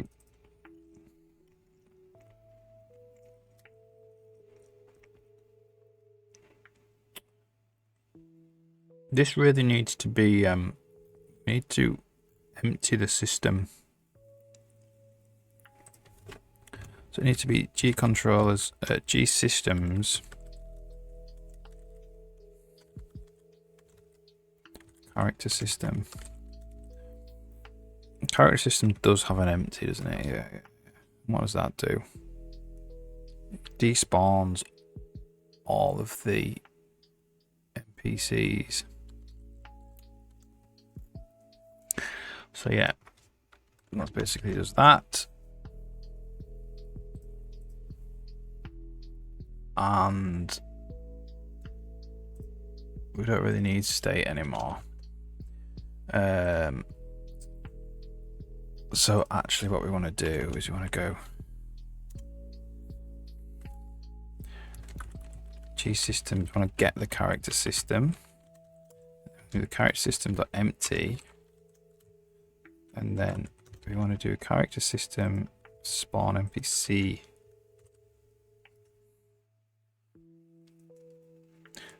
What's your opinion on handling an invalid index? An invalid index into a combo box or into an array. Do you think having the max value be equal to invalid combo box? I think if it's an invalid index, it shouldn't. It probably shouldn't change the state of the combo box at all. That's what I would do.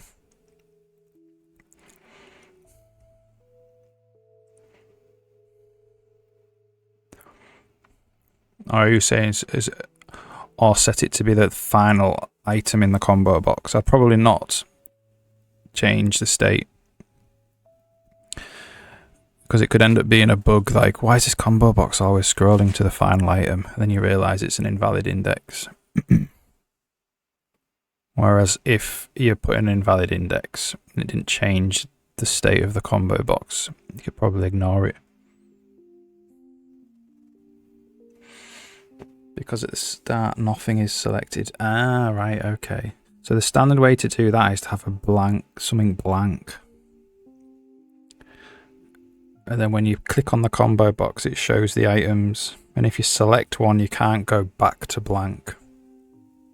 That's the standard way of doing it. And then the way I would handle selected index, yeah, I'd make it optional, standard optional. So there may or may not be a selected index. Or you could put max int if you want, but standard optionals is just as nice.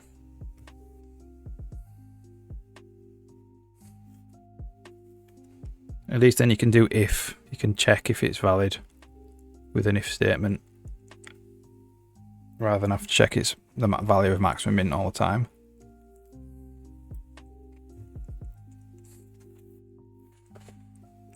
Yeah, I'd represent the blank state with optional, yeah.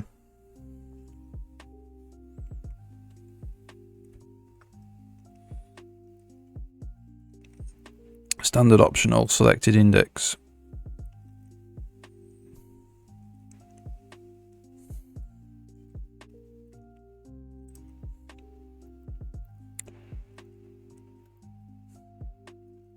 That covers you then. That covers you for a lot of mistakes, because when you do get selected index, you return the optional of the index, which means the person outside knows that there might not be a selected index, and then it allows them to deal with it.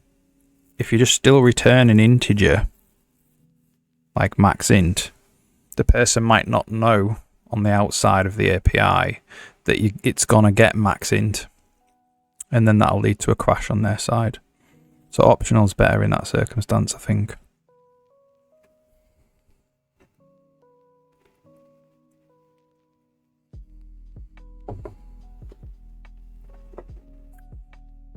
Yeah. They're just going to deal the result as if it was an index into the array, and it might not be if you just return an integer.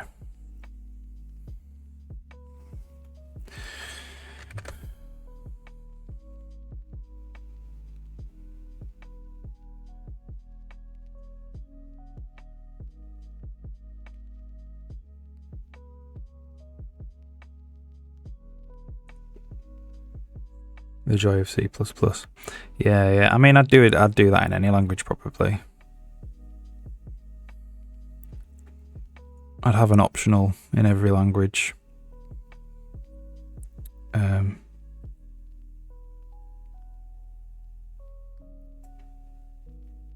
How it was done, I mean, that will be language dependent. But I think it's really useful. It's got a big bang for its buck as standard optional. It's such a tiny little class, tiny little implementation, and it strengthens up like APIs massively. It's basically meant that I've almost can take asserts out of my code, like in loads of situations, because normally you would assert that you got the right index or something, but you don't need to do that anymore because you can just test.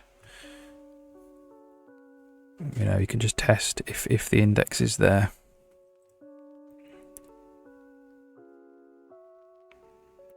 You just make a mistake.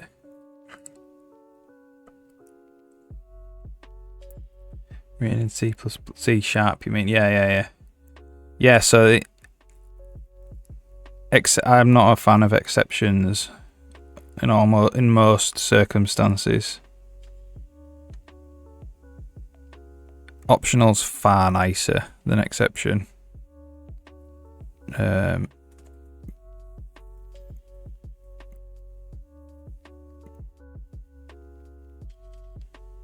Yeah.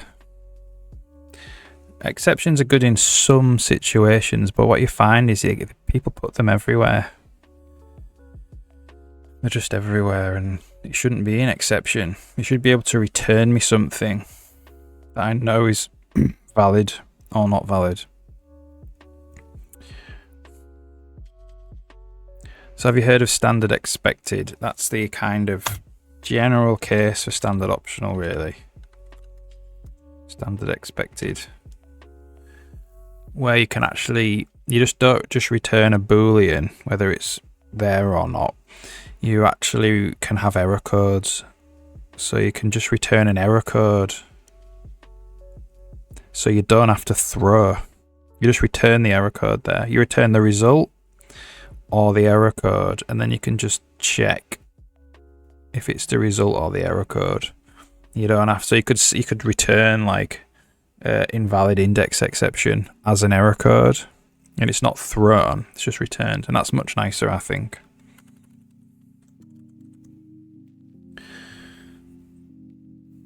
Standard vector, yeah. From the Cherno. Oh yeah, the Cherno. Yeah, I've seen a few of his videos. He's good coder. He's a good communicator of coding. Standard expected is nice. He made a vid about it. Did you like it?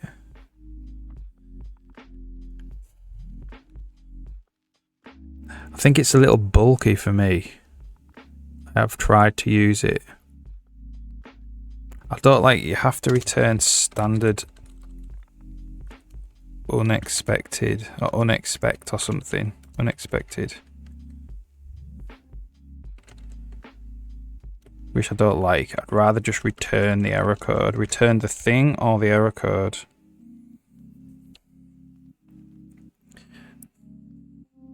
Maybe in a future refactor, yeah. This is it, like, things are coming out and changing all the time. There's going to be a bunch of C++26 things coming out now. Which will lead to a lot of refactoring.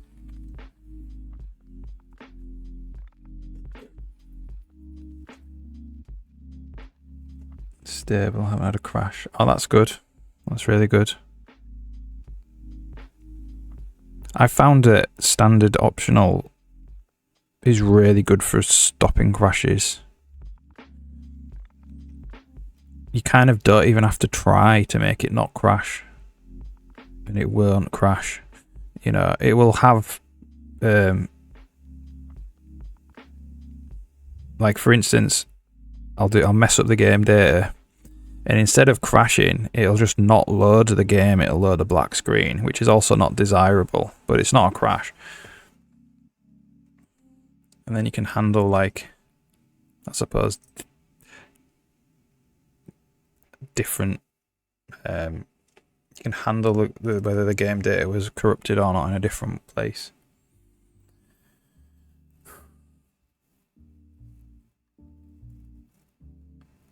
State related in some way. Yeah. Yeah, that's it. Or just pure complexity. It's just pure complexity, and that's a state related thing as well. Things have gotten too complicated.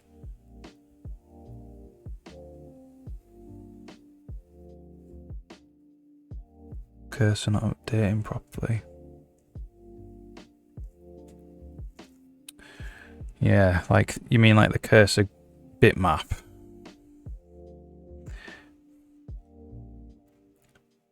Yeah, I've done some stuff. I did some stuff with cursor bitmaps a few years ago, and I remember it being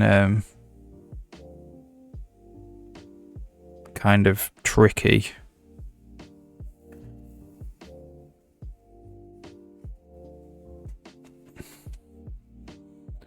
Set speaking NPC. Weird, we're doing like state is game state. So why are we doing that? It's probably used to be a lambda. So this is now the character system.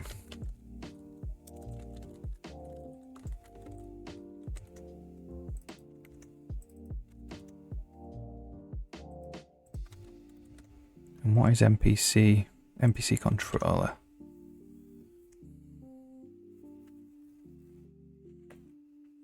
Rather, fix editor bugs, all state bugs. I'm really sorry, but the editor's still usable. Yeah.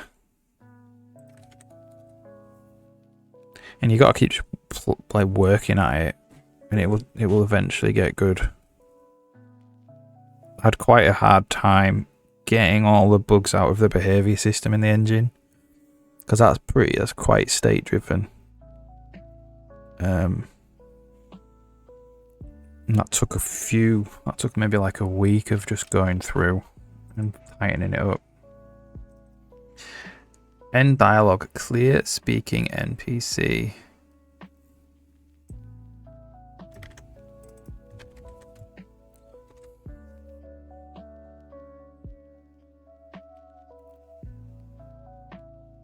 State bugs are tricky.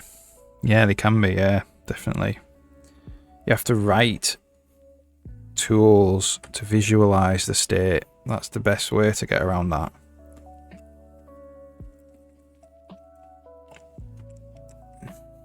If you can write tools to visualize state, it makes it a lot easier.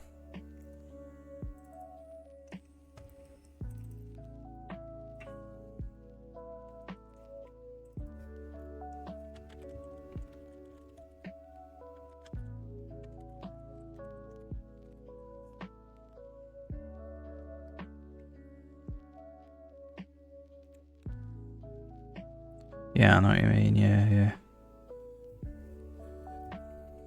keep working on it and it'll eventually tighten up.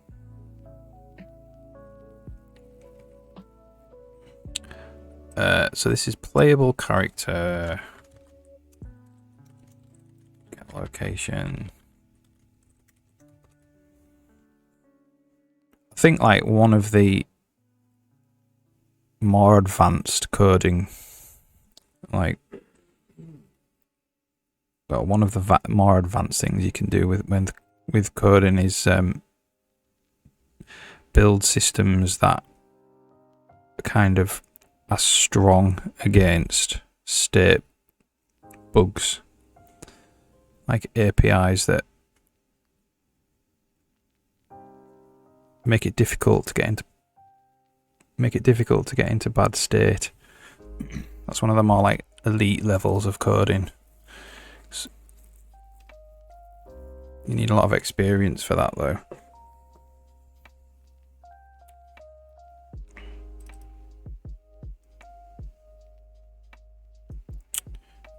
So this is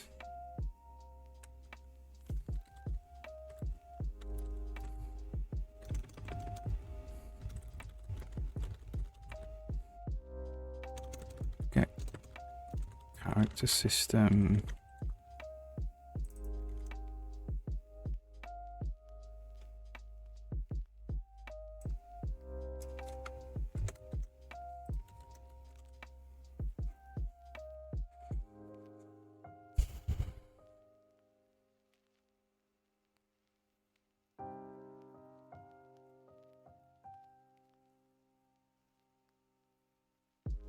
Alright, cool.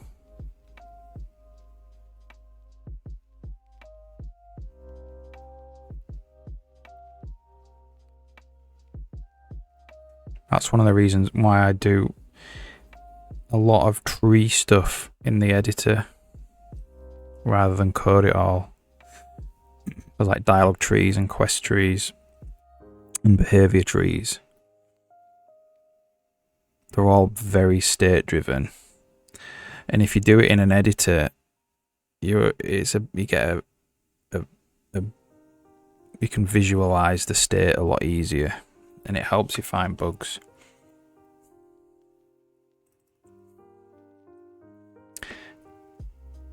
Get NPC type. Okay.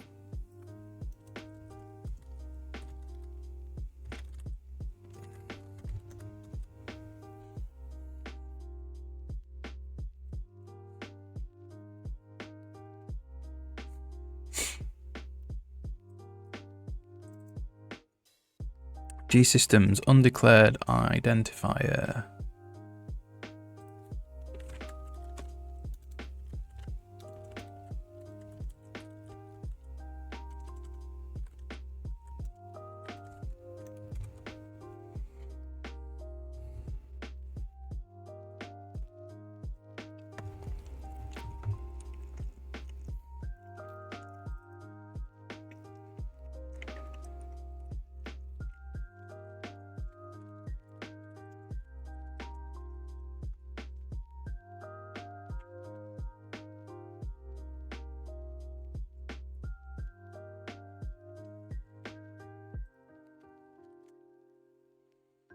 Alright, last CPP file.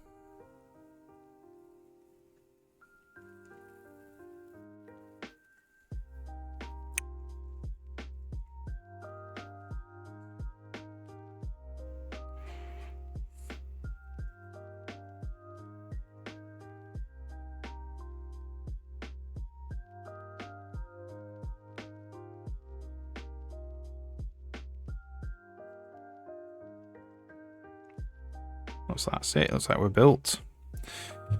Right. I kind of don't trust the incremental build all the time when I've been doing this. So I'm going to rebuild everything. Because I'm starting and stopping builds all the time. It seems to screw up the incremental build.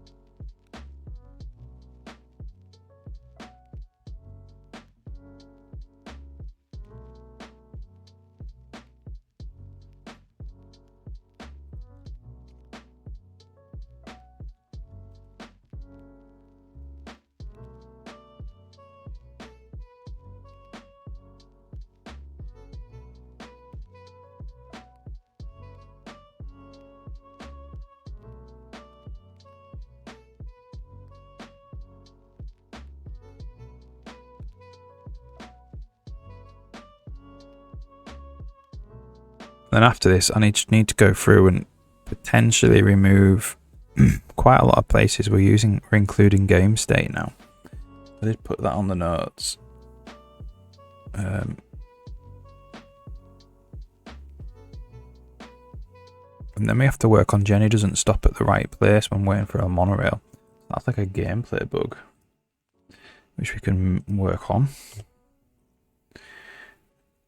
Oh, invalid or corrupt file.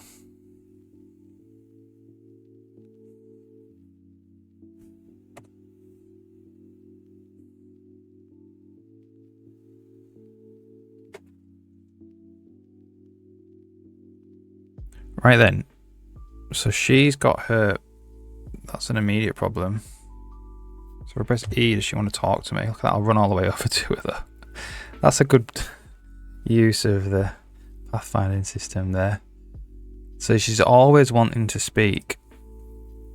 So that's in tick roaming. That's in game state still.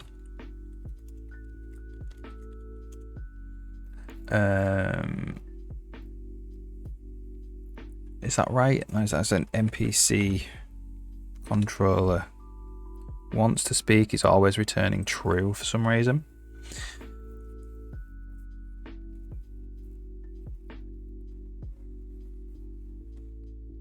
She's got her speech bubble.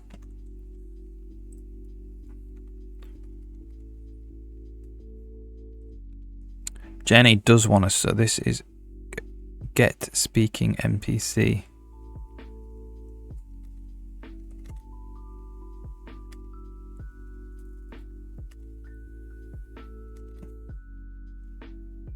Is null opt.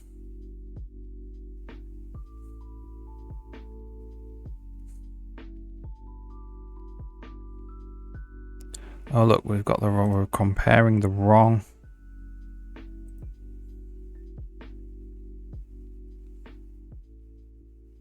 So we're getting the movement controller.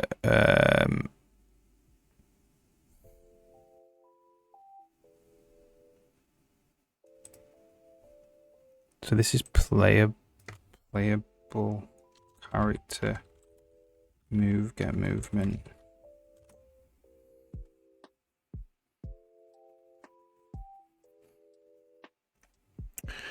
Okay. I was just must have copied that over wrong.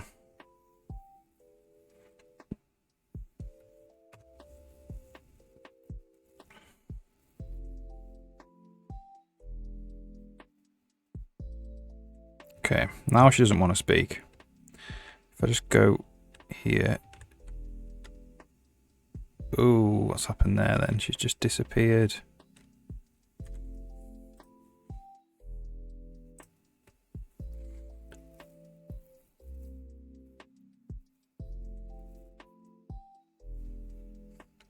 So if I try and pressure her again, does she just disappear? Why did she disappear there? Now it's kind of working.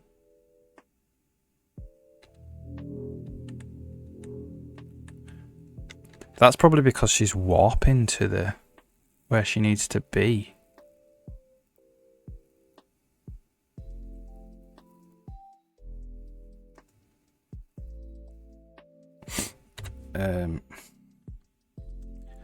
Let's just open up her patrol. And we'll turn this one on again. This makes a follow a nav mesh path, which means she stays in the same room.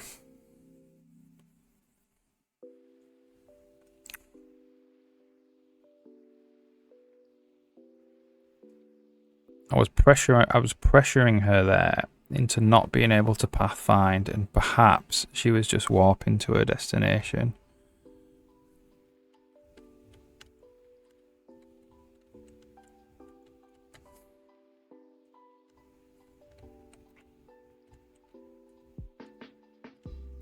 No, I mean, she's not warping anymore.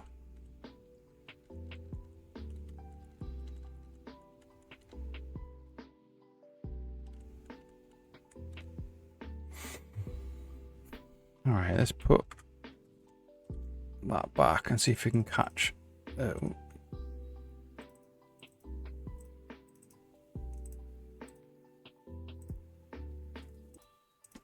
let's see if we can catch her when she warps.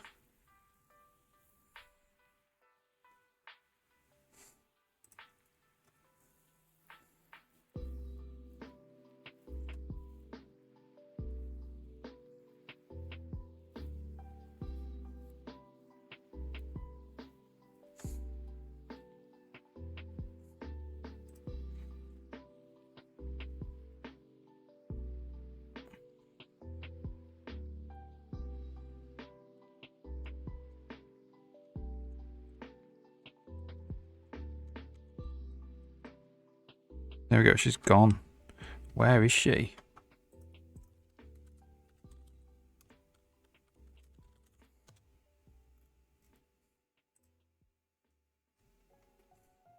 ID is 3. I think that's Jenny.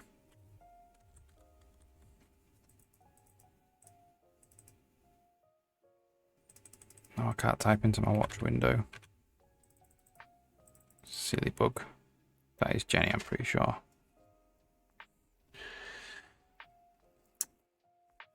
Fixing it. Issue with input latency. Alright, cool. Syncing is full being non-zero. Right, okay. What did you do?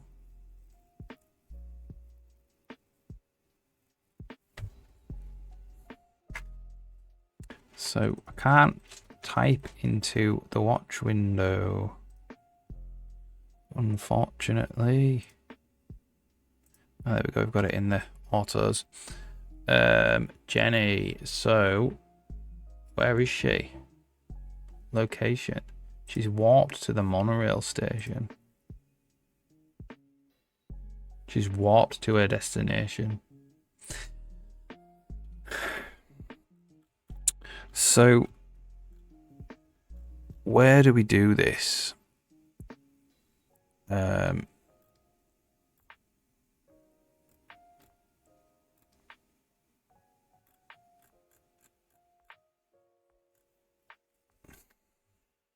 I thought we'd compiled it out.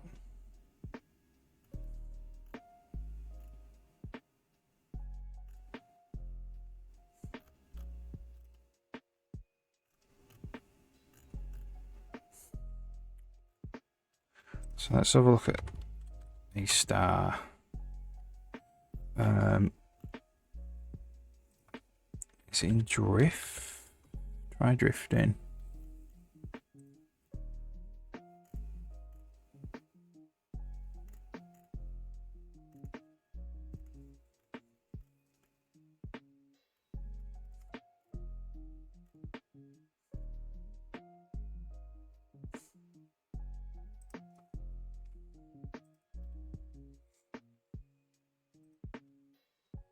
She doesn't have a nav mesh.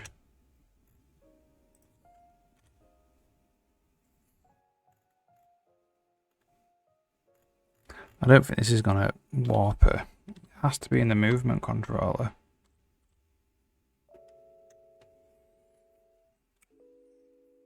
Set maximum frame latency to 1. Ah, right, okay. Should have another meeting.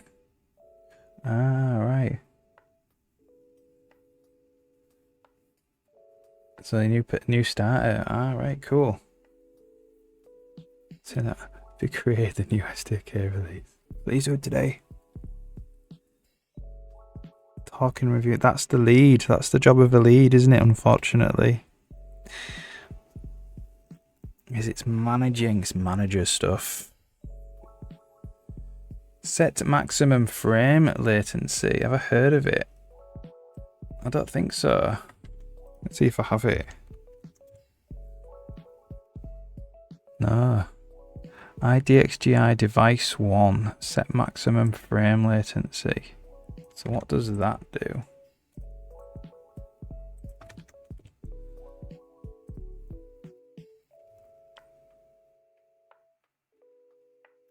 The maximum number of back buffers of frames that a driver can queue.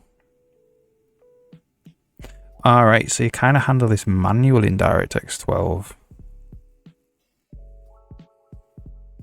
So, yeah, you do it.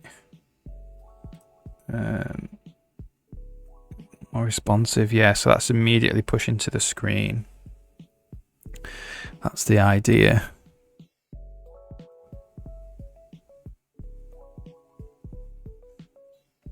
Potentially not as performant. That's what I would say. That probably leaves a lot of dead time in your GPU.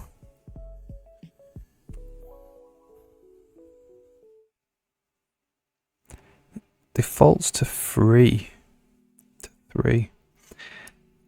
So you either handle it manually. You do this in DirectX 12, but I don't know if then on top of that the driver also does it. I'm not sure.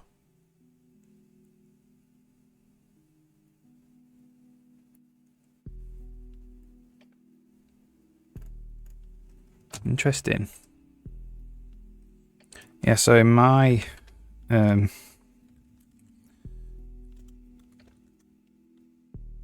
where would it be? There's a lot of stuff in here, unfortunately. I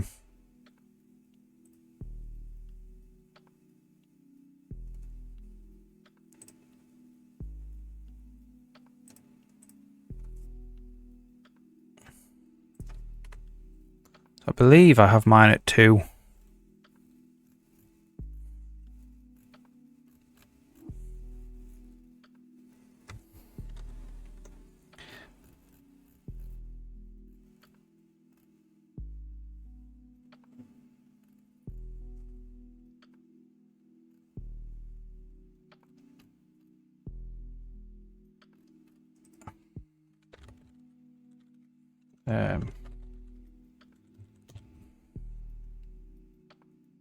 However, we're making command lists.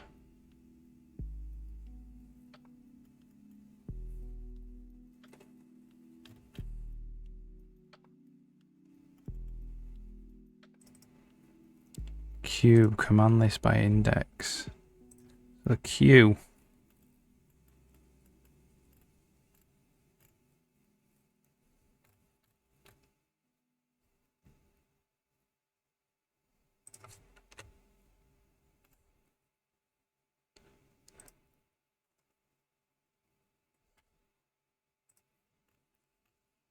Command allocators. So this is 1 per thread because it's like it's like 1 command allocator per thread, I think. So this is not the same thing. How do you check dead time to see if there are any side effects?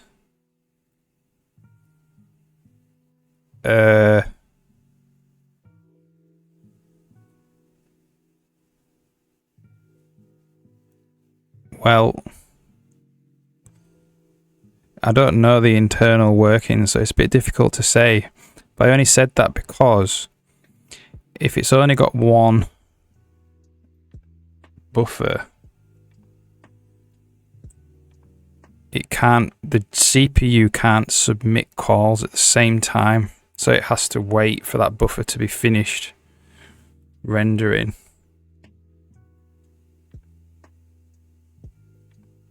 Or one of them has to wait. Probably depends if it's CPU bound or GPU bound. That's the only way. Usually what you do is you have the GPU doing the previous frame while you're submitting stuff for the next frame. They do it in parallel. And then they swap. That's why you do swap buffers. Whereas if you've just got 1, it has to do 1, then 1, then 1, then 1, like this. It's only a kind of a guess. I'm not sure. I don't know how you check on DirectX 12. You just do weight. You do a weight. You have a fence. So I'm not sure how you do it on anything else. You just wait here, so you could time this to see how long you're waiting.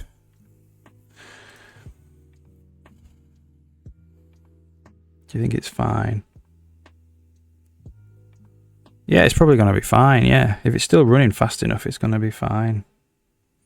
Don't do any manual waiting. Yeah, that's the manual waiting is a DirectX 12 or Vulkan thing.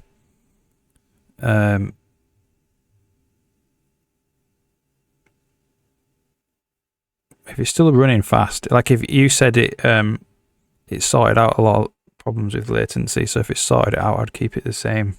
I'd keep it like that.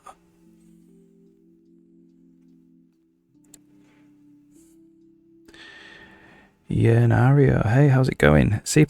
Yeah, that's right. That's right. Welcome. Just working on a character system. Specifically, I've got a little bit of a bug where, well, it's kind of a bug. So I put pressure on the NPC for pathfinding. It can't pathfind. If I walk up to her, and what she does is she warps. If she can't do it, if I like try and get this waiting on pathfinding to keep spamming, sometimes she just teleports to her destination like there, you see. So I'm just going to figure out what's happening there.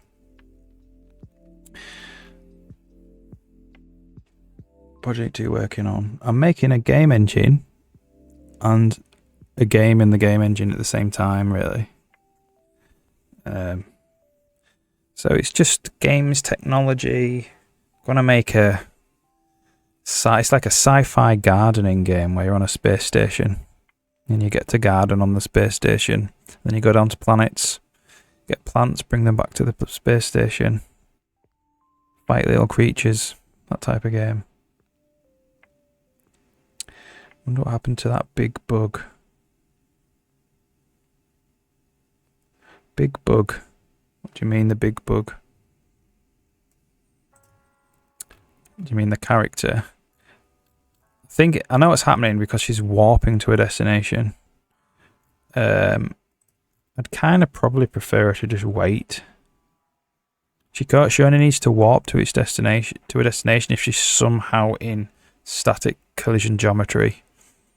And I actually have a routine now to get her out of that in real time, so she'll walk out of it. So we might not even need any warping at all. When you were doing pathfinding when I first came here, there was a big bug. Oh man, can't remember, unfortunately. I'm constantly fixing bugs.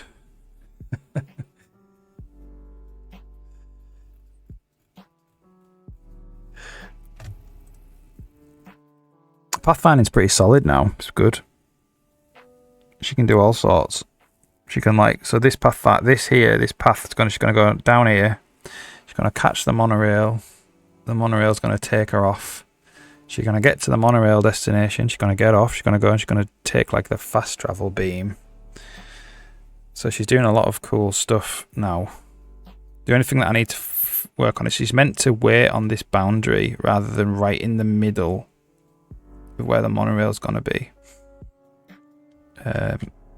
So now she's off there. And then if we go to where she's going to go, which I'm not sure where it is.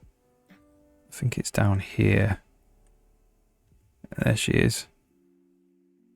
And then she'll get off there and then she'll walk somewhere else. She'll probably walk into the fast travel room. Maybe it was the Scorpion. Yeah, I spent a while working on the Scorpion behavior tree stuff. That was like a state thing as well, because that was a lot of complicated state going on. That seems pretty solid as well now. So she's going to come here and she's going to go off. And then she comes back.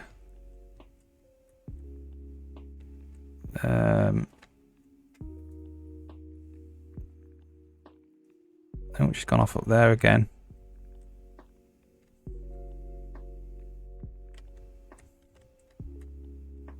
And she comes back down. We didn't catch her land, but she catches the fast travel beam down here again. And then that's it. She's back to there. And that's currently her patrol.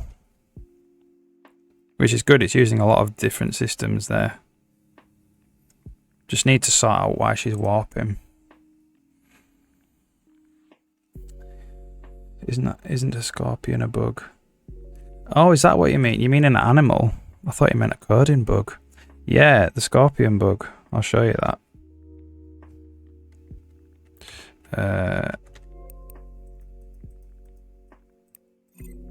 So that's prototype in combat.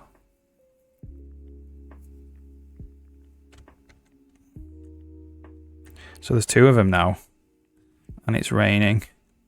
And they get really quite angry at you. But this is quite solid. This is quite solid as well now. They don't seem to get stuck anymore. I'll do anything.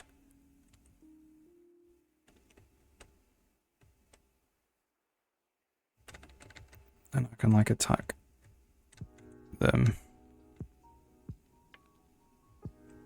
One of the things I do say is that they pick where to attack, and if I move, they don't change where they want to. They don't like cancel their own attacks. And I think I'm probably going to leave it like that until I get some real enemies in the game, and then we'll see if they want to cancel the attack if we move. Don't want to make it too hard. If they just basically attack everywhere you are, it's going to be too hard.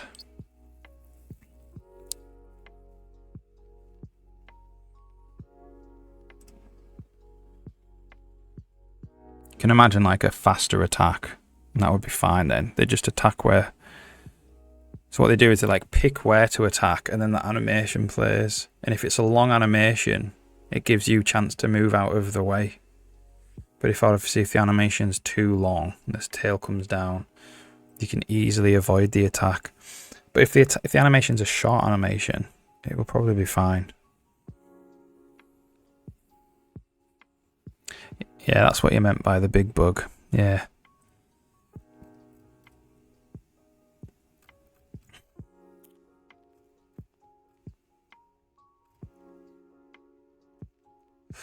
Yeah, interesting. I don't know why. What I'm going to do is I'm going to get all these out. These set positions are usually like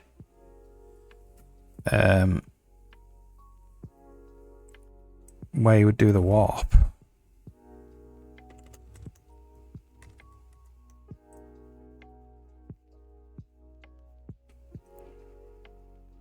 Does this move do we even need?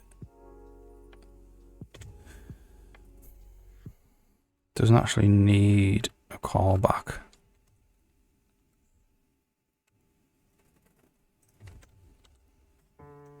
It might need a callback if we've got this ignore collision thing. Yeah, there's no context without a callback, so we don't really need this callback anymore. And that screws up the formatting. So I'm just going to leave that for a second.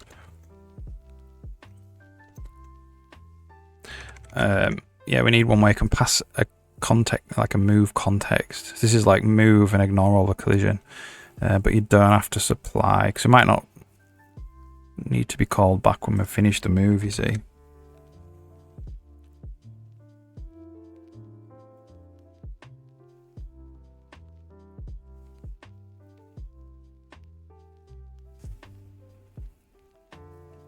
Yeah, you know, yeah, I'm just working on, it's like if the stream is about game technology, like the game engine stuff, which is more low level, and then the game I'm building's gonna be like a casual sci-fi gardening game with a little bit of combat, but mostly like decorate space station.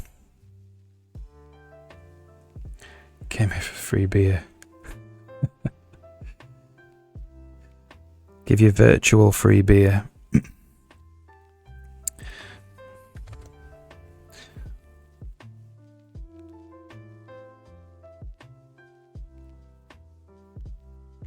May as well just actually put that in now, you know.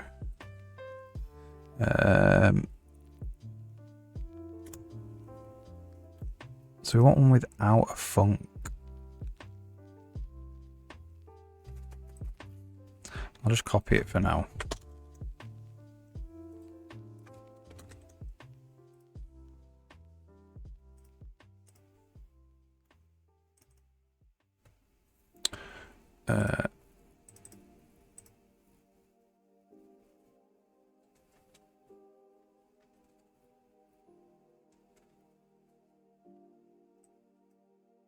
That is just released now. And there's no funk. There's no funk.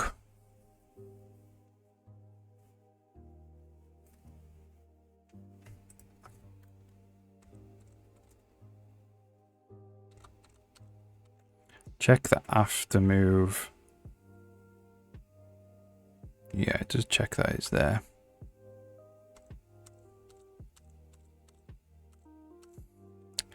Now we don't need this. That can go away. And that kind of just returns the result like that.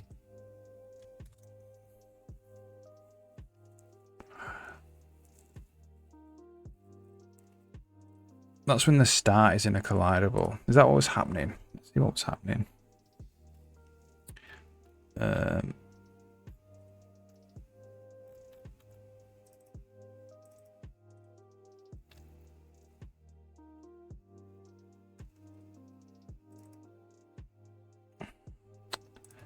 What's going on now?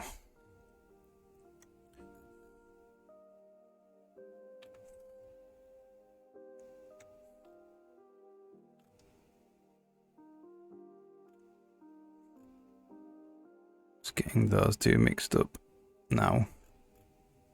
Oh, because there's no funk. How many times there's no funk?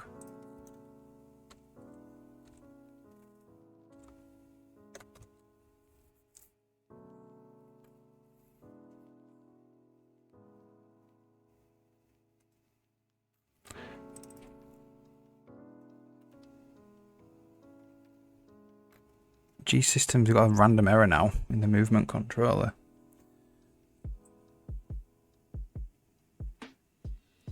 We don't actually include gameplay systems. So this is ID. Well, that's just a U64, so we have to just check actually that it's playable through the system. So the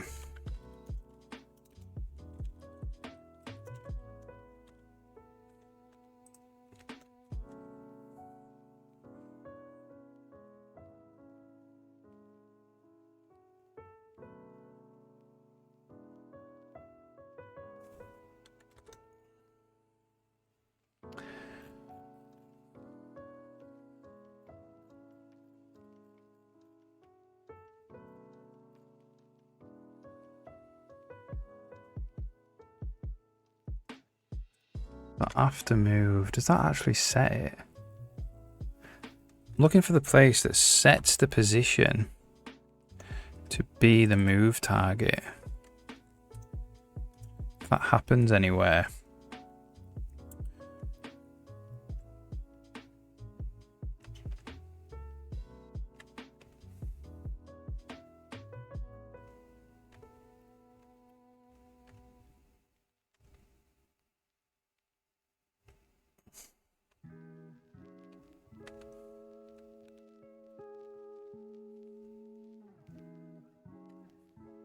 No.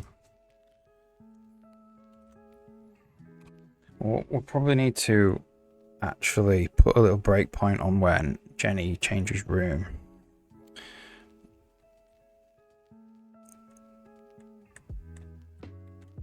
Try and get her to warp again.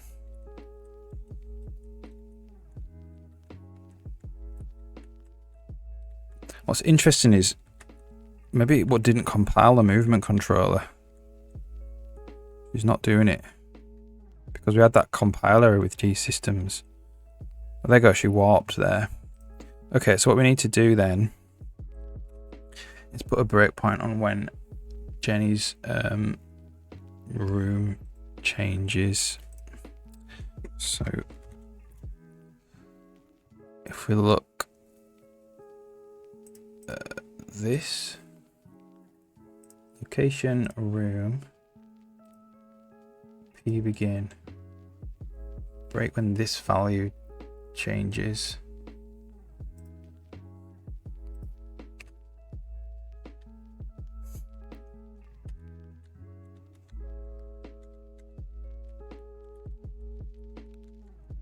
There we go. So we're doing a set location to the monorail station room. Set NPC location. Advanced patrol. So a patrol got advanced before she made it to the destination.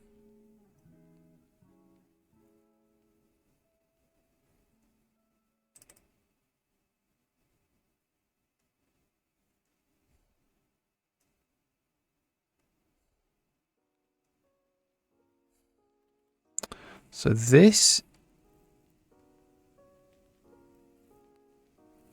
what's going on here then?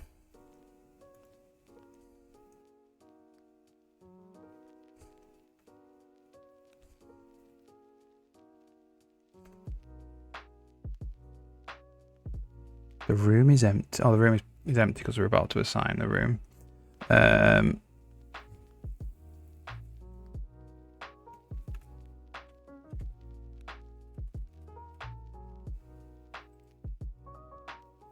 So advanced patrol got called.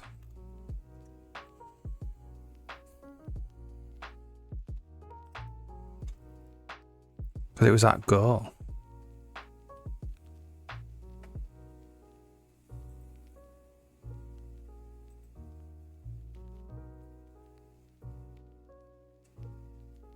So it's at the goal. So the destination,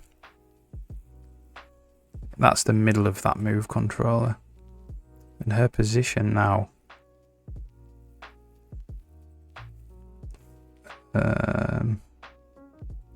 is nowhere near it, but it's still returned that goal. At least we have somewhere to check now for wherever we're returning that goal. There.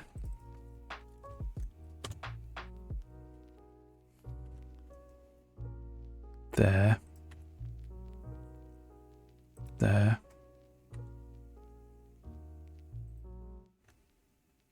There.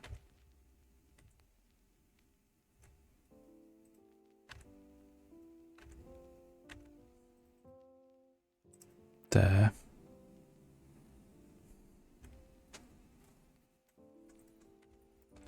There.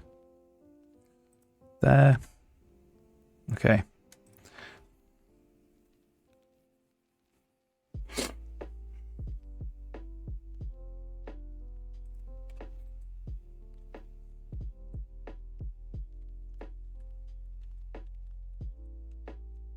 Okay, so the distance squared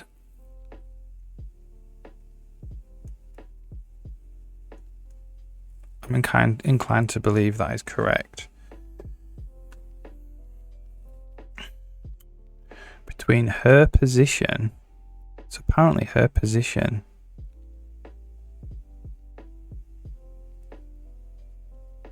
is minus 16.4, so she's already done her warp there.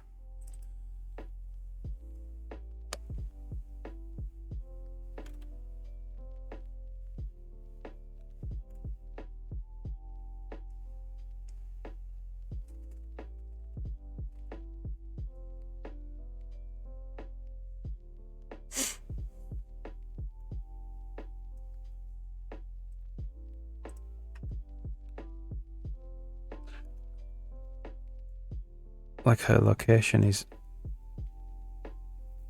Ooh, so what's happened?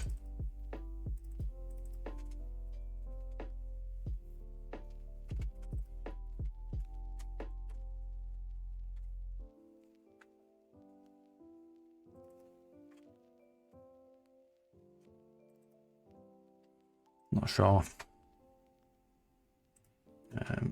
Let's turn the NAT JMC back on because there's a lot of code that we don't want to look at the moment.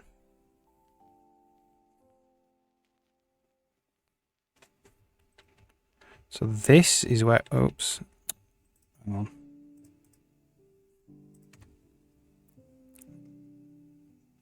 So minus 17 or minus 16.4 or whatever.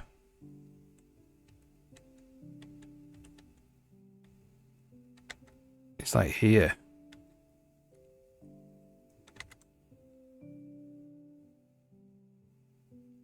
Minus 12.1.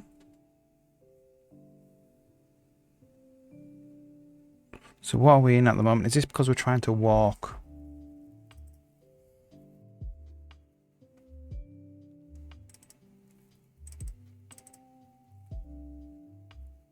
What is the context? Is there a context? Ignore collision. So this is because... Okay, so this move, this at goal here, is because we are getting in her way.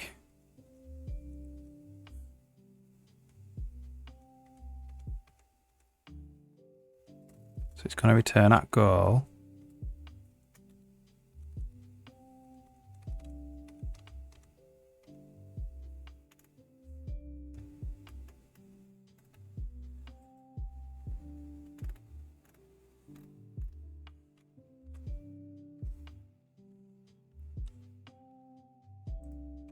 So that is the kind of wrong at goal. There's another at goal.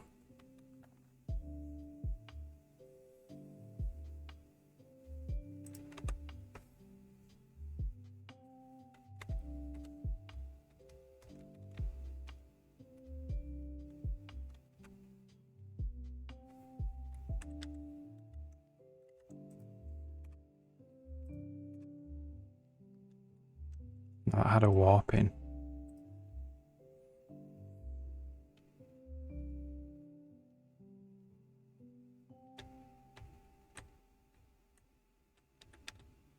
There you go, she's warped immediately there. So that's a pretty nasty bug.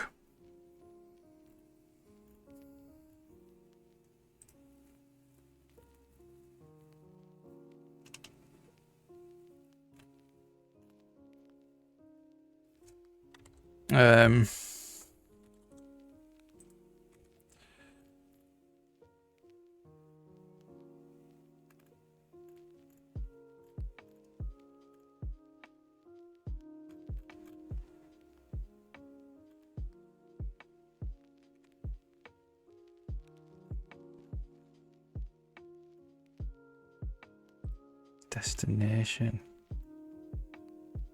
So it's basically this. This is firing.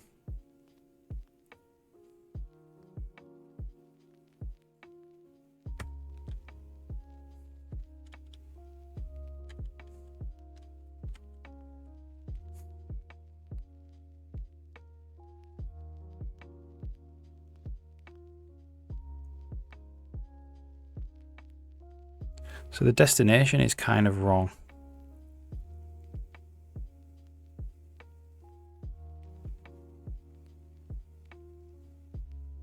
Is that right?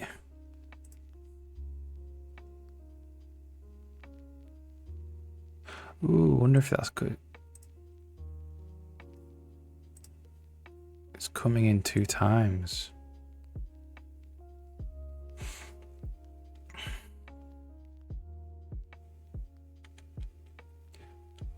So a destination is here first.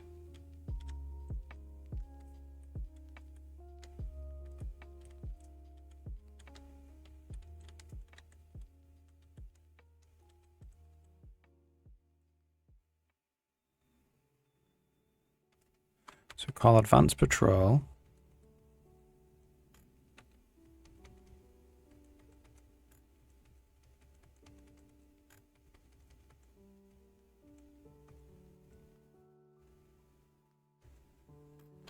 And the next time we come along for Jenny,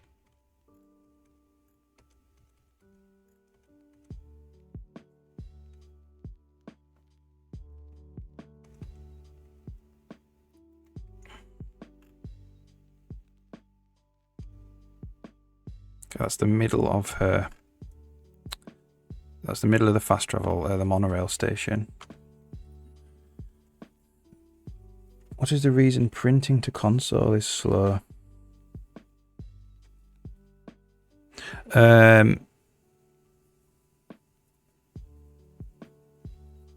Somebody made a video about that.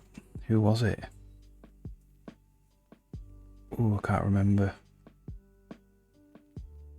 A lot has to happen. I think it has to go right down into the kernel. I think.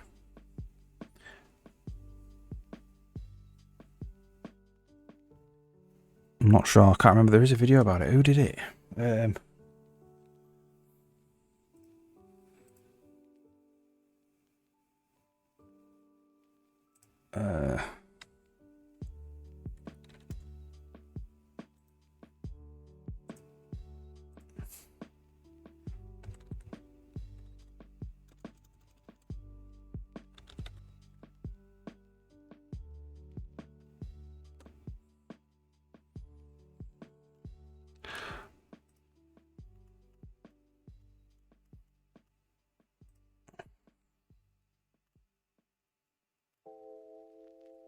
Give me a sec. I'll just try and find.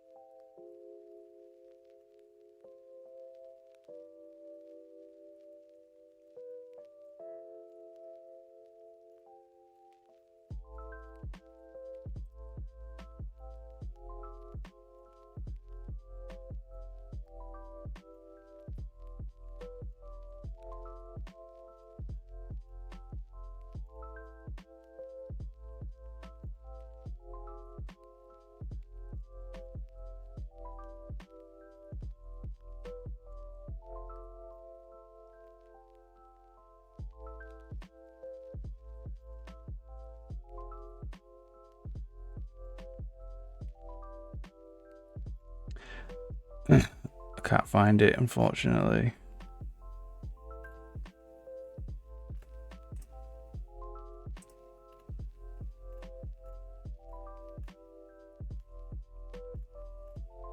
So if you think about what's happening, you've got your code, your program executing code. Visual Studio is a separate process picking that up and outputting it in its process. So it's got to swap process.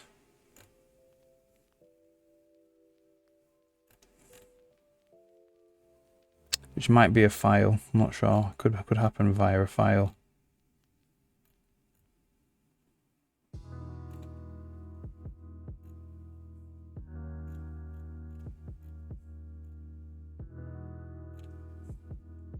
That might be something that Fu Manchu knows. Possibly. If you're still there.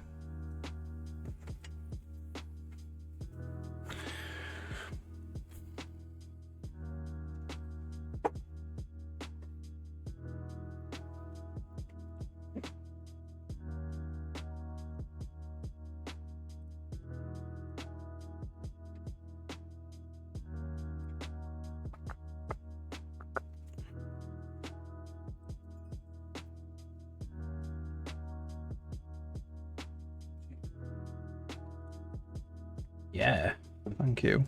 Cup of tea would be lovely.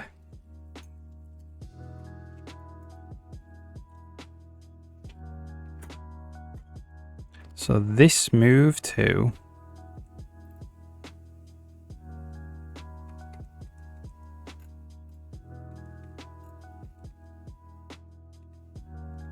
is just immediately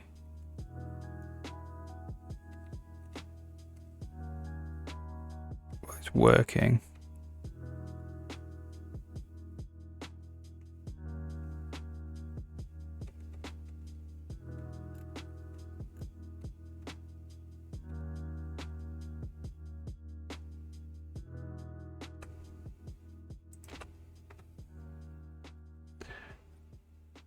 Returning at goal.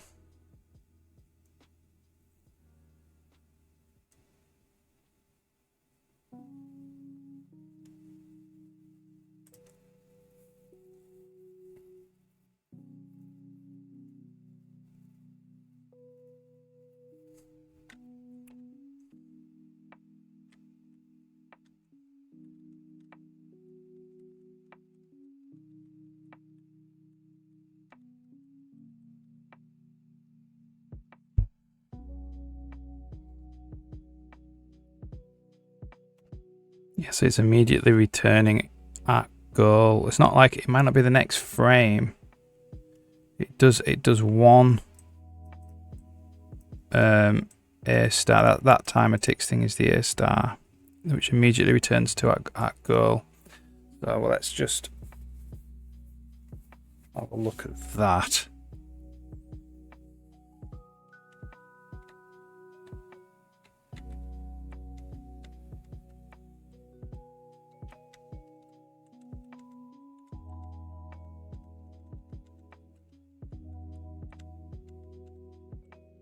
Doesn't happen all the time, that's the thing.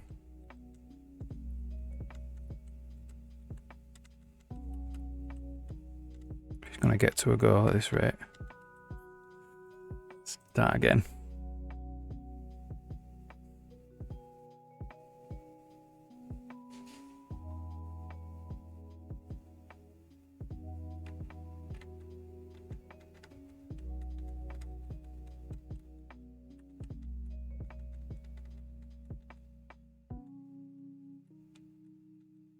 Okay, so what we want to do now is go to our A star, because the next A star we're going to do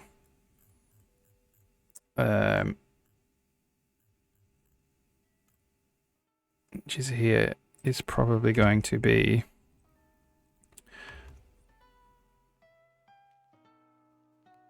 ID3, which is Jenny. Starting collidable.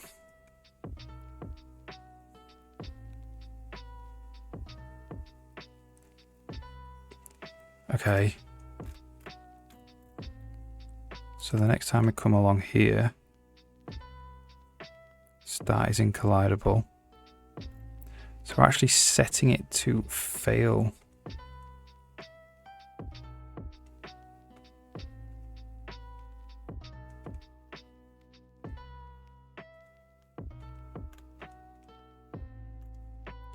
Gets the nearest valid position.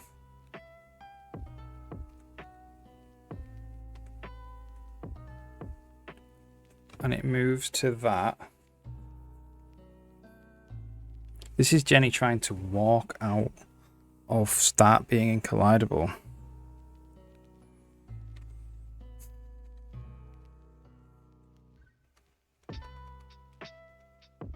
And there we go.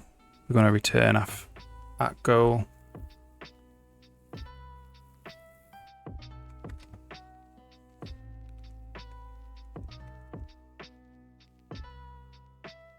So that's just bad logic, really. It's not at the goal. It's not at that goal. It's at a different goal. Okay, so that needs fixing. At least we can trace the error now.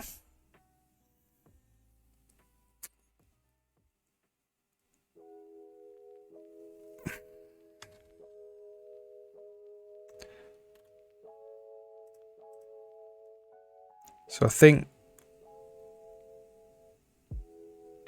that's for a new P. We need to do just move to it and return a reason like that.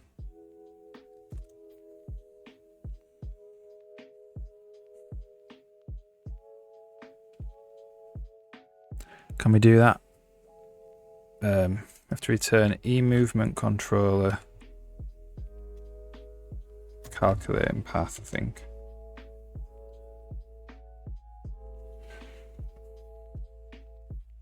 Let's see if that fixes it.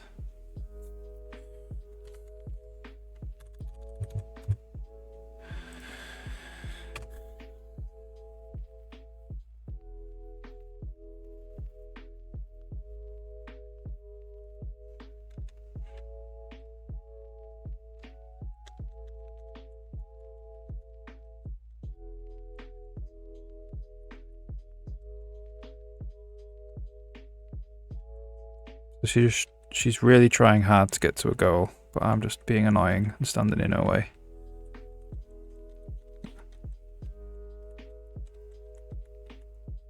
But I don't think she's warping. She's trying to get around me. I'm not letting her.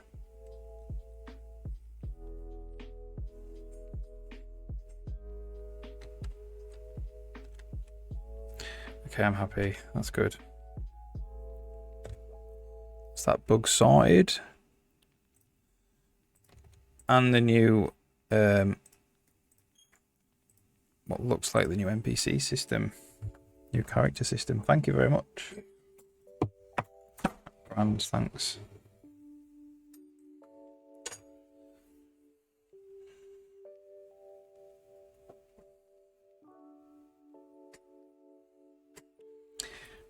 So I'll just walk up to where I'm doing combat.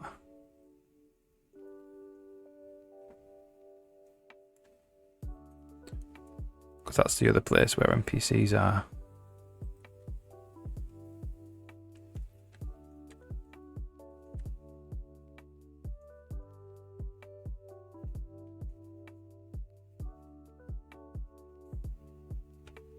They look to be working alright.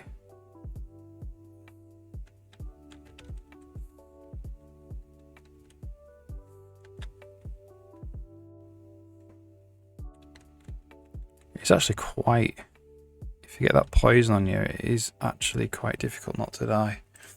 Cool, okay. So now we just need to go through, we've got this last note here. Remove the superfluous include game states.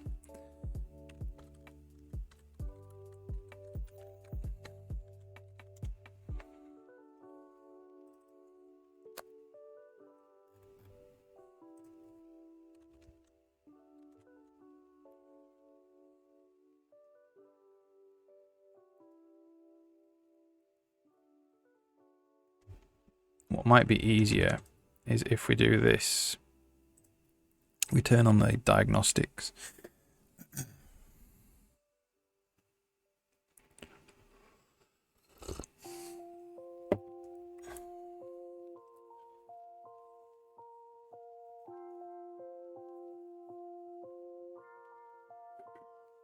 You've got like find animation rig data there.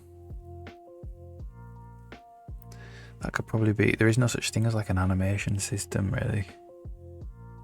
Could make one of those possibly. Anyway, we'll move on.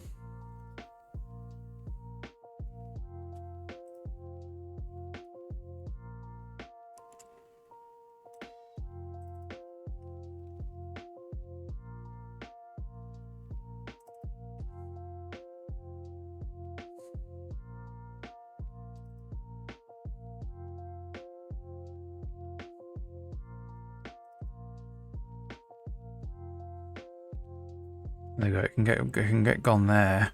Apparently, this doesn't always work, unfortunately. I'll build just to make sure.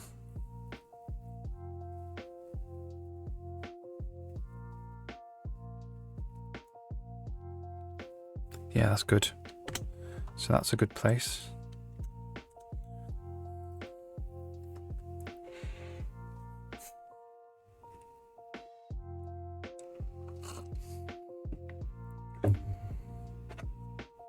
So it says here, the game HUD has no references. I don't think that's correct. I'm pretty sure there is game HUD.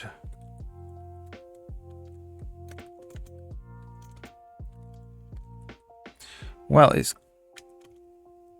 actually ifed out. It's actually temporary.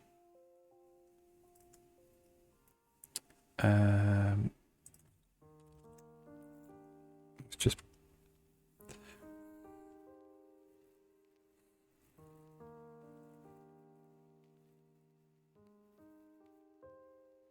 and well, game set has 10. I thought it said no references, but it's got 10 references. So actually, we're gonna just get rid of that for now.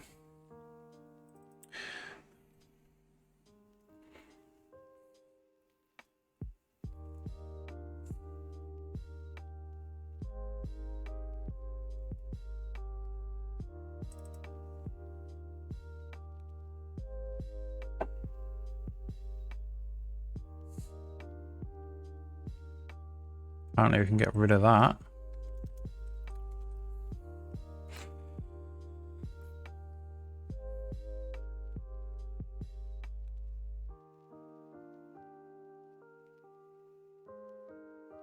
Yeah, cool.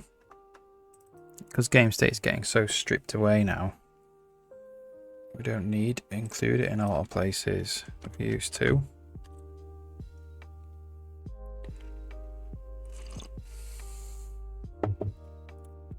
Okay. This doesn't know about gameplay systems.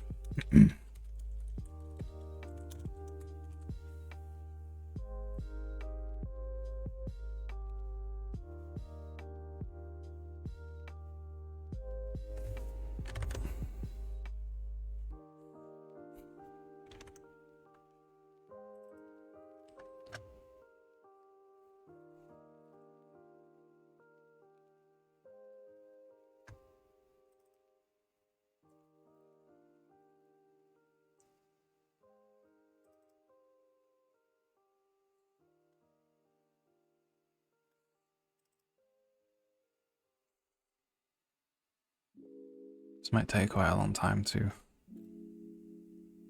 figure out what's going on with the references.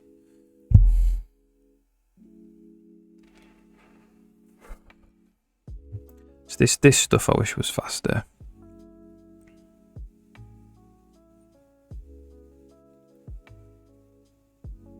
Like Rockstar has managed to render thousands of frames of Red Dead 2 in this time.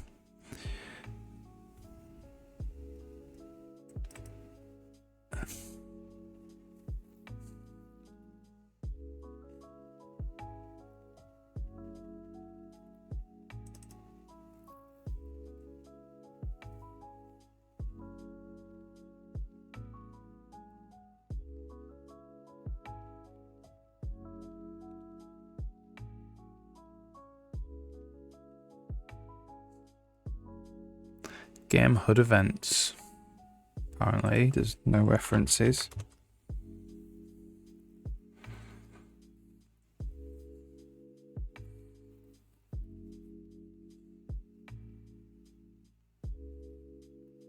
But there is. So we need to keep that. Yeah, like this reference thing doesn't seem to like inline or like free functions. Doesn't seem to recognize when there's free functions in headers.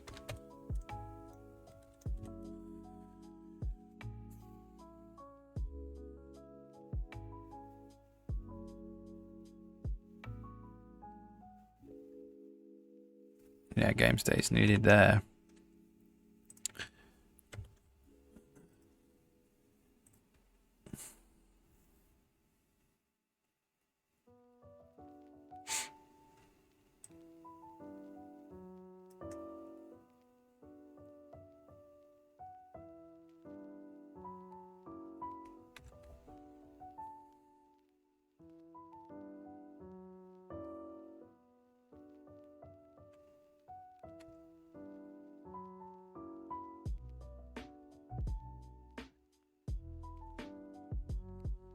Same there with game UI, but I expect that's because I'm using a free function in game UI.h.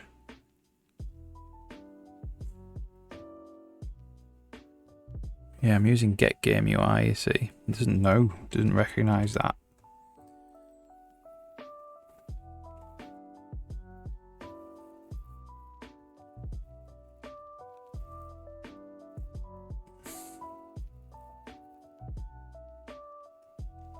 Probably get rid of it there.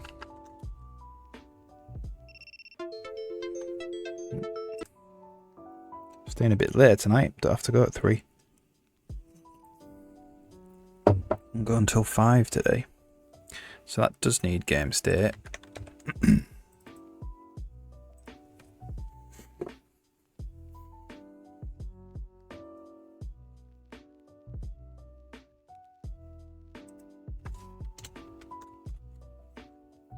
What would be the next thing we work on? I think it's going to have to be this bug here. This bug here. Jenny doesn't stop in the right place when waiting for the monorail. That's to do with having the patrol pause. You can pause patrols for any reason, really. and it's not pausing it properly.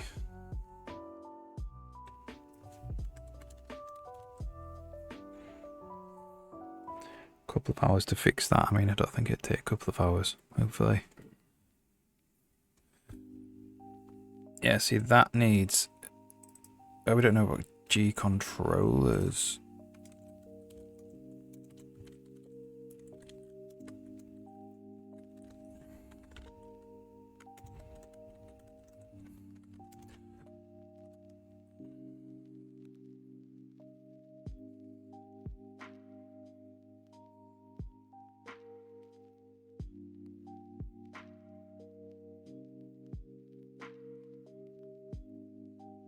So does this need gameplay systems? It's got 3 references.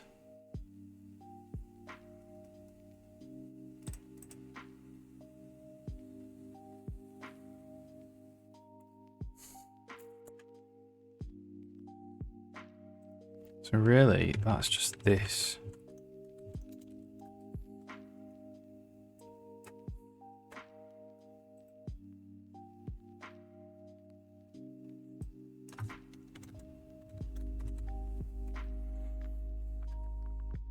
Well, it needs the header. It needs to actually include itself, its own header file. Inventory item system.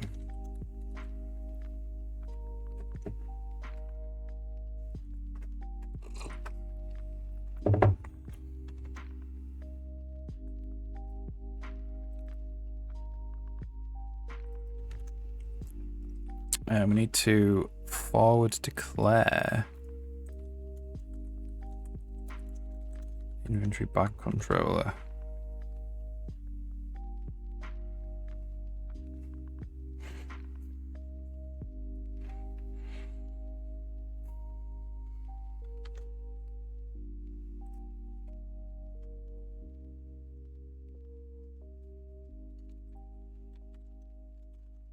All right, cool.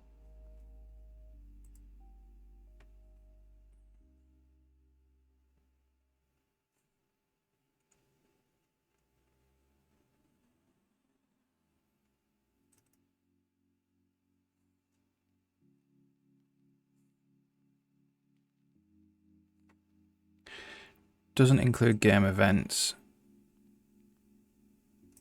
Don't believe that. It doesn't. It doesn't. That's good. Well,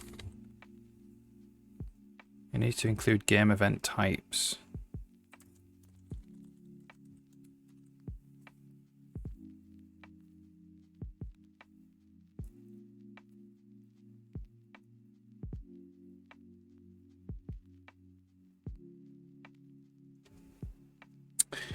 New Joker 6. Hey, how's it going?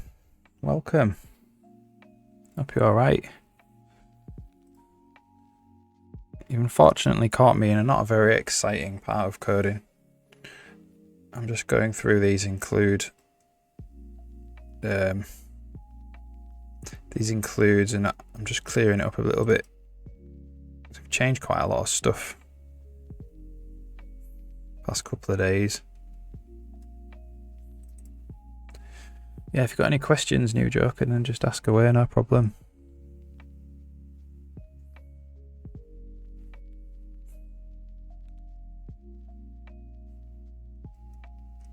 So apparently that doesn't need game state.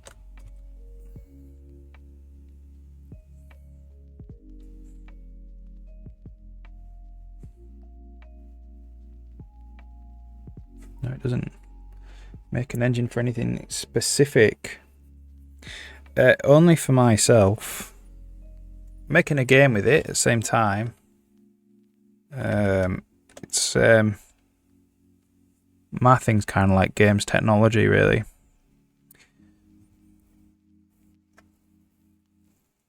Shadow Wolf, hey, how's it going?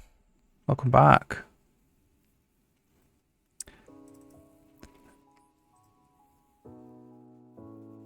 You updated your username, yeah, Shadow Wolf Lukey. Hope you're doing well.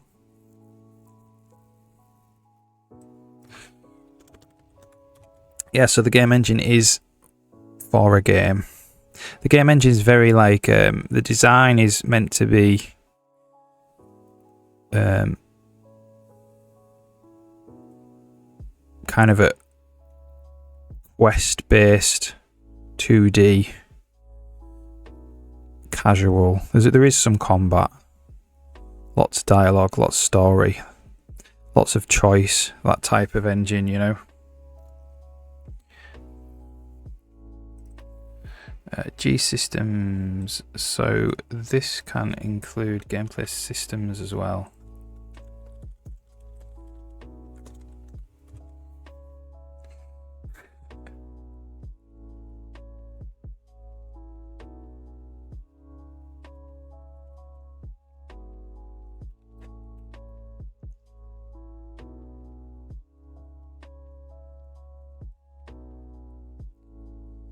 So yeah, like it's very much kind of the games I like to play are like, yeah, like quest-based RPGs, I suppose, with choice, dialogue, interesting characters, not very difficult games, immersive worlds type thing. So the engine's kind of based around that, really.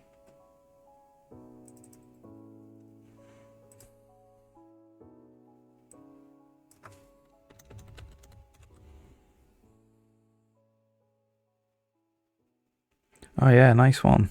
Thanks, Shadow Wolf.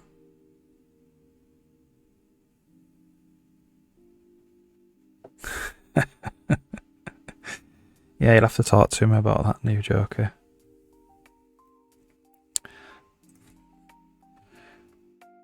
Yeah, I'll show you the engine.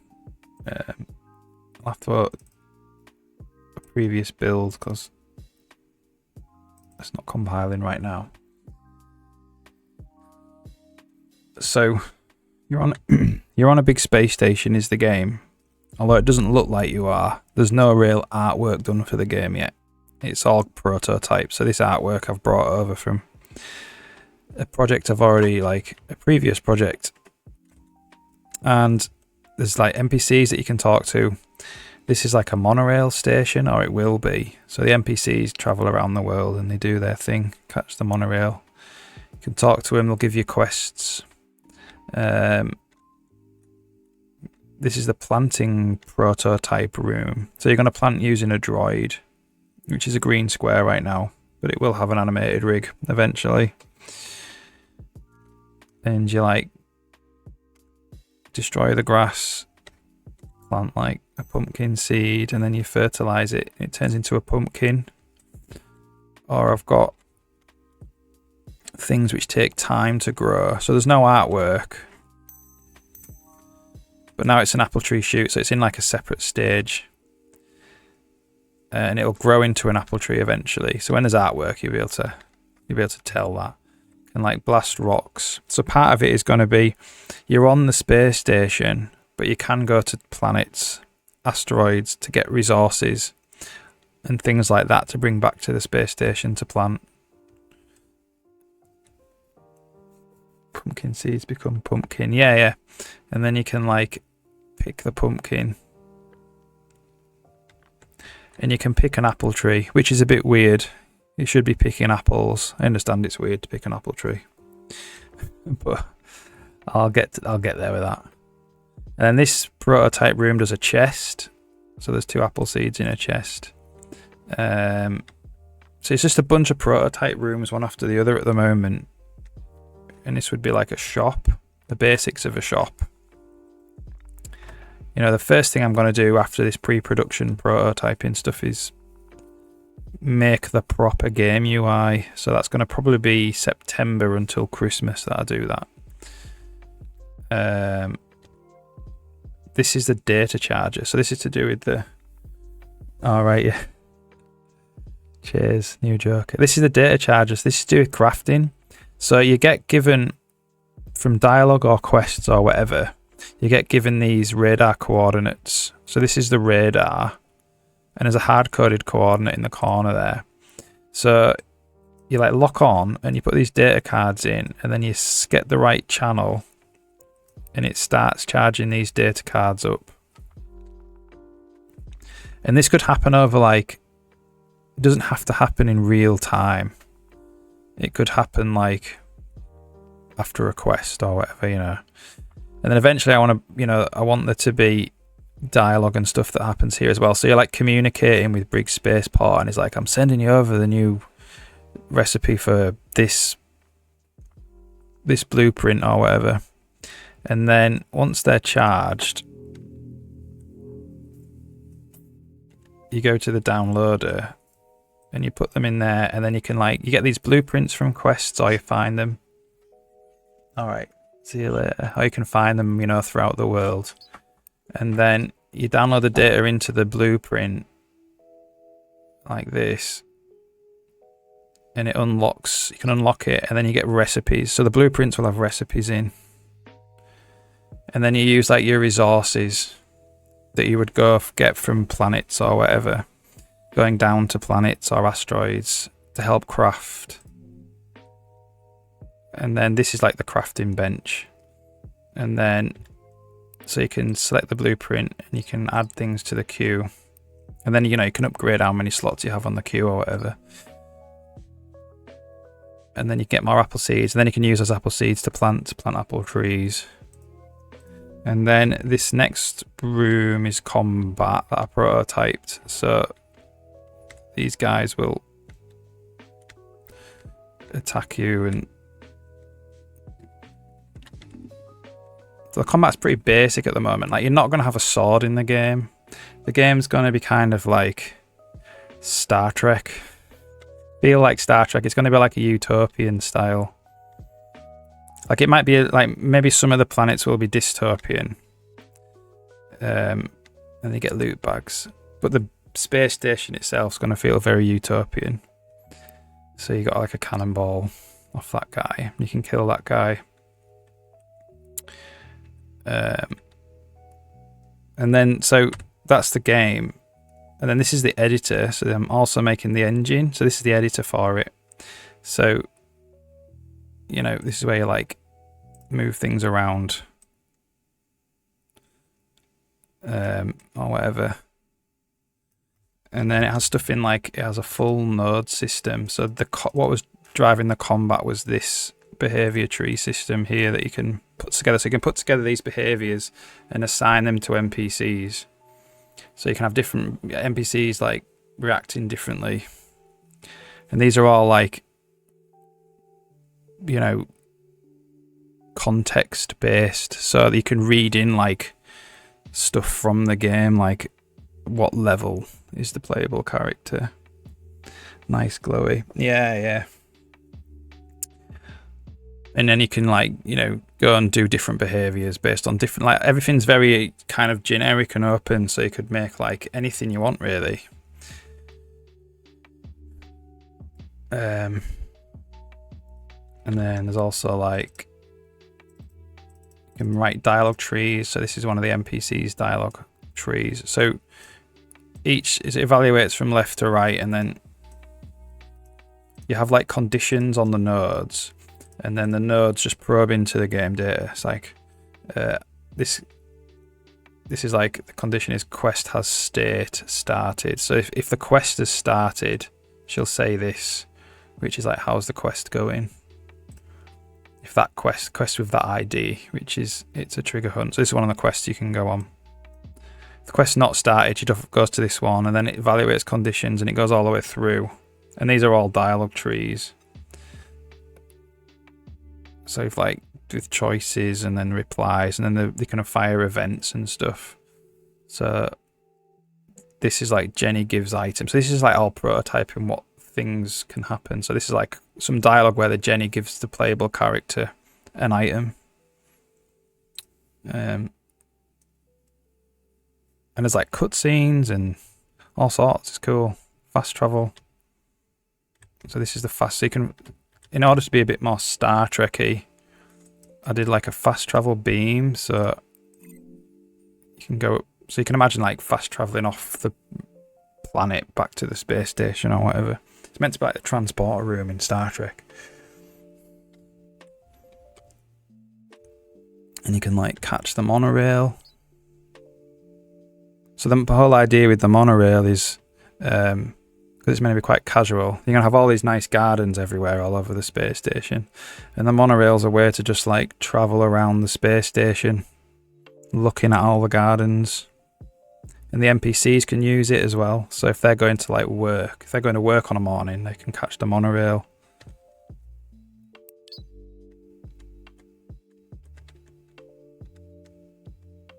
So there's quite a lot of gameplay in it now. Like the last thing I need to do is like the progression, so like leveling up and stuff, and then move on to the actual game for real. Yeah, okay, right back. Yeah, it loops forever. Yeah, it just loop around the entire space station. You can get off at different stations.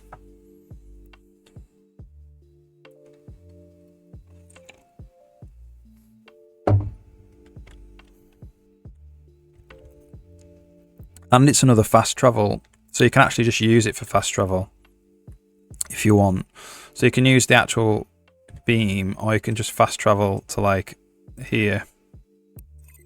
Although that bit, I haven't implemented that dialogue yet, but you can do it on here. So fast travel, and it'll catch the monorail, but it'll do a fast travel instead.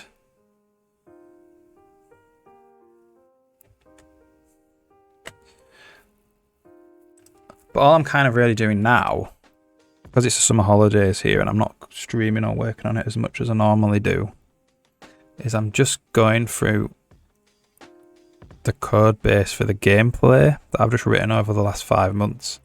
Just tightening it all up, debugging. And then in September I'm going to start again on gameplay again. I'm debating whether to actually prototype the progression or not, because it's only going to be skill trees, you know. Player levels up, gets an ability point, you can spend that on skill trees. So I don't know if I really need to prototype that. Otherwise I can just get straight on with building the actual game. Like I'm going to build the UI for the game and get that out of the way. You know, put in all the artwork and stuff. Because UIs are like difficult, and it's good to get out of the way in a way, because it's predominantly how you interact with the game. So it makes sense to do it first.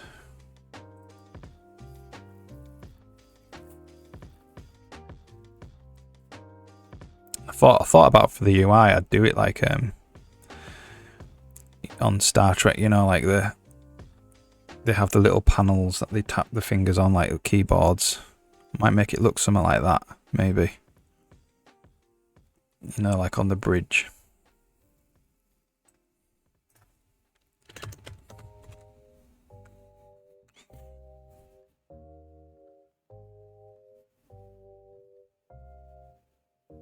So yeah, there'll be quite a lot of gameplay.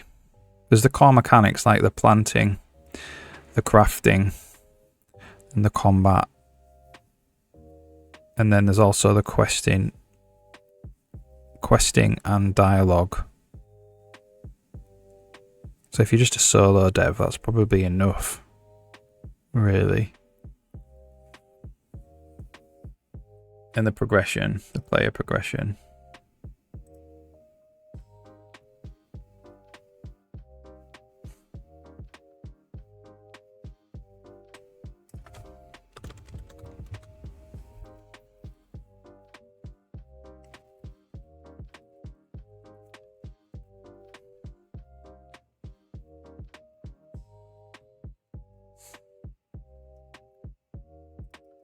Nearly there now.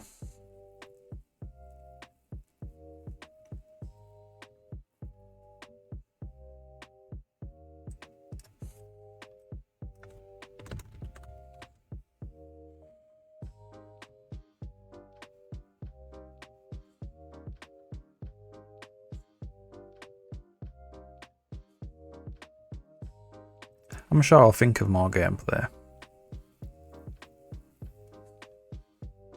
I kind of like the idea of having a parks. One of the things that I haven't prototyped was like NPC feedback. So when you plant nice things in the gardens, I thought about having like a little terminal you could go up to, and NPCs could like tip you and leave you nice comments, or leave you like constructive criticisms if you're not doing it. And that would be a way to get money into the game. So if you build out nice gardens, you get more rewards. Like get money. Buy it, so the crew could be like, I don't know, me and my girlfriend had a picnic under this nice apple tree you've planted. Here's 50 gold. This might be quite nice.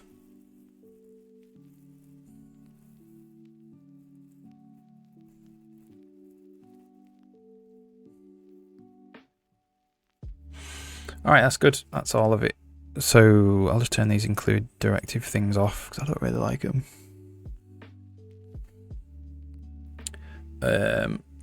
And then we're going to tackle a bug,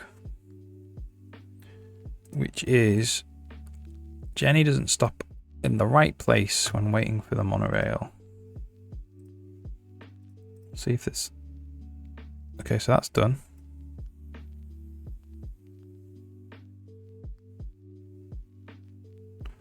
We need to test that. What happens to NPCs who are mid-fast travel when the game is saved? Well, I don't want them to just end up in the void.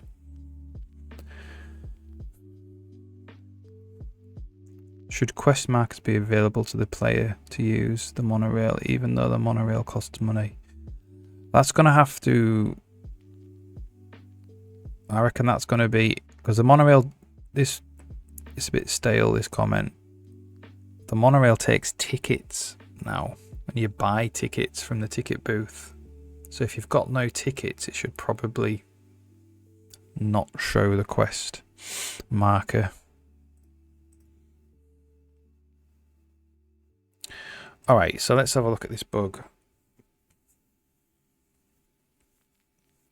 The first thing I'm going to do, actually, is move Jenny's spawn point closer.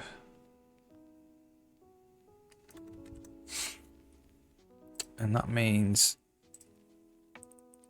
we won't spend as long just waiting for Jenny to walk to the place where the bug is.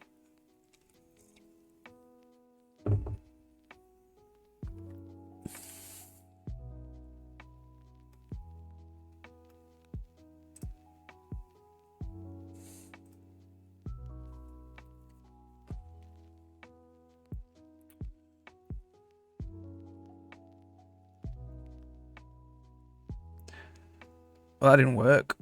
Maybe I'd got the wrong spawn point. Oh, I did. That's the patrol. That was the patrol marker, which I think was there. It's actually Jenny's spawn Jenny. Spawn Jenny. I'll put her right there because she has to walk there first and then down to the monorail.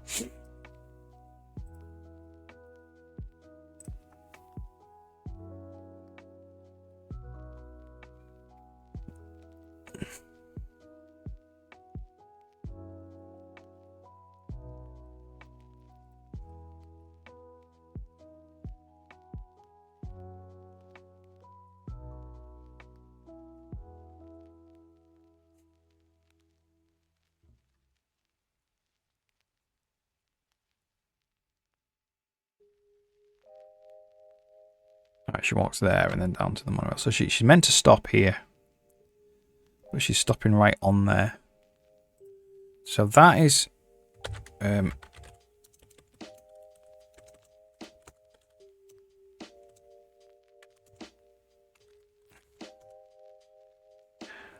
that is to do with this.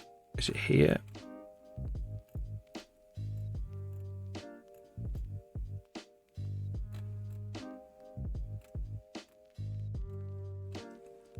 It's not there.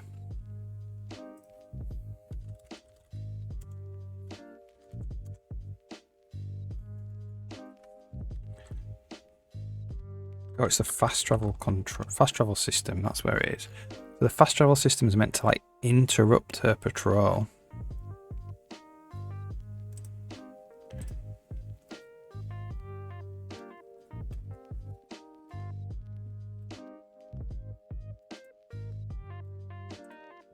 And then we're meant to go handle fast travel, tag, monorail. And that does the pause.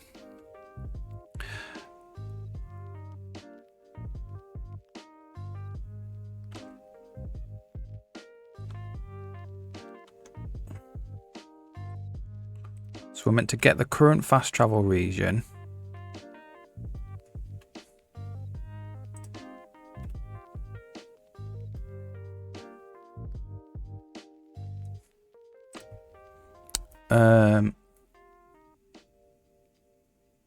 So we've got paused there. Just if the pause region has a value. So if it's not paused, if it is paused, return false. So I think that's meant to just be is paused. If the patrol is paused. So that kind of doesn't make sense. So I think that needs to be, well, let's just if zero this out.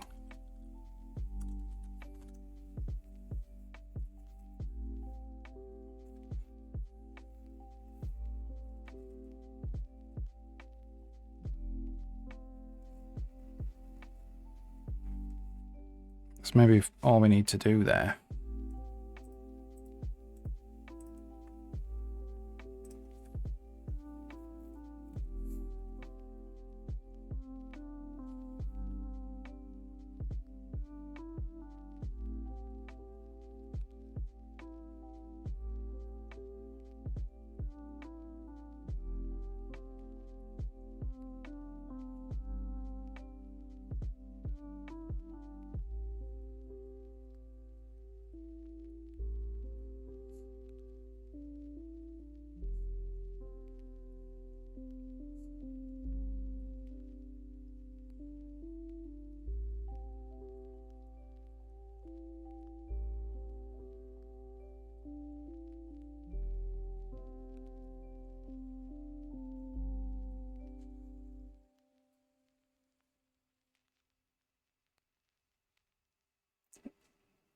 It's a cool little taking notes. Little taking notes emote. That's cool.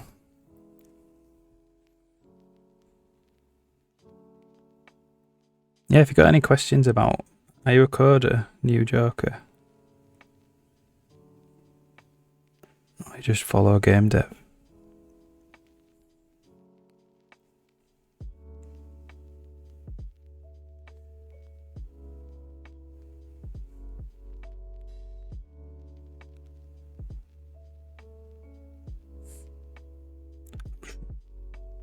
Use a few language engines.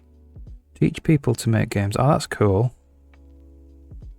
So I have quite a lot of experience in engines. Not much in gameplay though. So gameplay is kind of new for me. Gameplay coding.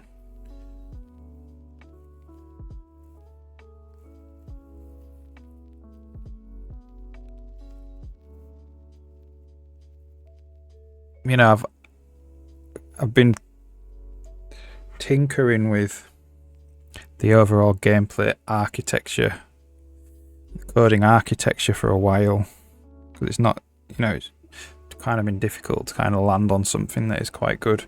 I think I've finally, over the last month or two, it's kind of clicking in now, clicking into place. So Jenny's not moving at all now. I've done that.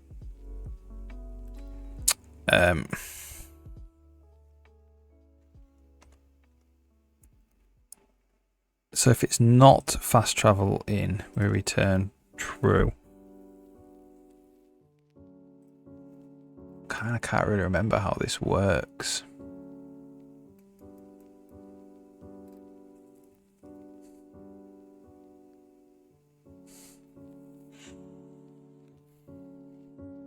I'm handy to help determine what's actually good in practice for the masses.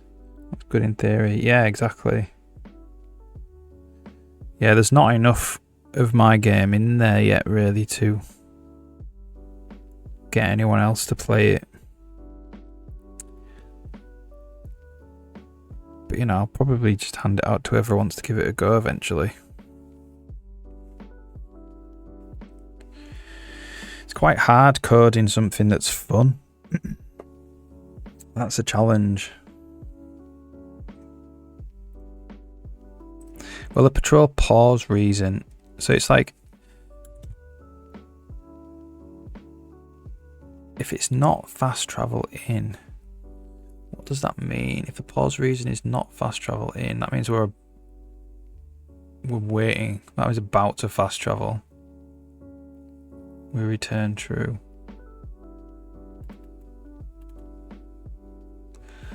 So this is what actually marks it.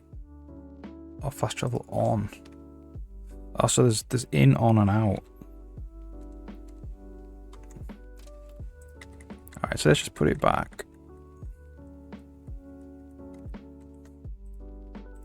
So, what marks it as fast travel in? Here. So this might be the thing that's failing.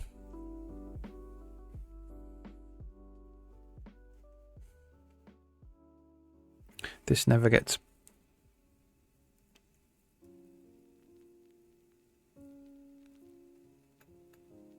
So we're inside a fast travel region.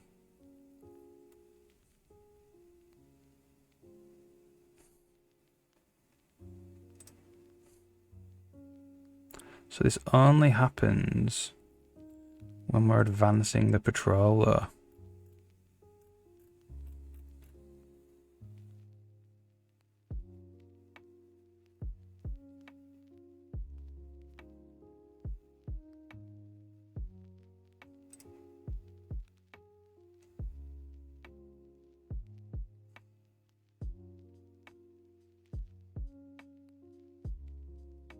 So patrol NPC ID. So this kind of doesn't really work now. Get NPC location. This is part of an older system that we've taken out. Whoops.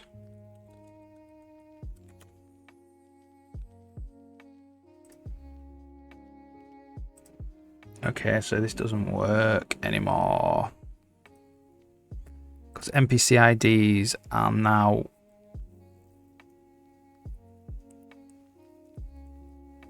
Okay. So this needs a... So we're in game patrols here. So we can't get the current location for the patrol. The patrol applies to an NPC type now, not an actual NPC. So you can't get location on a type.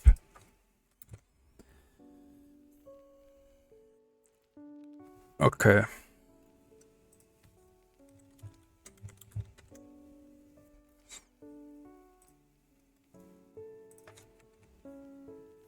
This might be more complicated.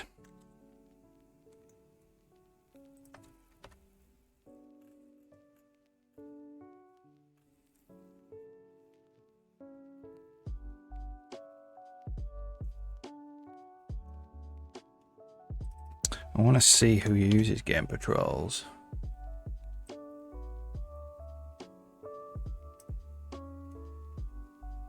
If the only people that use game patrols are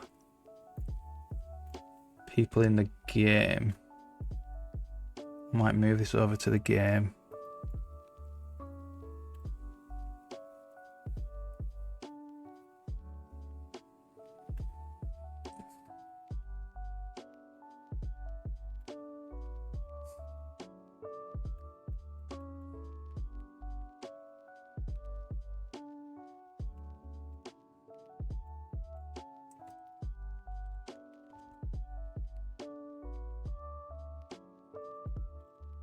Looks like it is as well. So the game state just adds it in. Like maybe all these need to be moved over to the game, you know. The problem is this lives in engine code. And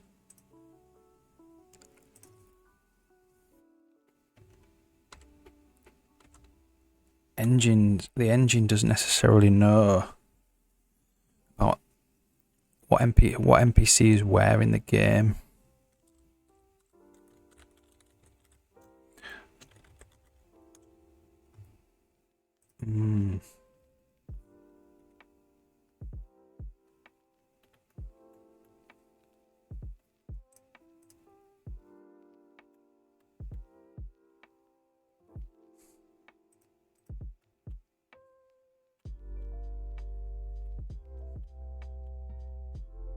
I don't know.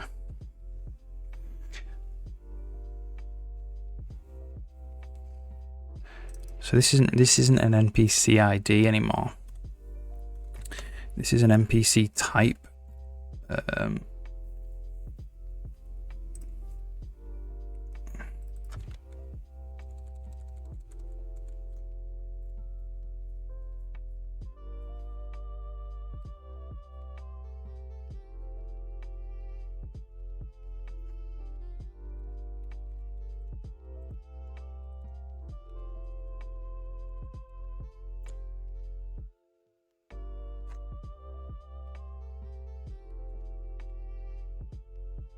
I'll just change this so I don't get mixed up.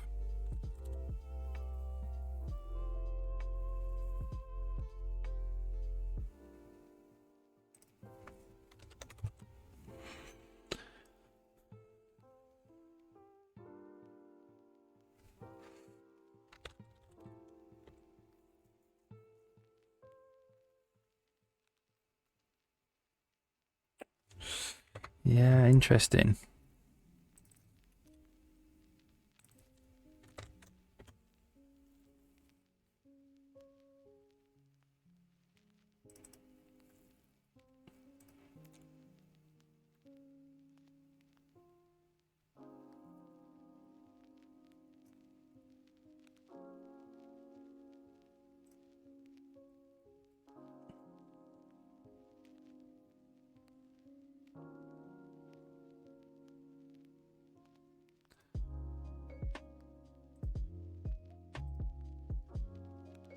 So this get NPC ID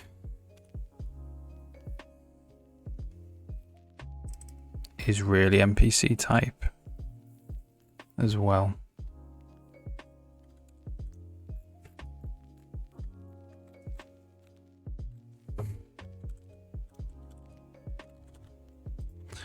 And this has got to be get NPC type.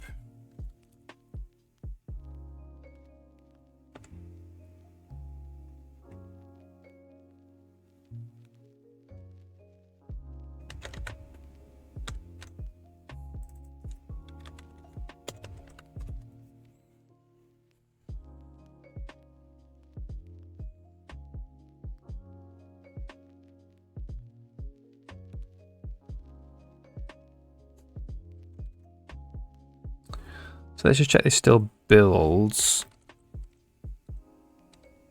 And then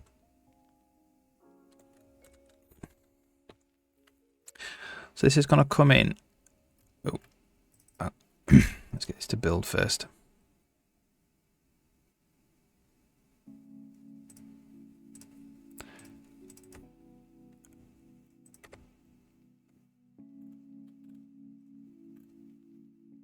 NPC ID there. I'm going to just leave that as NPC ID because that's linked in with a bunch of data files.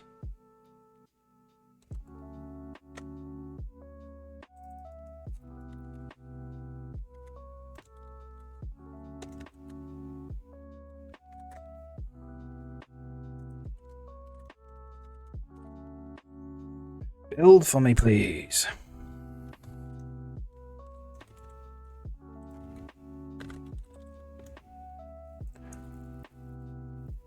So that was not paused. That was originally not paused.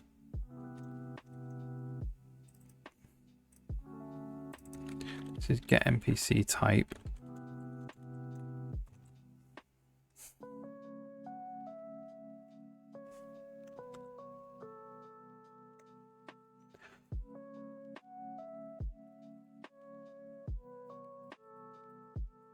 Like we could extend it so patrols are on instances.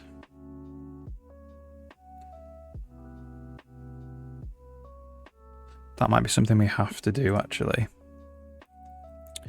So NPC patrols should be per NPC instance, not type.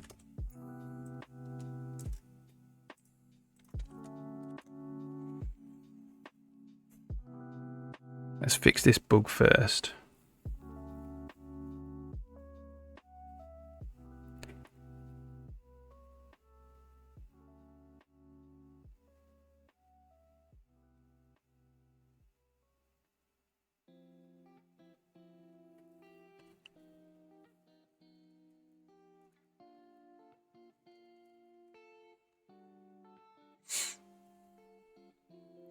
So what's happening is this is just coming along and returning, coming out of there all the time. It's not paused, it's not paused, it's not paused, it's not paused. It's waiting for something else to pause it.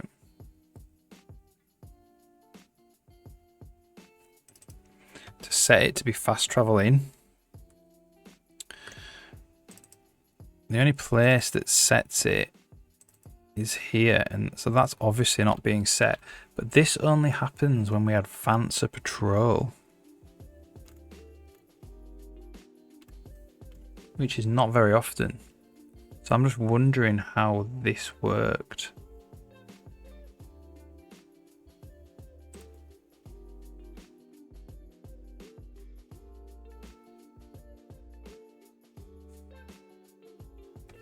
So this is coming along well.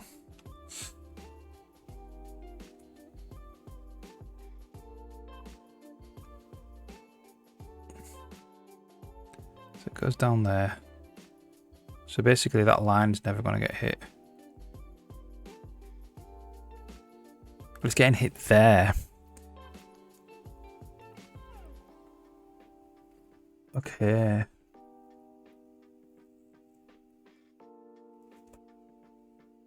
So this kind of has to happen all the time. Nuke Bird, hey, how's it going? Things are going well, thank you. Just fixing a little bit of a bug. So this guy's waiting for the monorail, but he should be waiting right here on this boundary, but he's waiting directly on top.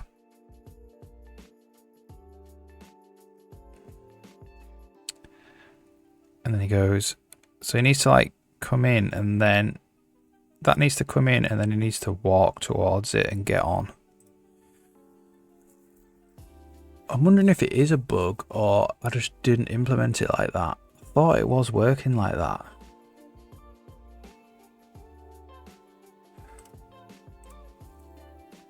I hope you're doing well, Nuke Bird.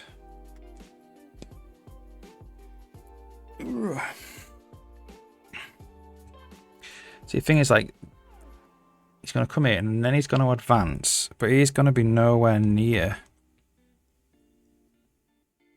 So how is this advance happening?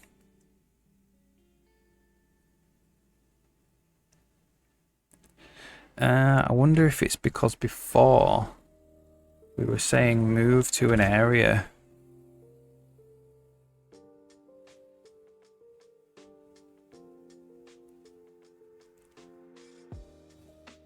I wonder if that's what was happening.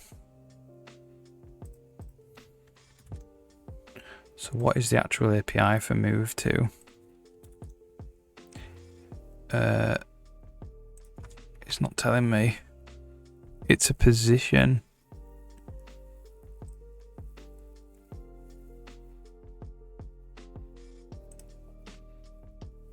So I wonder if we could extend move to. rather than to just be a position,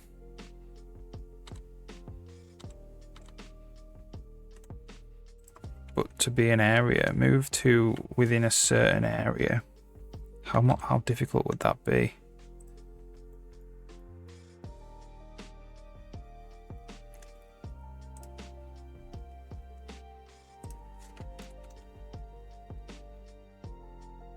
It's all working on positions. That would be kind of nice. Move to a certain area rather than a position. Today had an adventure. Adventures.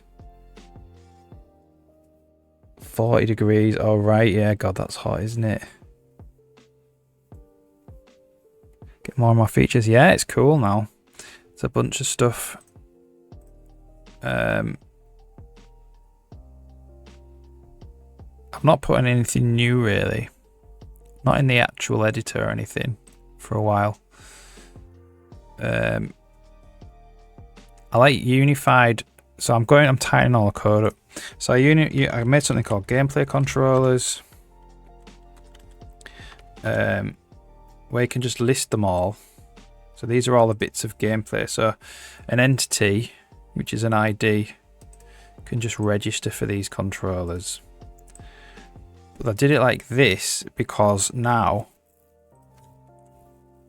if you're just a controller, like the movement controller, and you just want to listen to events, you can just put them there. You can just put them there. So if I want to listen to another event, I just make a method for it, and it automatically gets called. And I think that's going to really help as the game gets bigger, because I don't have to worry about like structuring events or anything. If I just want an event, want to listen to an event, I just put it in there, because a lot of the gameplay is event driven. And you get nice things like NatViz now. I've put it in that list, which is really good. So you can listen to all sorts of events, different types of events. You can listen to game events, which are these G events. Engine events, which are more low-level events really about the engine. You can listen to things called ready state events, which are like events that happen over time. You know, so it might take 10 seconds for an event to happen. And you can all do it with just a call now. You can just put a little method in, overload the parenthesis operator, and then that's it. You'll start getting called. This is cool.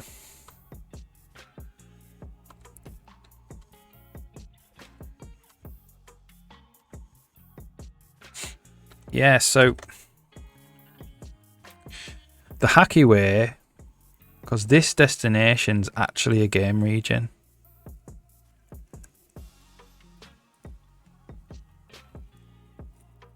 The hacky way would be to just test here. It would just be like, because we're in, we have the movement controller, so we have the actual player position. The hacky way would just to be go,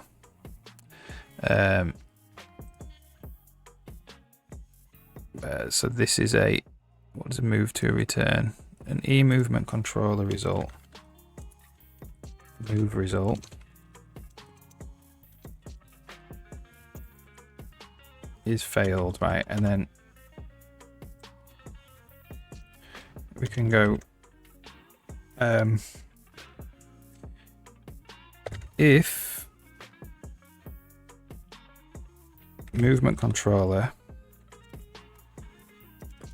what is it, what do we call it, MC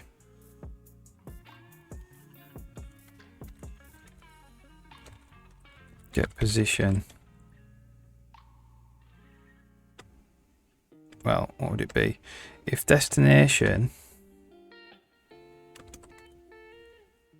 bounds intersect MC get position,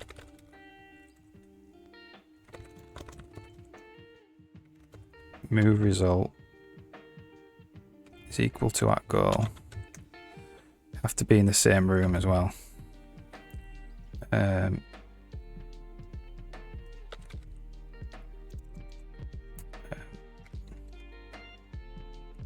Lost IntelliSense for movement controller.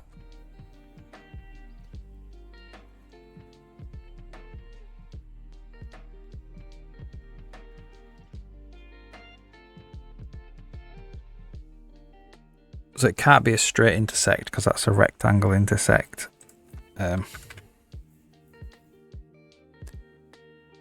So we can say if destination room is equal to MC, get location dot room. So that's a rectangle, but we're testing on a circle here. So it needs to be a little bit more. We need some kind of context as to like how we're testing.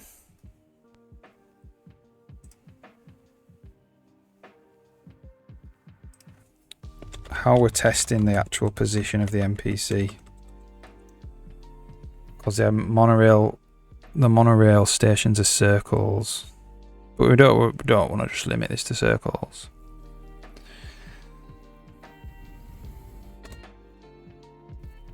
So that's the kind of hacky way, I suppose. The best way would be able to actually do a move to a region rather than just a position.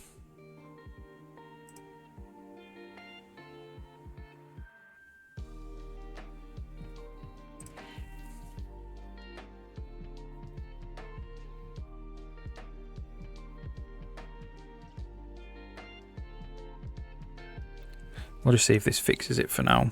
It'll fix the unfortunate thing is she might stop outside of the circle because she's testing against a rectangle.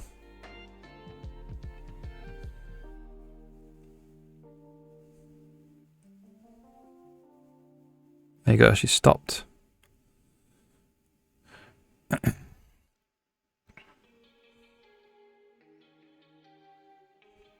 wait for the monorail car to turn up.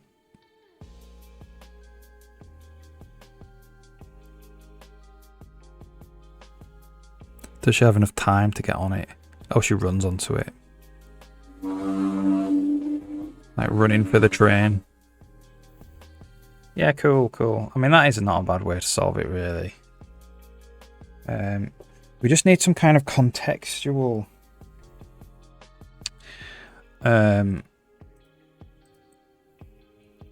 test, because we don't want to always test for rectangles. And that has to come from probably the destination.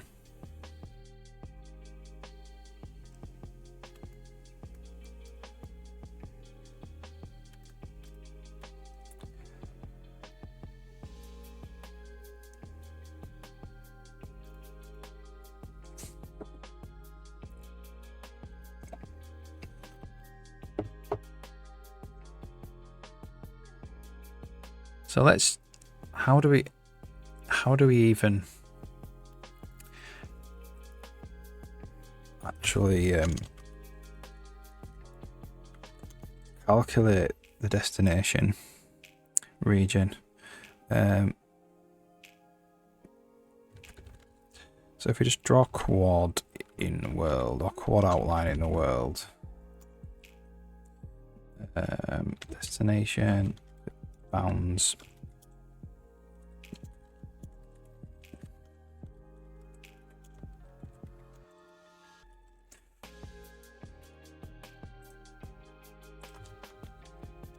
Needs to be an outline though.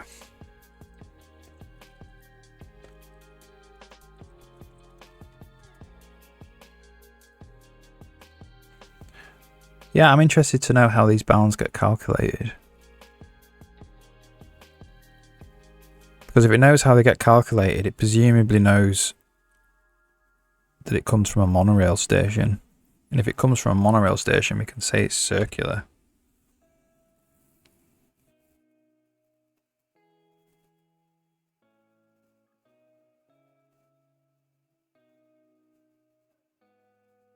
That's what it's testing.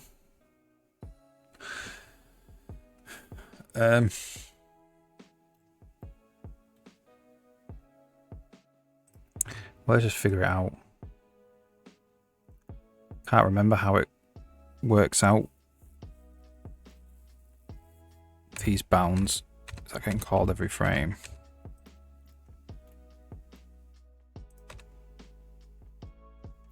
Okay.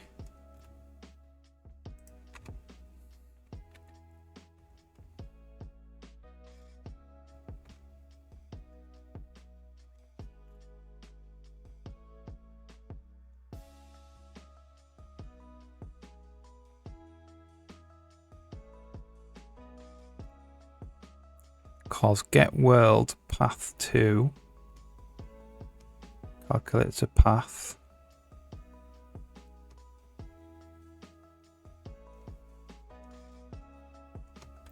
Goes get fast travel region, look.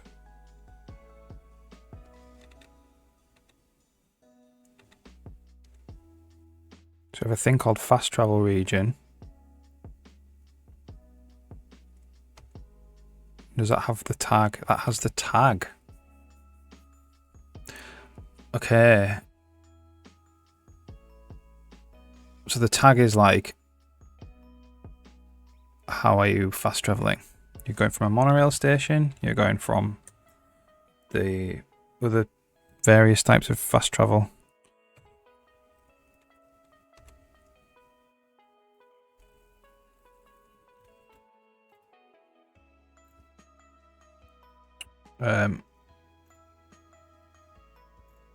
Okay, so this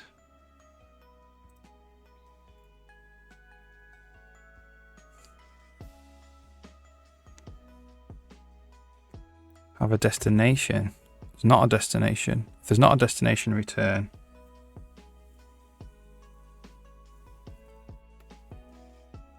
So the destination doesn't have the tag in it. That's the problem I have.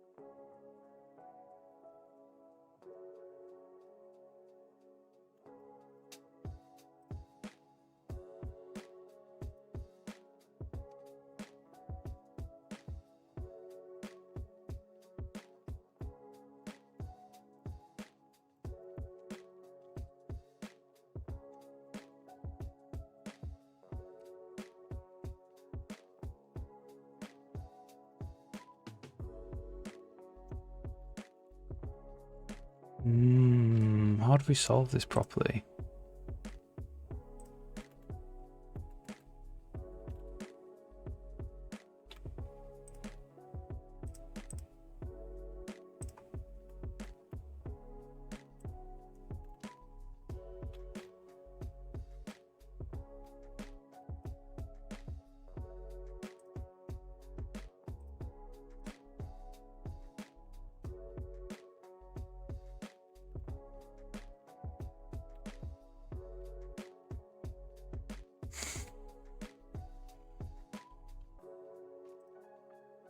We have to get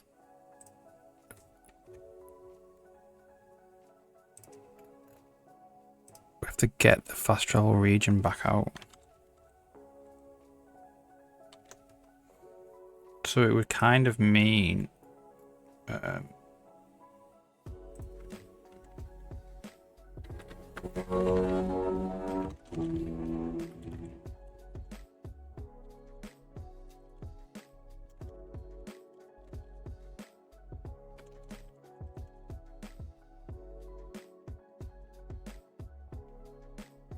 how does this work again? How do we get the fast travel regions out? Get world, get fast travel region. So it's get world, get fast travel region.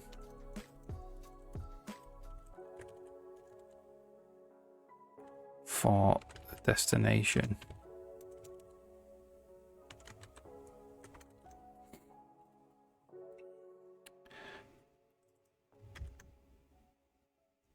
So if there's a fast travel region,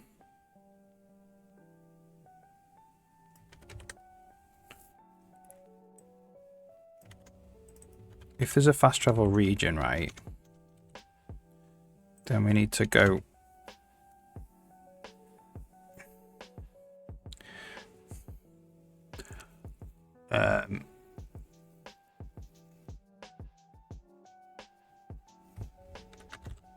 if ftr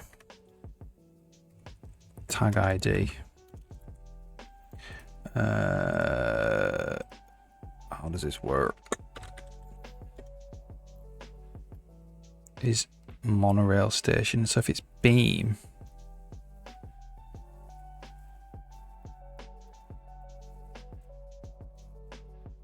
it's only if it's monorail station. This is the thing.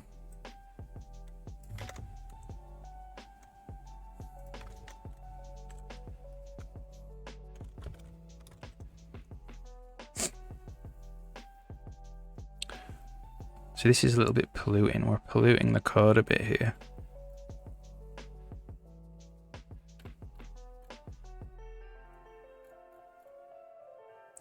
With different type, like as soon as we start thinking about monorail station, like we don't just want to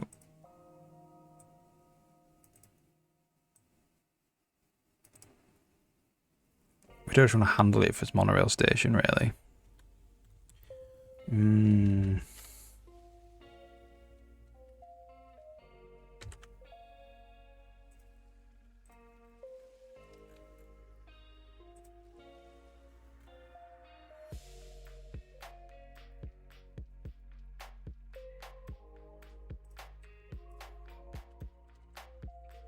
We need a call here.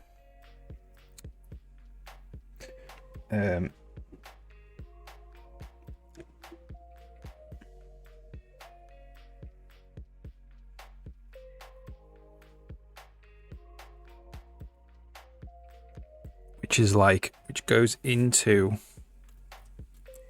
the fast travel system. So it'd be something like G systems get fast travel system.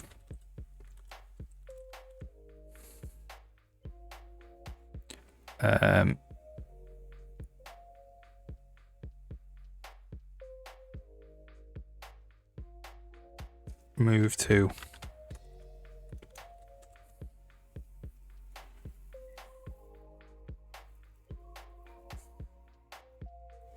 And then destination, was it? Destination like this.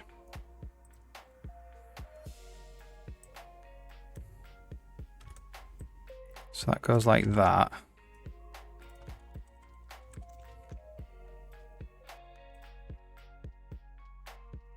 And then we say if move result is equal or is not equal to our goal,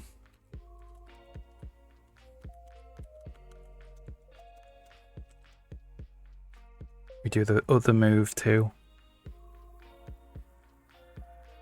which is based on the movement controller itself. And then this fast travel system can return whether it was the fast travel goal or not. And this can look in the context. This is allowed to look whether it's a monorail or whatever, because it's part of the fast travel system.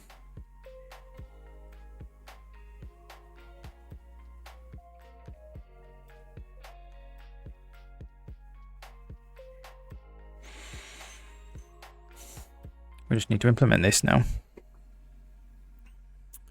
Okay, fast travel system. So this returns a e-movement controller result, which is kind of an unfortunate name, really. I'm going to call this e-movement result.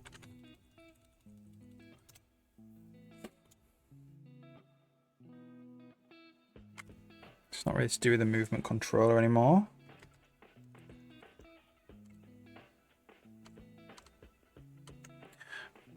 So this is e-movement result. Move to const game region.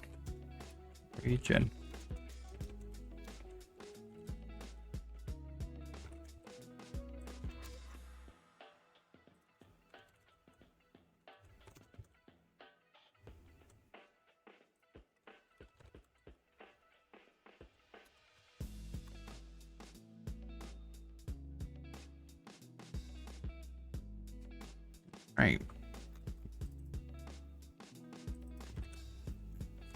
This needs to be forward declared.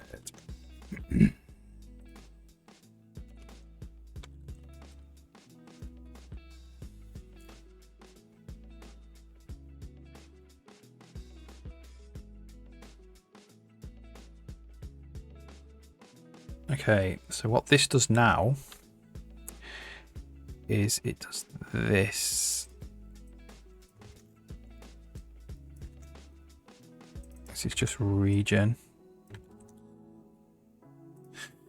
That's emove to result failed.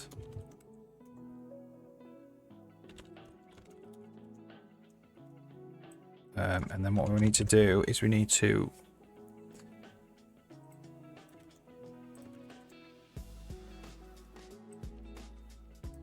this.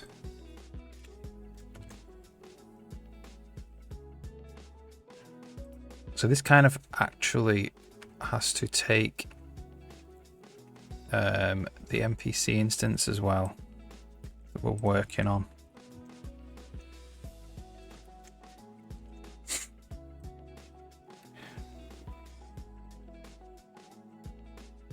So if it's a beam, we just have to go if NPC dot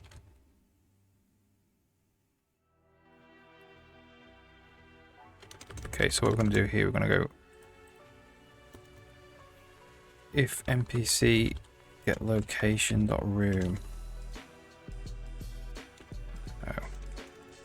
auto NPC lock equals NPC get location to check they're in the same room. If NPC lock and get game state in same room and NPC lock room is equal to the region room. So if there's not an NPC lock or the rooms are different, return failed. If there's not a fast travel region, return failed. So they're in the same room now. So we need, if it's a beam, we need to go NPC lock position distance squared region position is less than 0.1 return at goal. This is a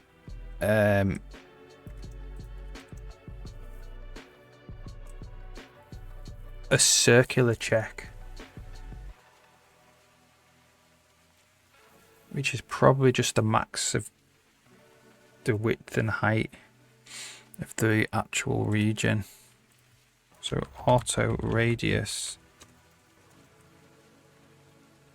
equals BM max region bounds dot width region bounds dot height.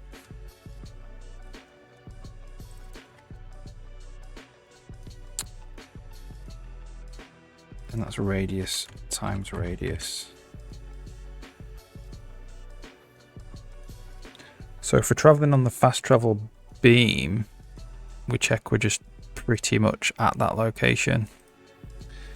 If we're fast traveling on the monorail, we just check whether we're within a radius.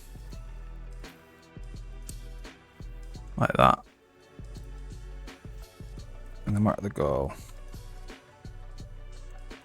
Okay.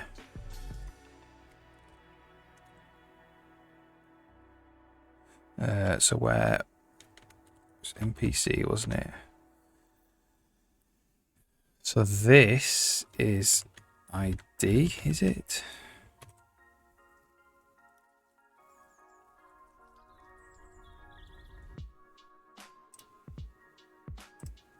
Okay.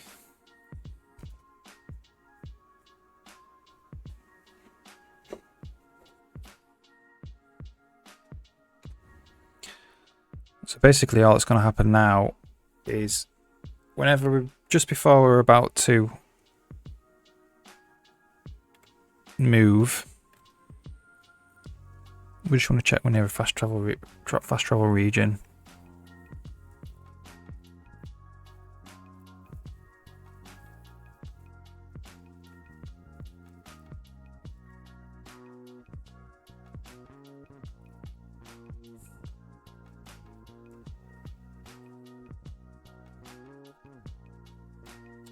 Not all control paths return a value. So the default is it just fails.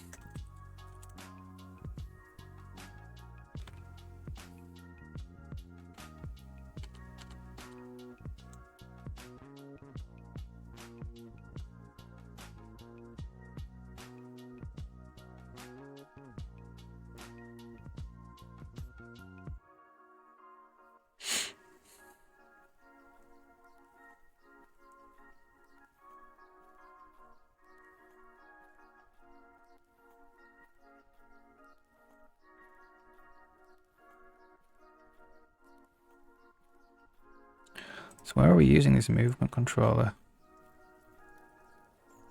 Yeah. So this is if we don't even have a move target as well, which is good because this isn't going to happen that often.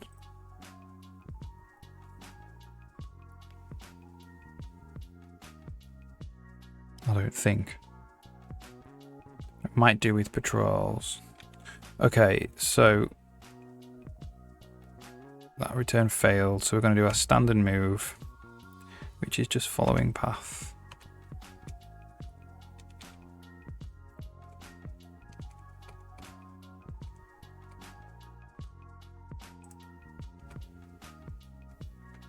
Okay, so let's just see if it just stops there. Oh, look.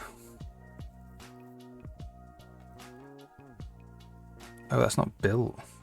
Whoa. Oh no, that's Natvi's error.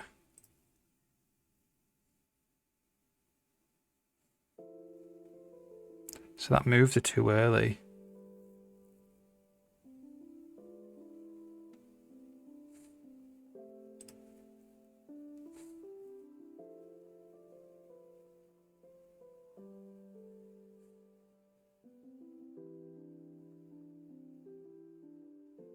She just disappears. Ooh, that's weird.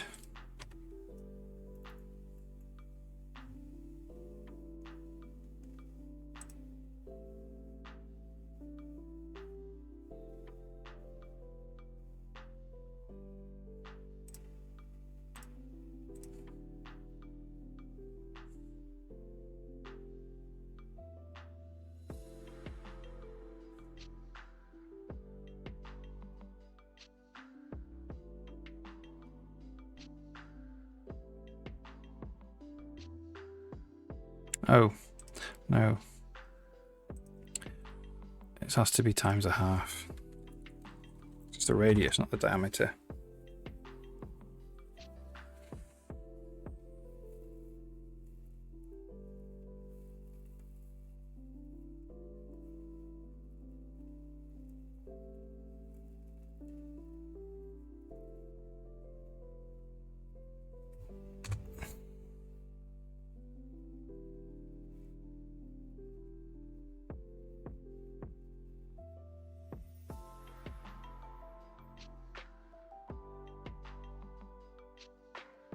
Okay, now she's waiting.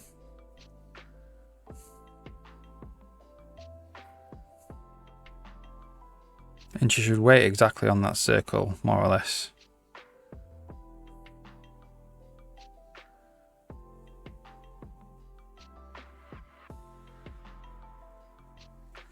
Awesome.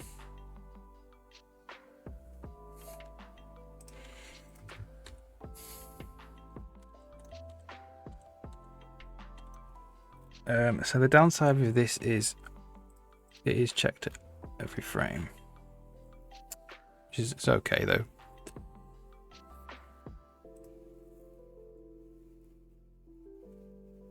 See, I'm wondering if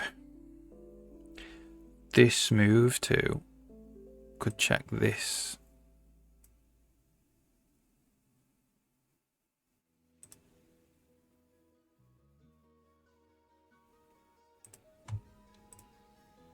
That might be better. Get this out of the NPC controller.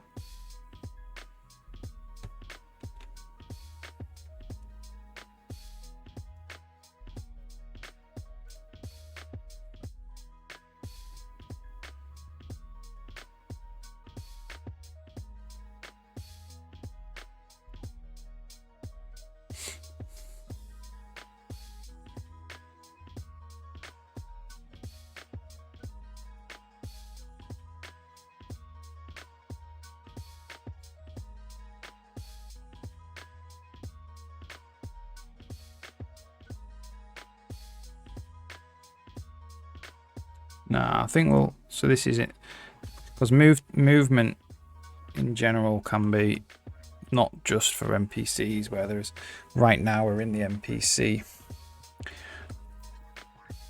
controller, and I think it's probably only NPCs that are gonna fast travel. I think that's fine. I think that's good.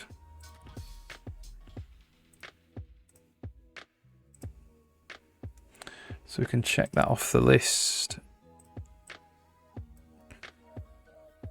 That's a nasty. I can't really do that bug on stream because it crashes the GPU, which screws up the stream.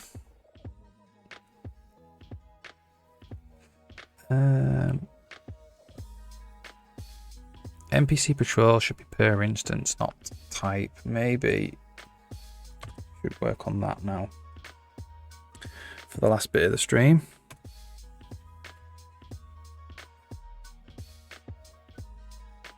So we might already have maybe. So we have a Spidean. So we're saying the NPC is for Spidean.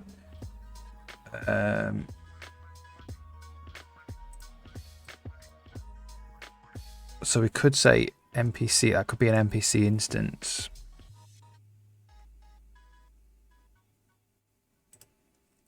Thing is, this is for the entire graph. So I think we want to keep that as just Spidean, and then possibly have maybe a game condition with instance, or put instance in the actual root node.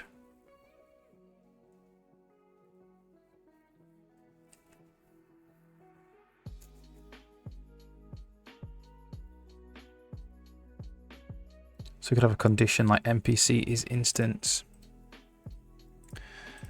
which I don't know if we even have something like that.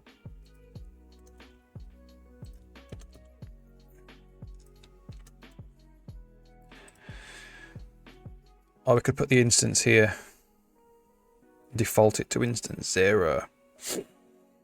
How would that affect getting the patrol?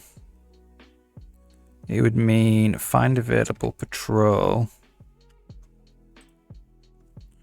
You need to pass in the instance and the NPC type.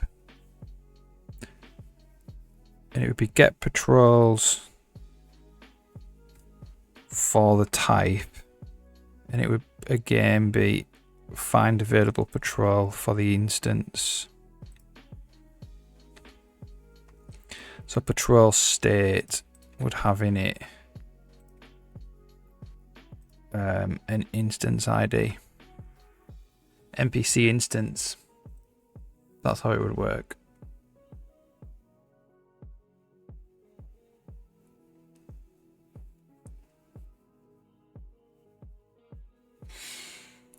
But we have an engine condition set as well.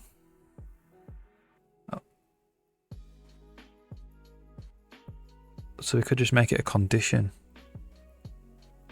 There's two approaches. We either make it a condition, or we put it in the actual patrol state itself. The easiest thing to do would just be to put it in the patrol state, the condition itself.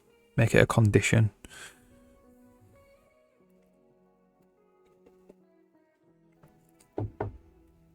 Which would mean,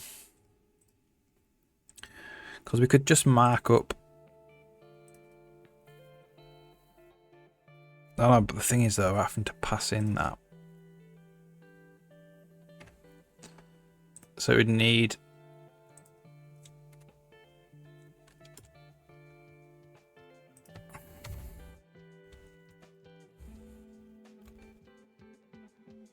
so when we tick the patrols, that's where we test if they're available or not, I believe. Every condition true. It would need a context. The context would be like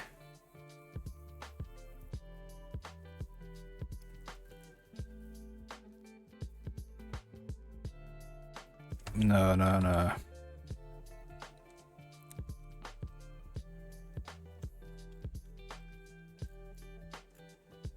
Yeah, I think we make it a part of the root node, which is a bit more work.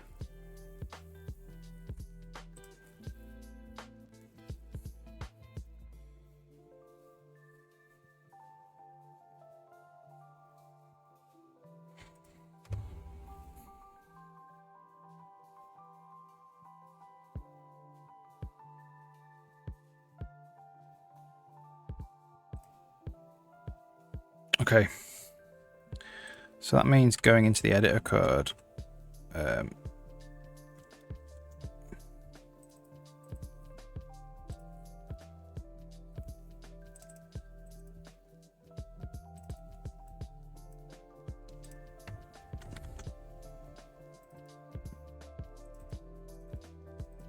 Not the planting droid. What am I doing? Slide in. And having an instance. So we'll do this. So patrol editor. So the root node for the patrol editor needs, it's got a patrol root. What we need is U32 NPC instance.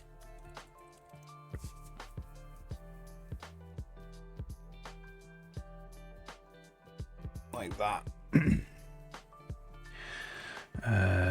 And then we got to do root NPC instance, root NPC instance, NPC instance,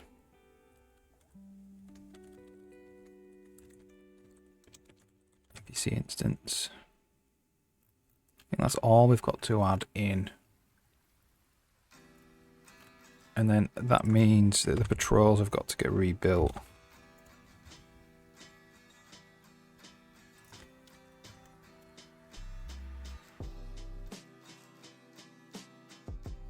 Let's check this actually loads.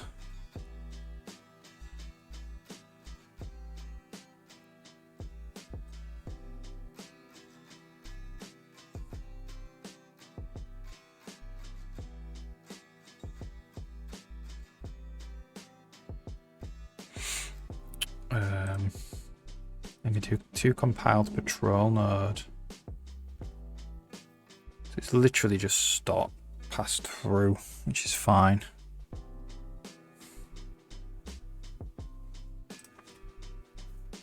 And then on the left panel for the root node, we just need to be able to specify the instance. Before we do that, we'll just check this actually runs. Change the data layout there.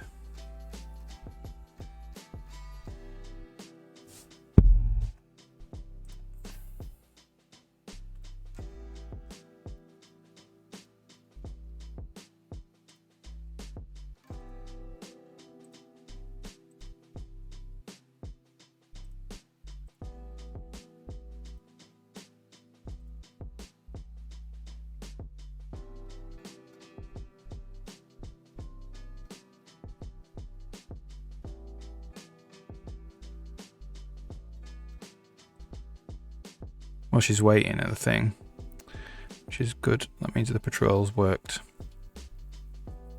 Let's hope she gets on it.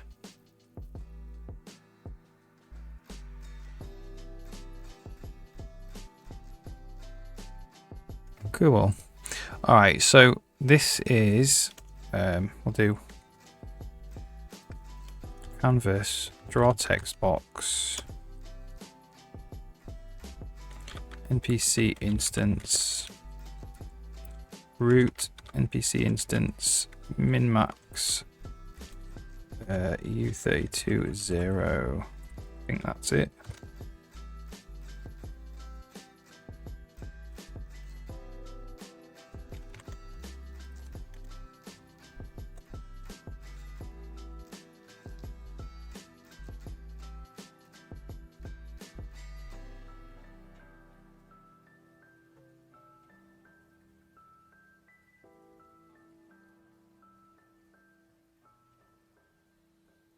I mean, to be fair, the minimum of EU32 is 0, so we probably don't actually need that.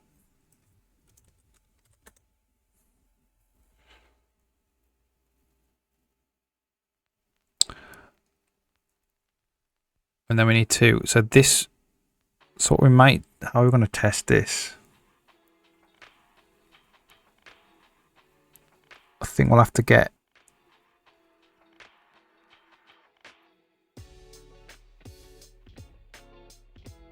yeah, I don't know. We'll have to get the other instance, we'll have to test it on those scorpion things, the Spidians, because they've got 2 instances. So now, if we open the, oops, the Spidians patrol, you can set an instance, which is 0. So what we might do is make another one for Spidian instance 1.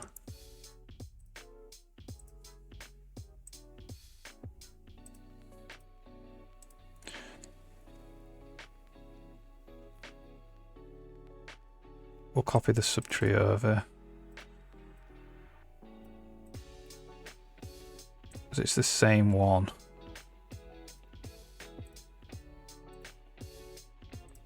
Except what we might do is just jumble these up.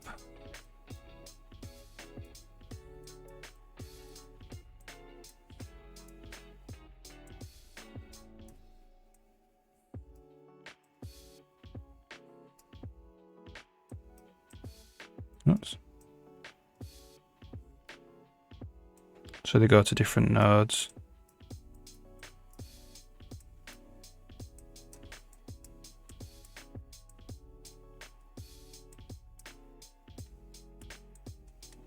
So we'll give this a name. This is going to be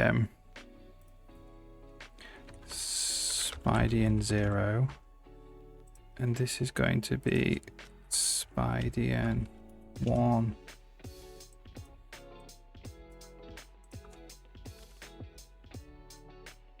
Don't really need a region.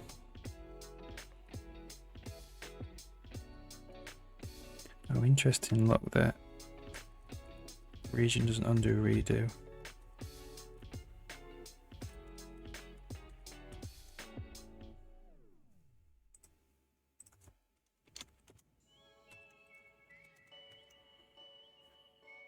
So if we do region 1 and undo it, it doesn't work.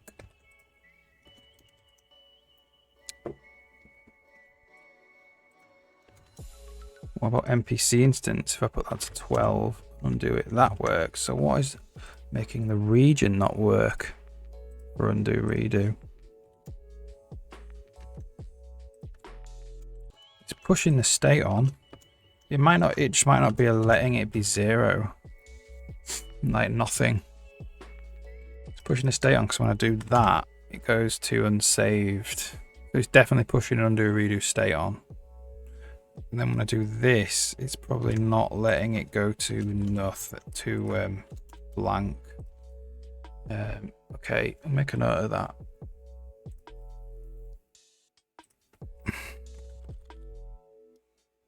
editor regions don't undo redo.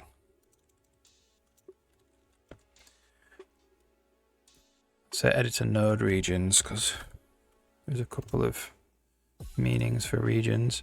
Let's just check that. So if I did 1, 2, so it does go back to 1, but it doesn't go to blank, which means that the undo redo doesn't allow text boxes to be blank for some reason. That's fine. Okay, so we've got 2 separate paths. One for NPC instance 1 and one for NPC instance 0. This is for the Spidey NPC. So that means now when we add the patrol group, again, patrols, add patrol group, right? We need patrol state needs an NPC instance ID.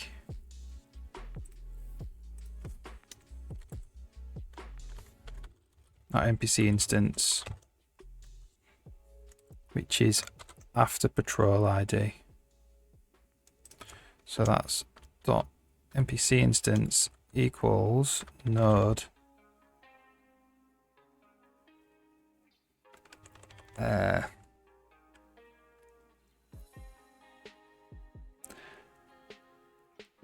okay, so we actually need to get the storage out. Oh, we have the root already, so we don't actually need that. We have patrol route,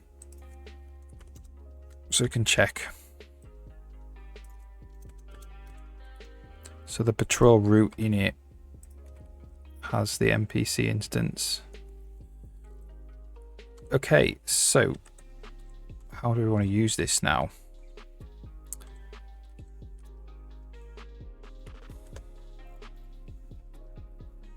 So we want U32 NPC instance like that.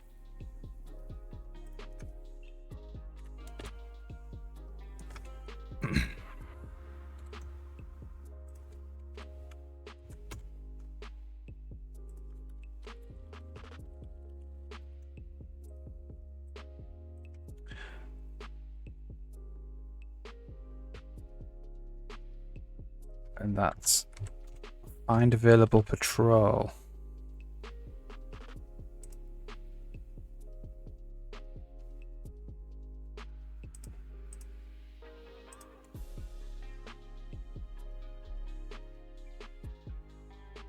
So what's the patrol ID? Ah, right, now then.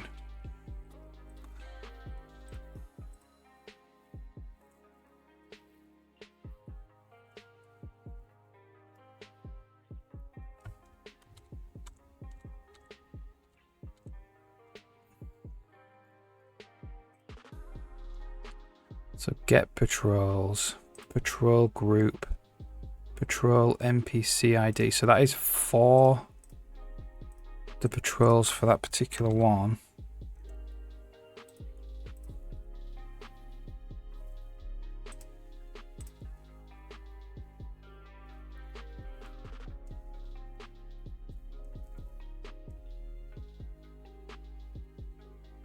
So that's got like multiple, so the patrol ID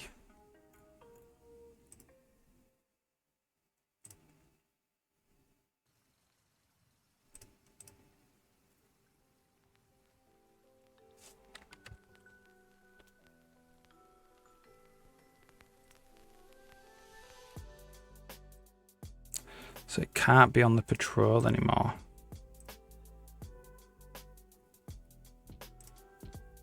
It needs to be the patrol ID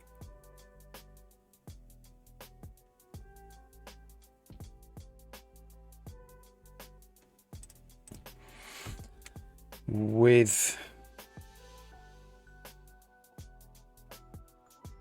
the instance. Because one patrol now can have multiple root nodes, which has always been the case actually. So this is kind of always been. So when you do that,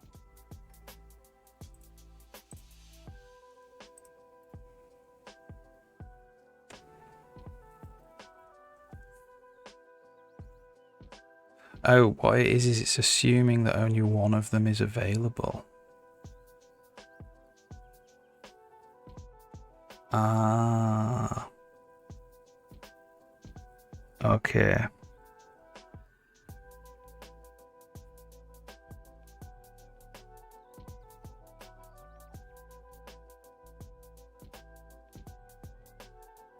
So there might be more than one available.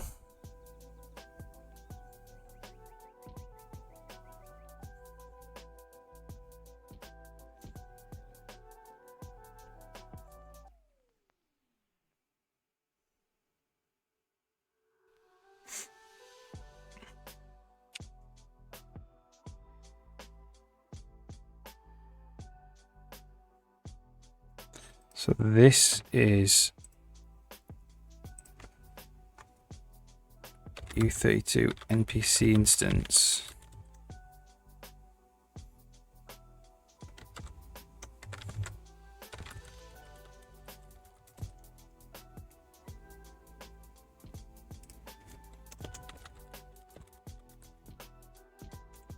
State.root.npc instance. It's not equal to npc instance. Continue.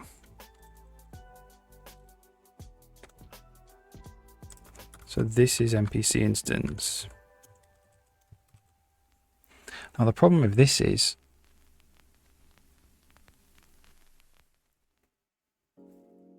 the right to left thing.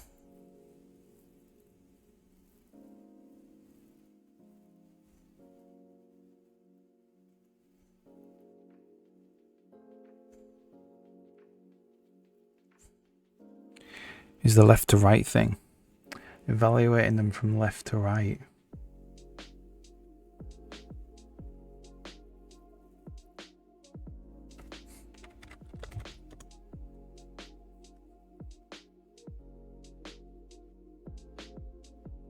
We'll say they're both available.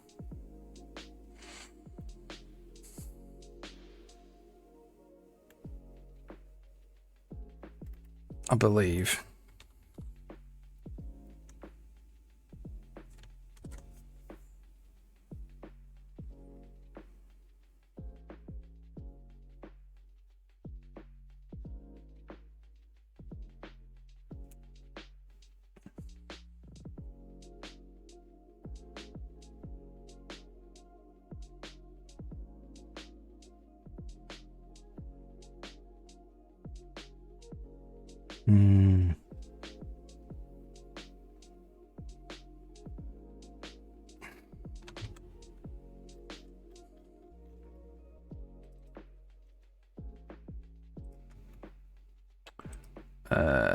So this is ID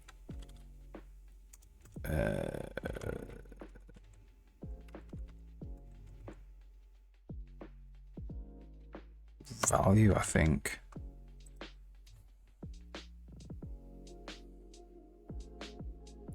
Yeah.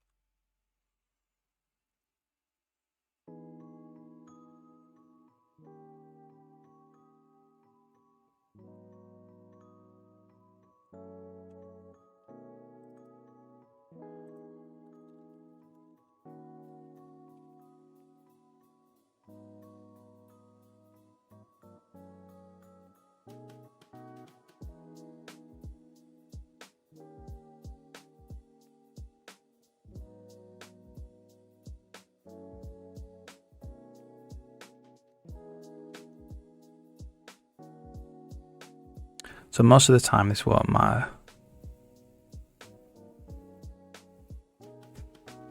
because there's only going to be one instance.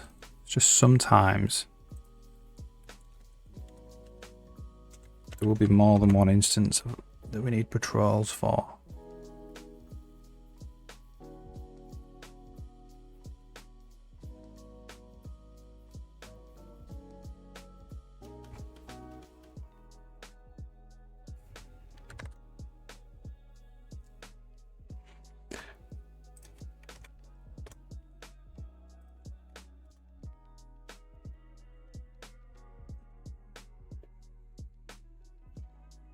It needs to be the right patrol with the right instance and available for it to work.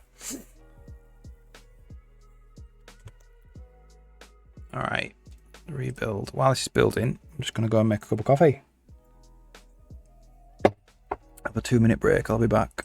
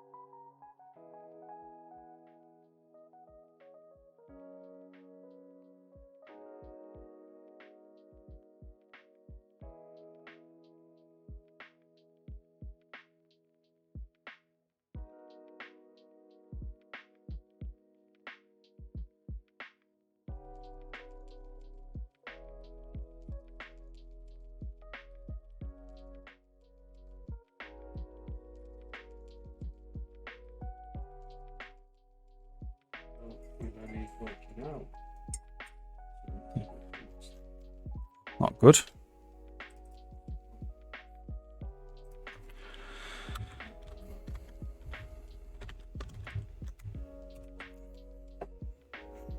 Yeah, maybe I was just thinking maybe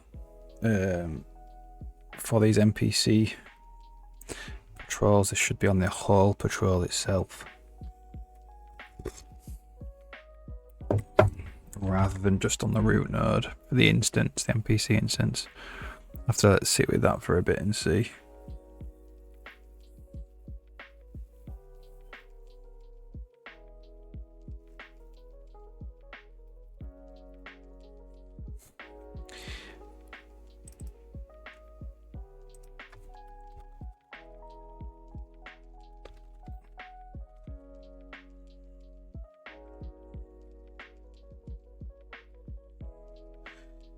I'm not Millsy. Hey, how's it going? Welcome. Hope you're alright. Oh, thanks for the follow. Got any questions? Just ask, no problem. Okay, so get type U32. So this is just. You ever tried Rider? No, I've not actually. There's a guy I watch on stream a lot called Play Dungeon Mans. He uses Rider. But can Rider do it? It's just C# in it, Rider. This is C++, so I couldn't really just switch over to it. But if I ever do any C#, I might try it for sure.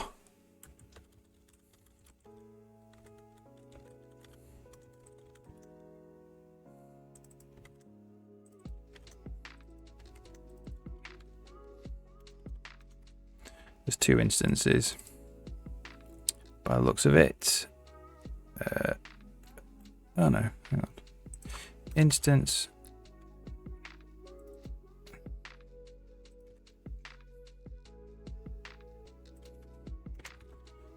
Dot get NPC.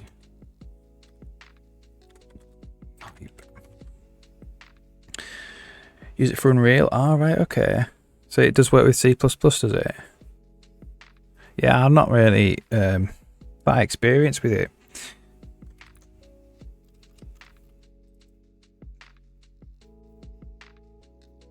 What do we call this? Just NPC type. Free for personal project streaming. Yeah, I know. Yeah, I knew you had to pay for it because they do Sea Lion as well, don't they? They're the same people, and that's got the similar thing where it's free for commercial.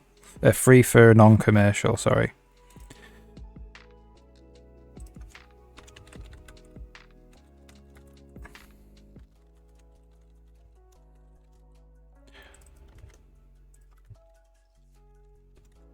I did try out. I did try out Sea Lion. It's quite good.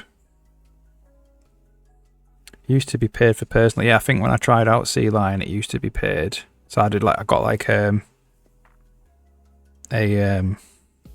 free trial for it. I was mostly interested actually in just putting my code through it because it detects unneeded header files. And I was going through a phase where I was speeding my build up, so I was like, oh, let's get rid of all the unneeded header files. So I used it for that actually. But since Visual Studio can do that now, so I haven't needed to go back to it. But it was pretty good.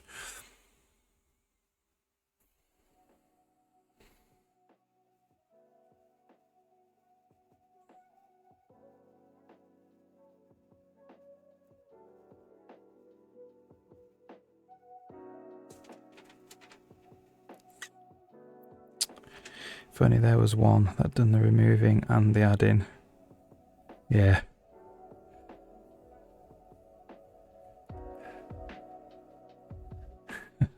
I mean, the thing about Visual Studio's version is it doesn't work really. That's the only problem.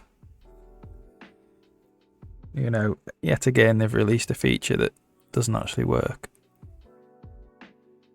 It works 90% of the time.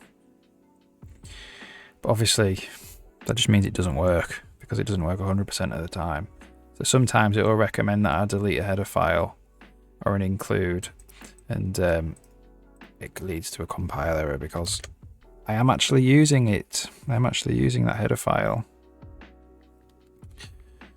All right, so we have no breakpoints set for testing this out. So it's really just in find available patrol. So there and there.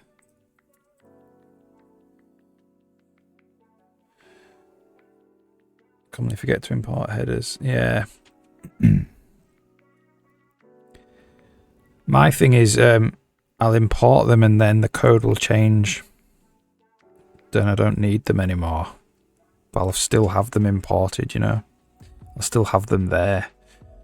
And if your project gets quite big, it can lead to unnecessary build time, because it's importing a load of code that it doesn't need to use, and if you change that header file, it has to rebuild the thing that imports it, even though it doesn't use it.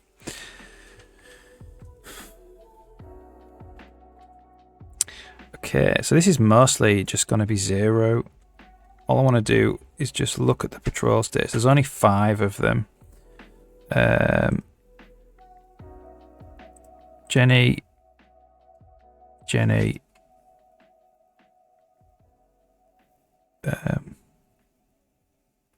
This looks kind of blank, which is not great.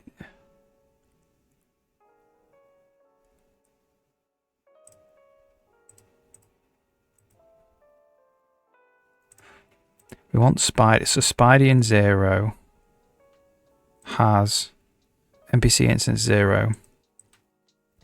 Spidey in 1 has NPC instance 1. Okay, so that will work.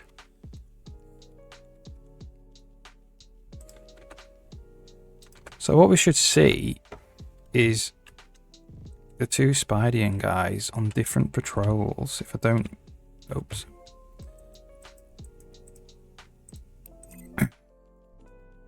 So yeah, so I'm not Millsy, I'm just working on, at the moment. So this is the editor for the game. Got 2 Spideyans in the world, and they're the same rig and everything, but they're just different instances. And these patrols are like what they do by default. So I'm setting it up so you can have 1 for each, essentially. So you can actually say that this is for NPC instance 0, and this is for NPC instance 1. So Spidey and 0, which I'm not sure which one it is, one of them will do one thing and one of them will do the other thing. But I need to not anger them because they can attack me. Just want to check that that guy's actually going to move. He doesn't look like he is, so that guy's kind of broken. Yeah, custom everything really. Made all the UI and the game with the engine. So this is like the editor, so this is how you build the game, and then it's got in stuff like the level editor. You can move stuff around in it.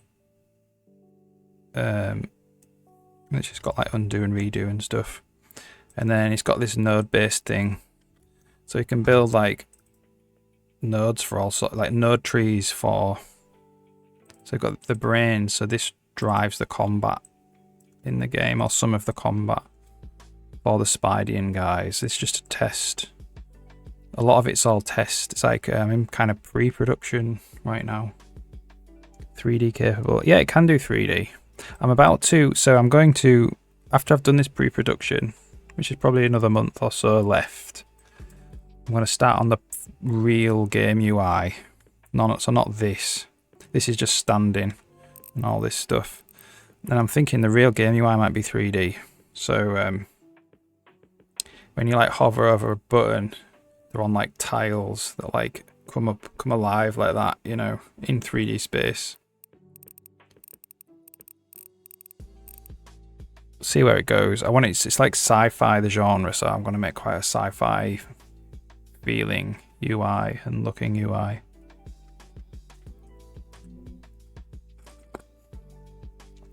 Okay, so Spidey 1 is not moving at all. And he's not even getting... So this guy can get angry. Spidey 1's not... He's just kind of dead. He's not doing anything. He's just waiting there. So that's not working. So let's go back into... If we go to the game.config and we'll go to the combat room.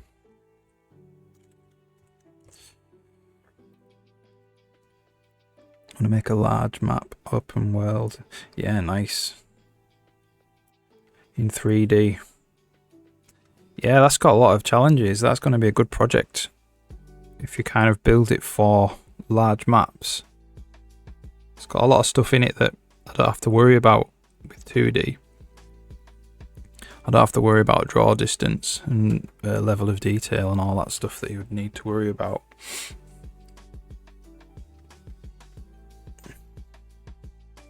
So yeah, it'd be very different to this this engine. But cool project. Okay, so Spidey 1 has no patrol. That's what's happening. He's trying to find a patrol. This guy, Spidey 1. And there aren't any.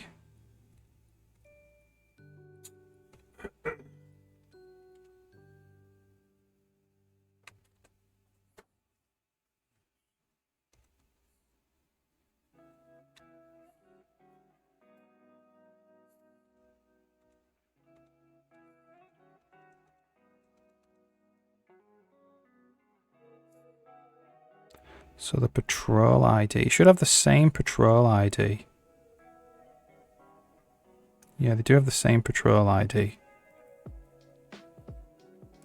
Current node ID. So it's the last one.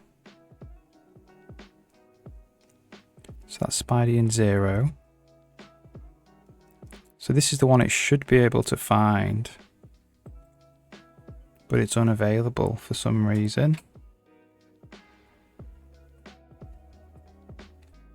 I wonder if this is to do with, so when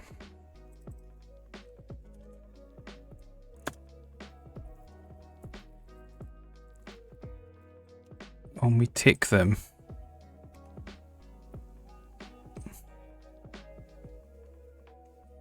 I'll look at patrol conditions. There needs to be 2 sets of patrol conditions now.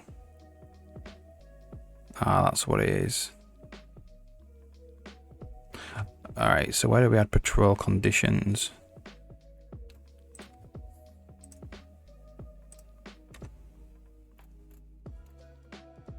Here. So I'm wondering whether, rather than actually assign the patrols to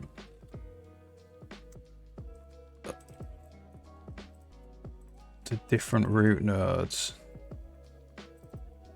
Oops, not the planting droid.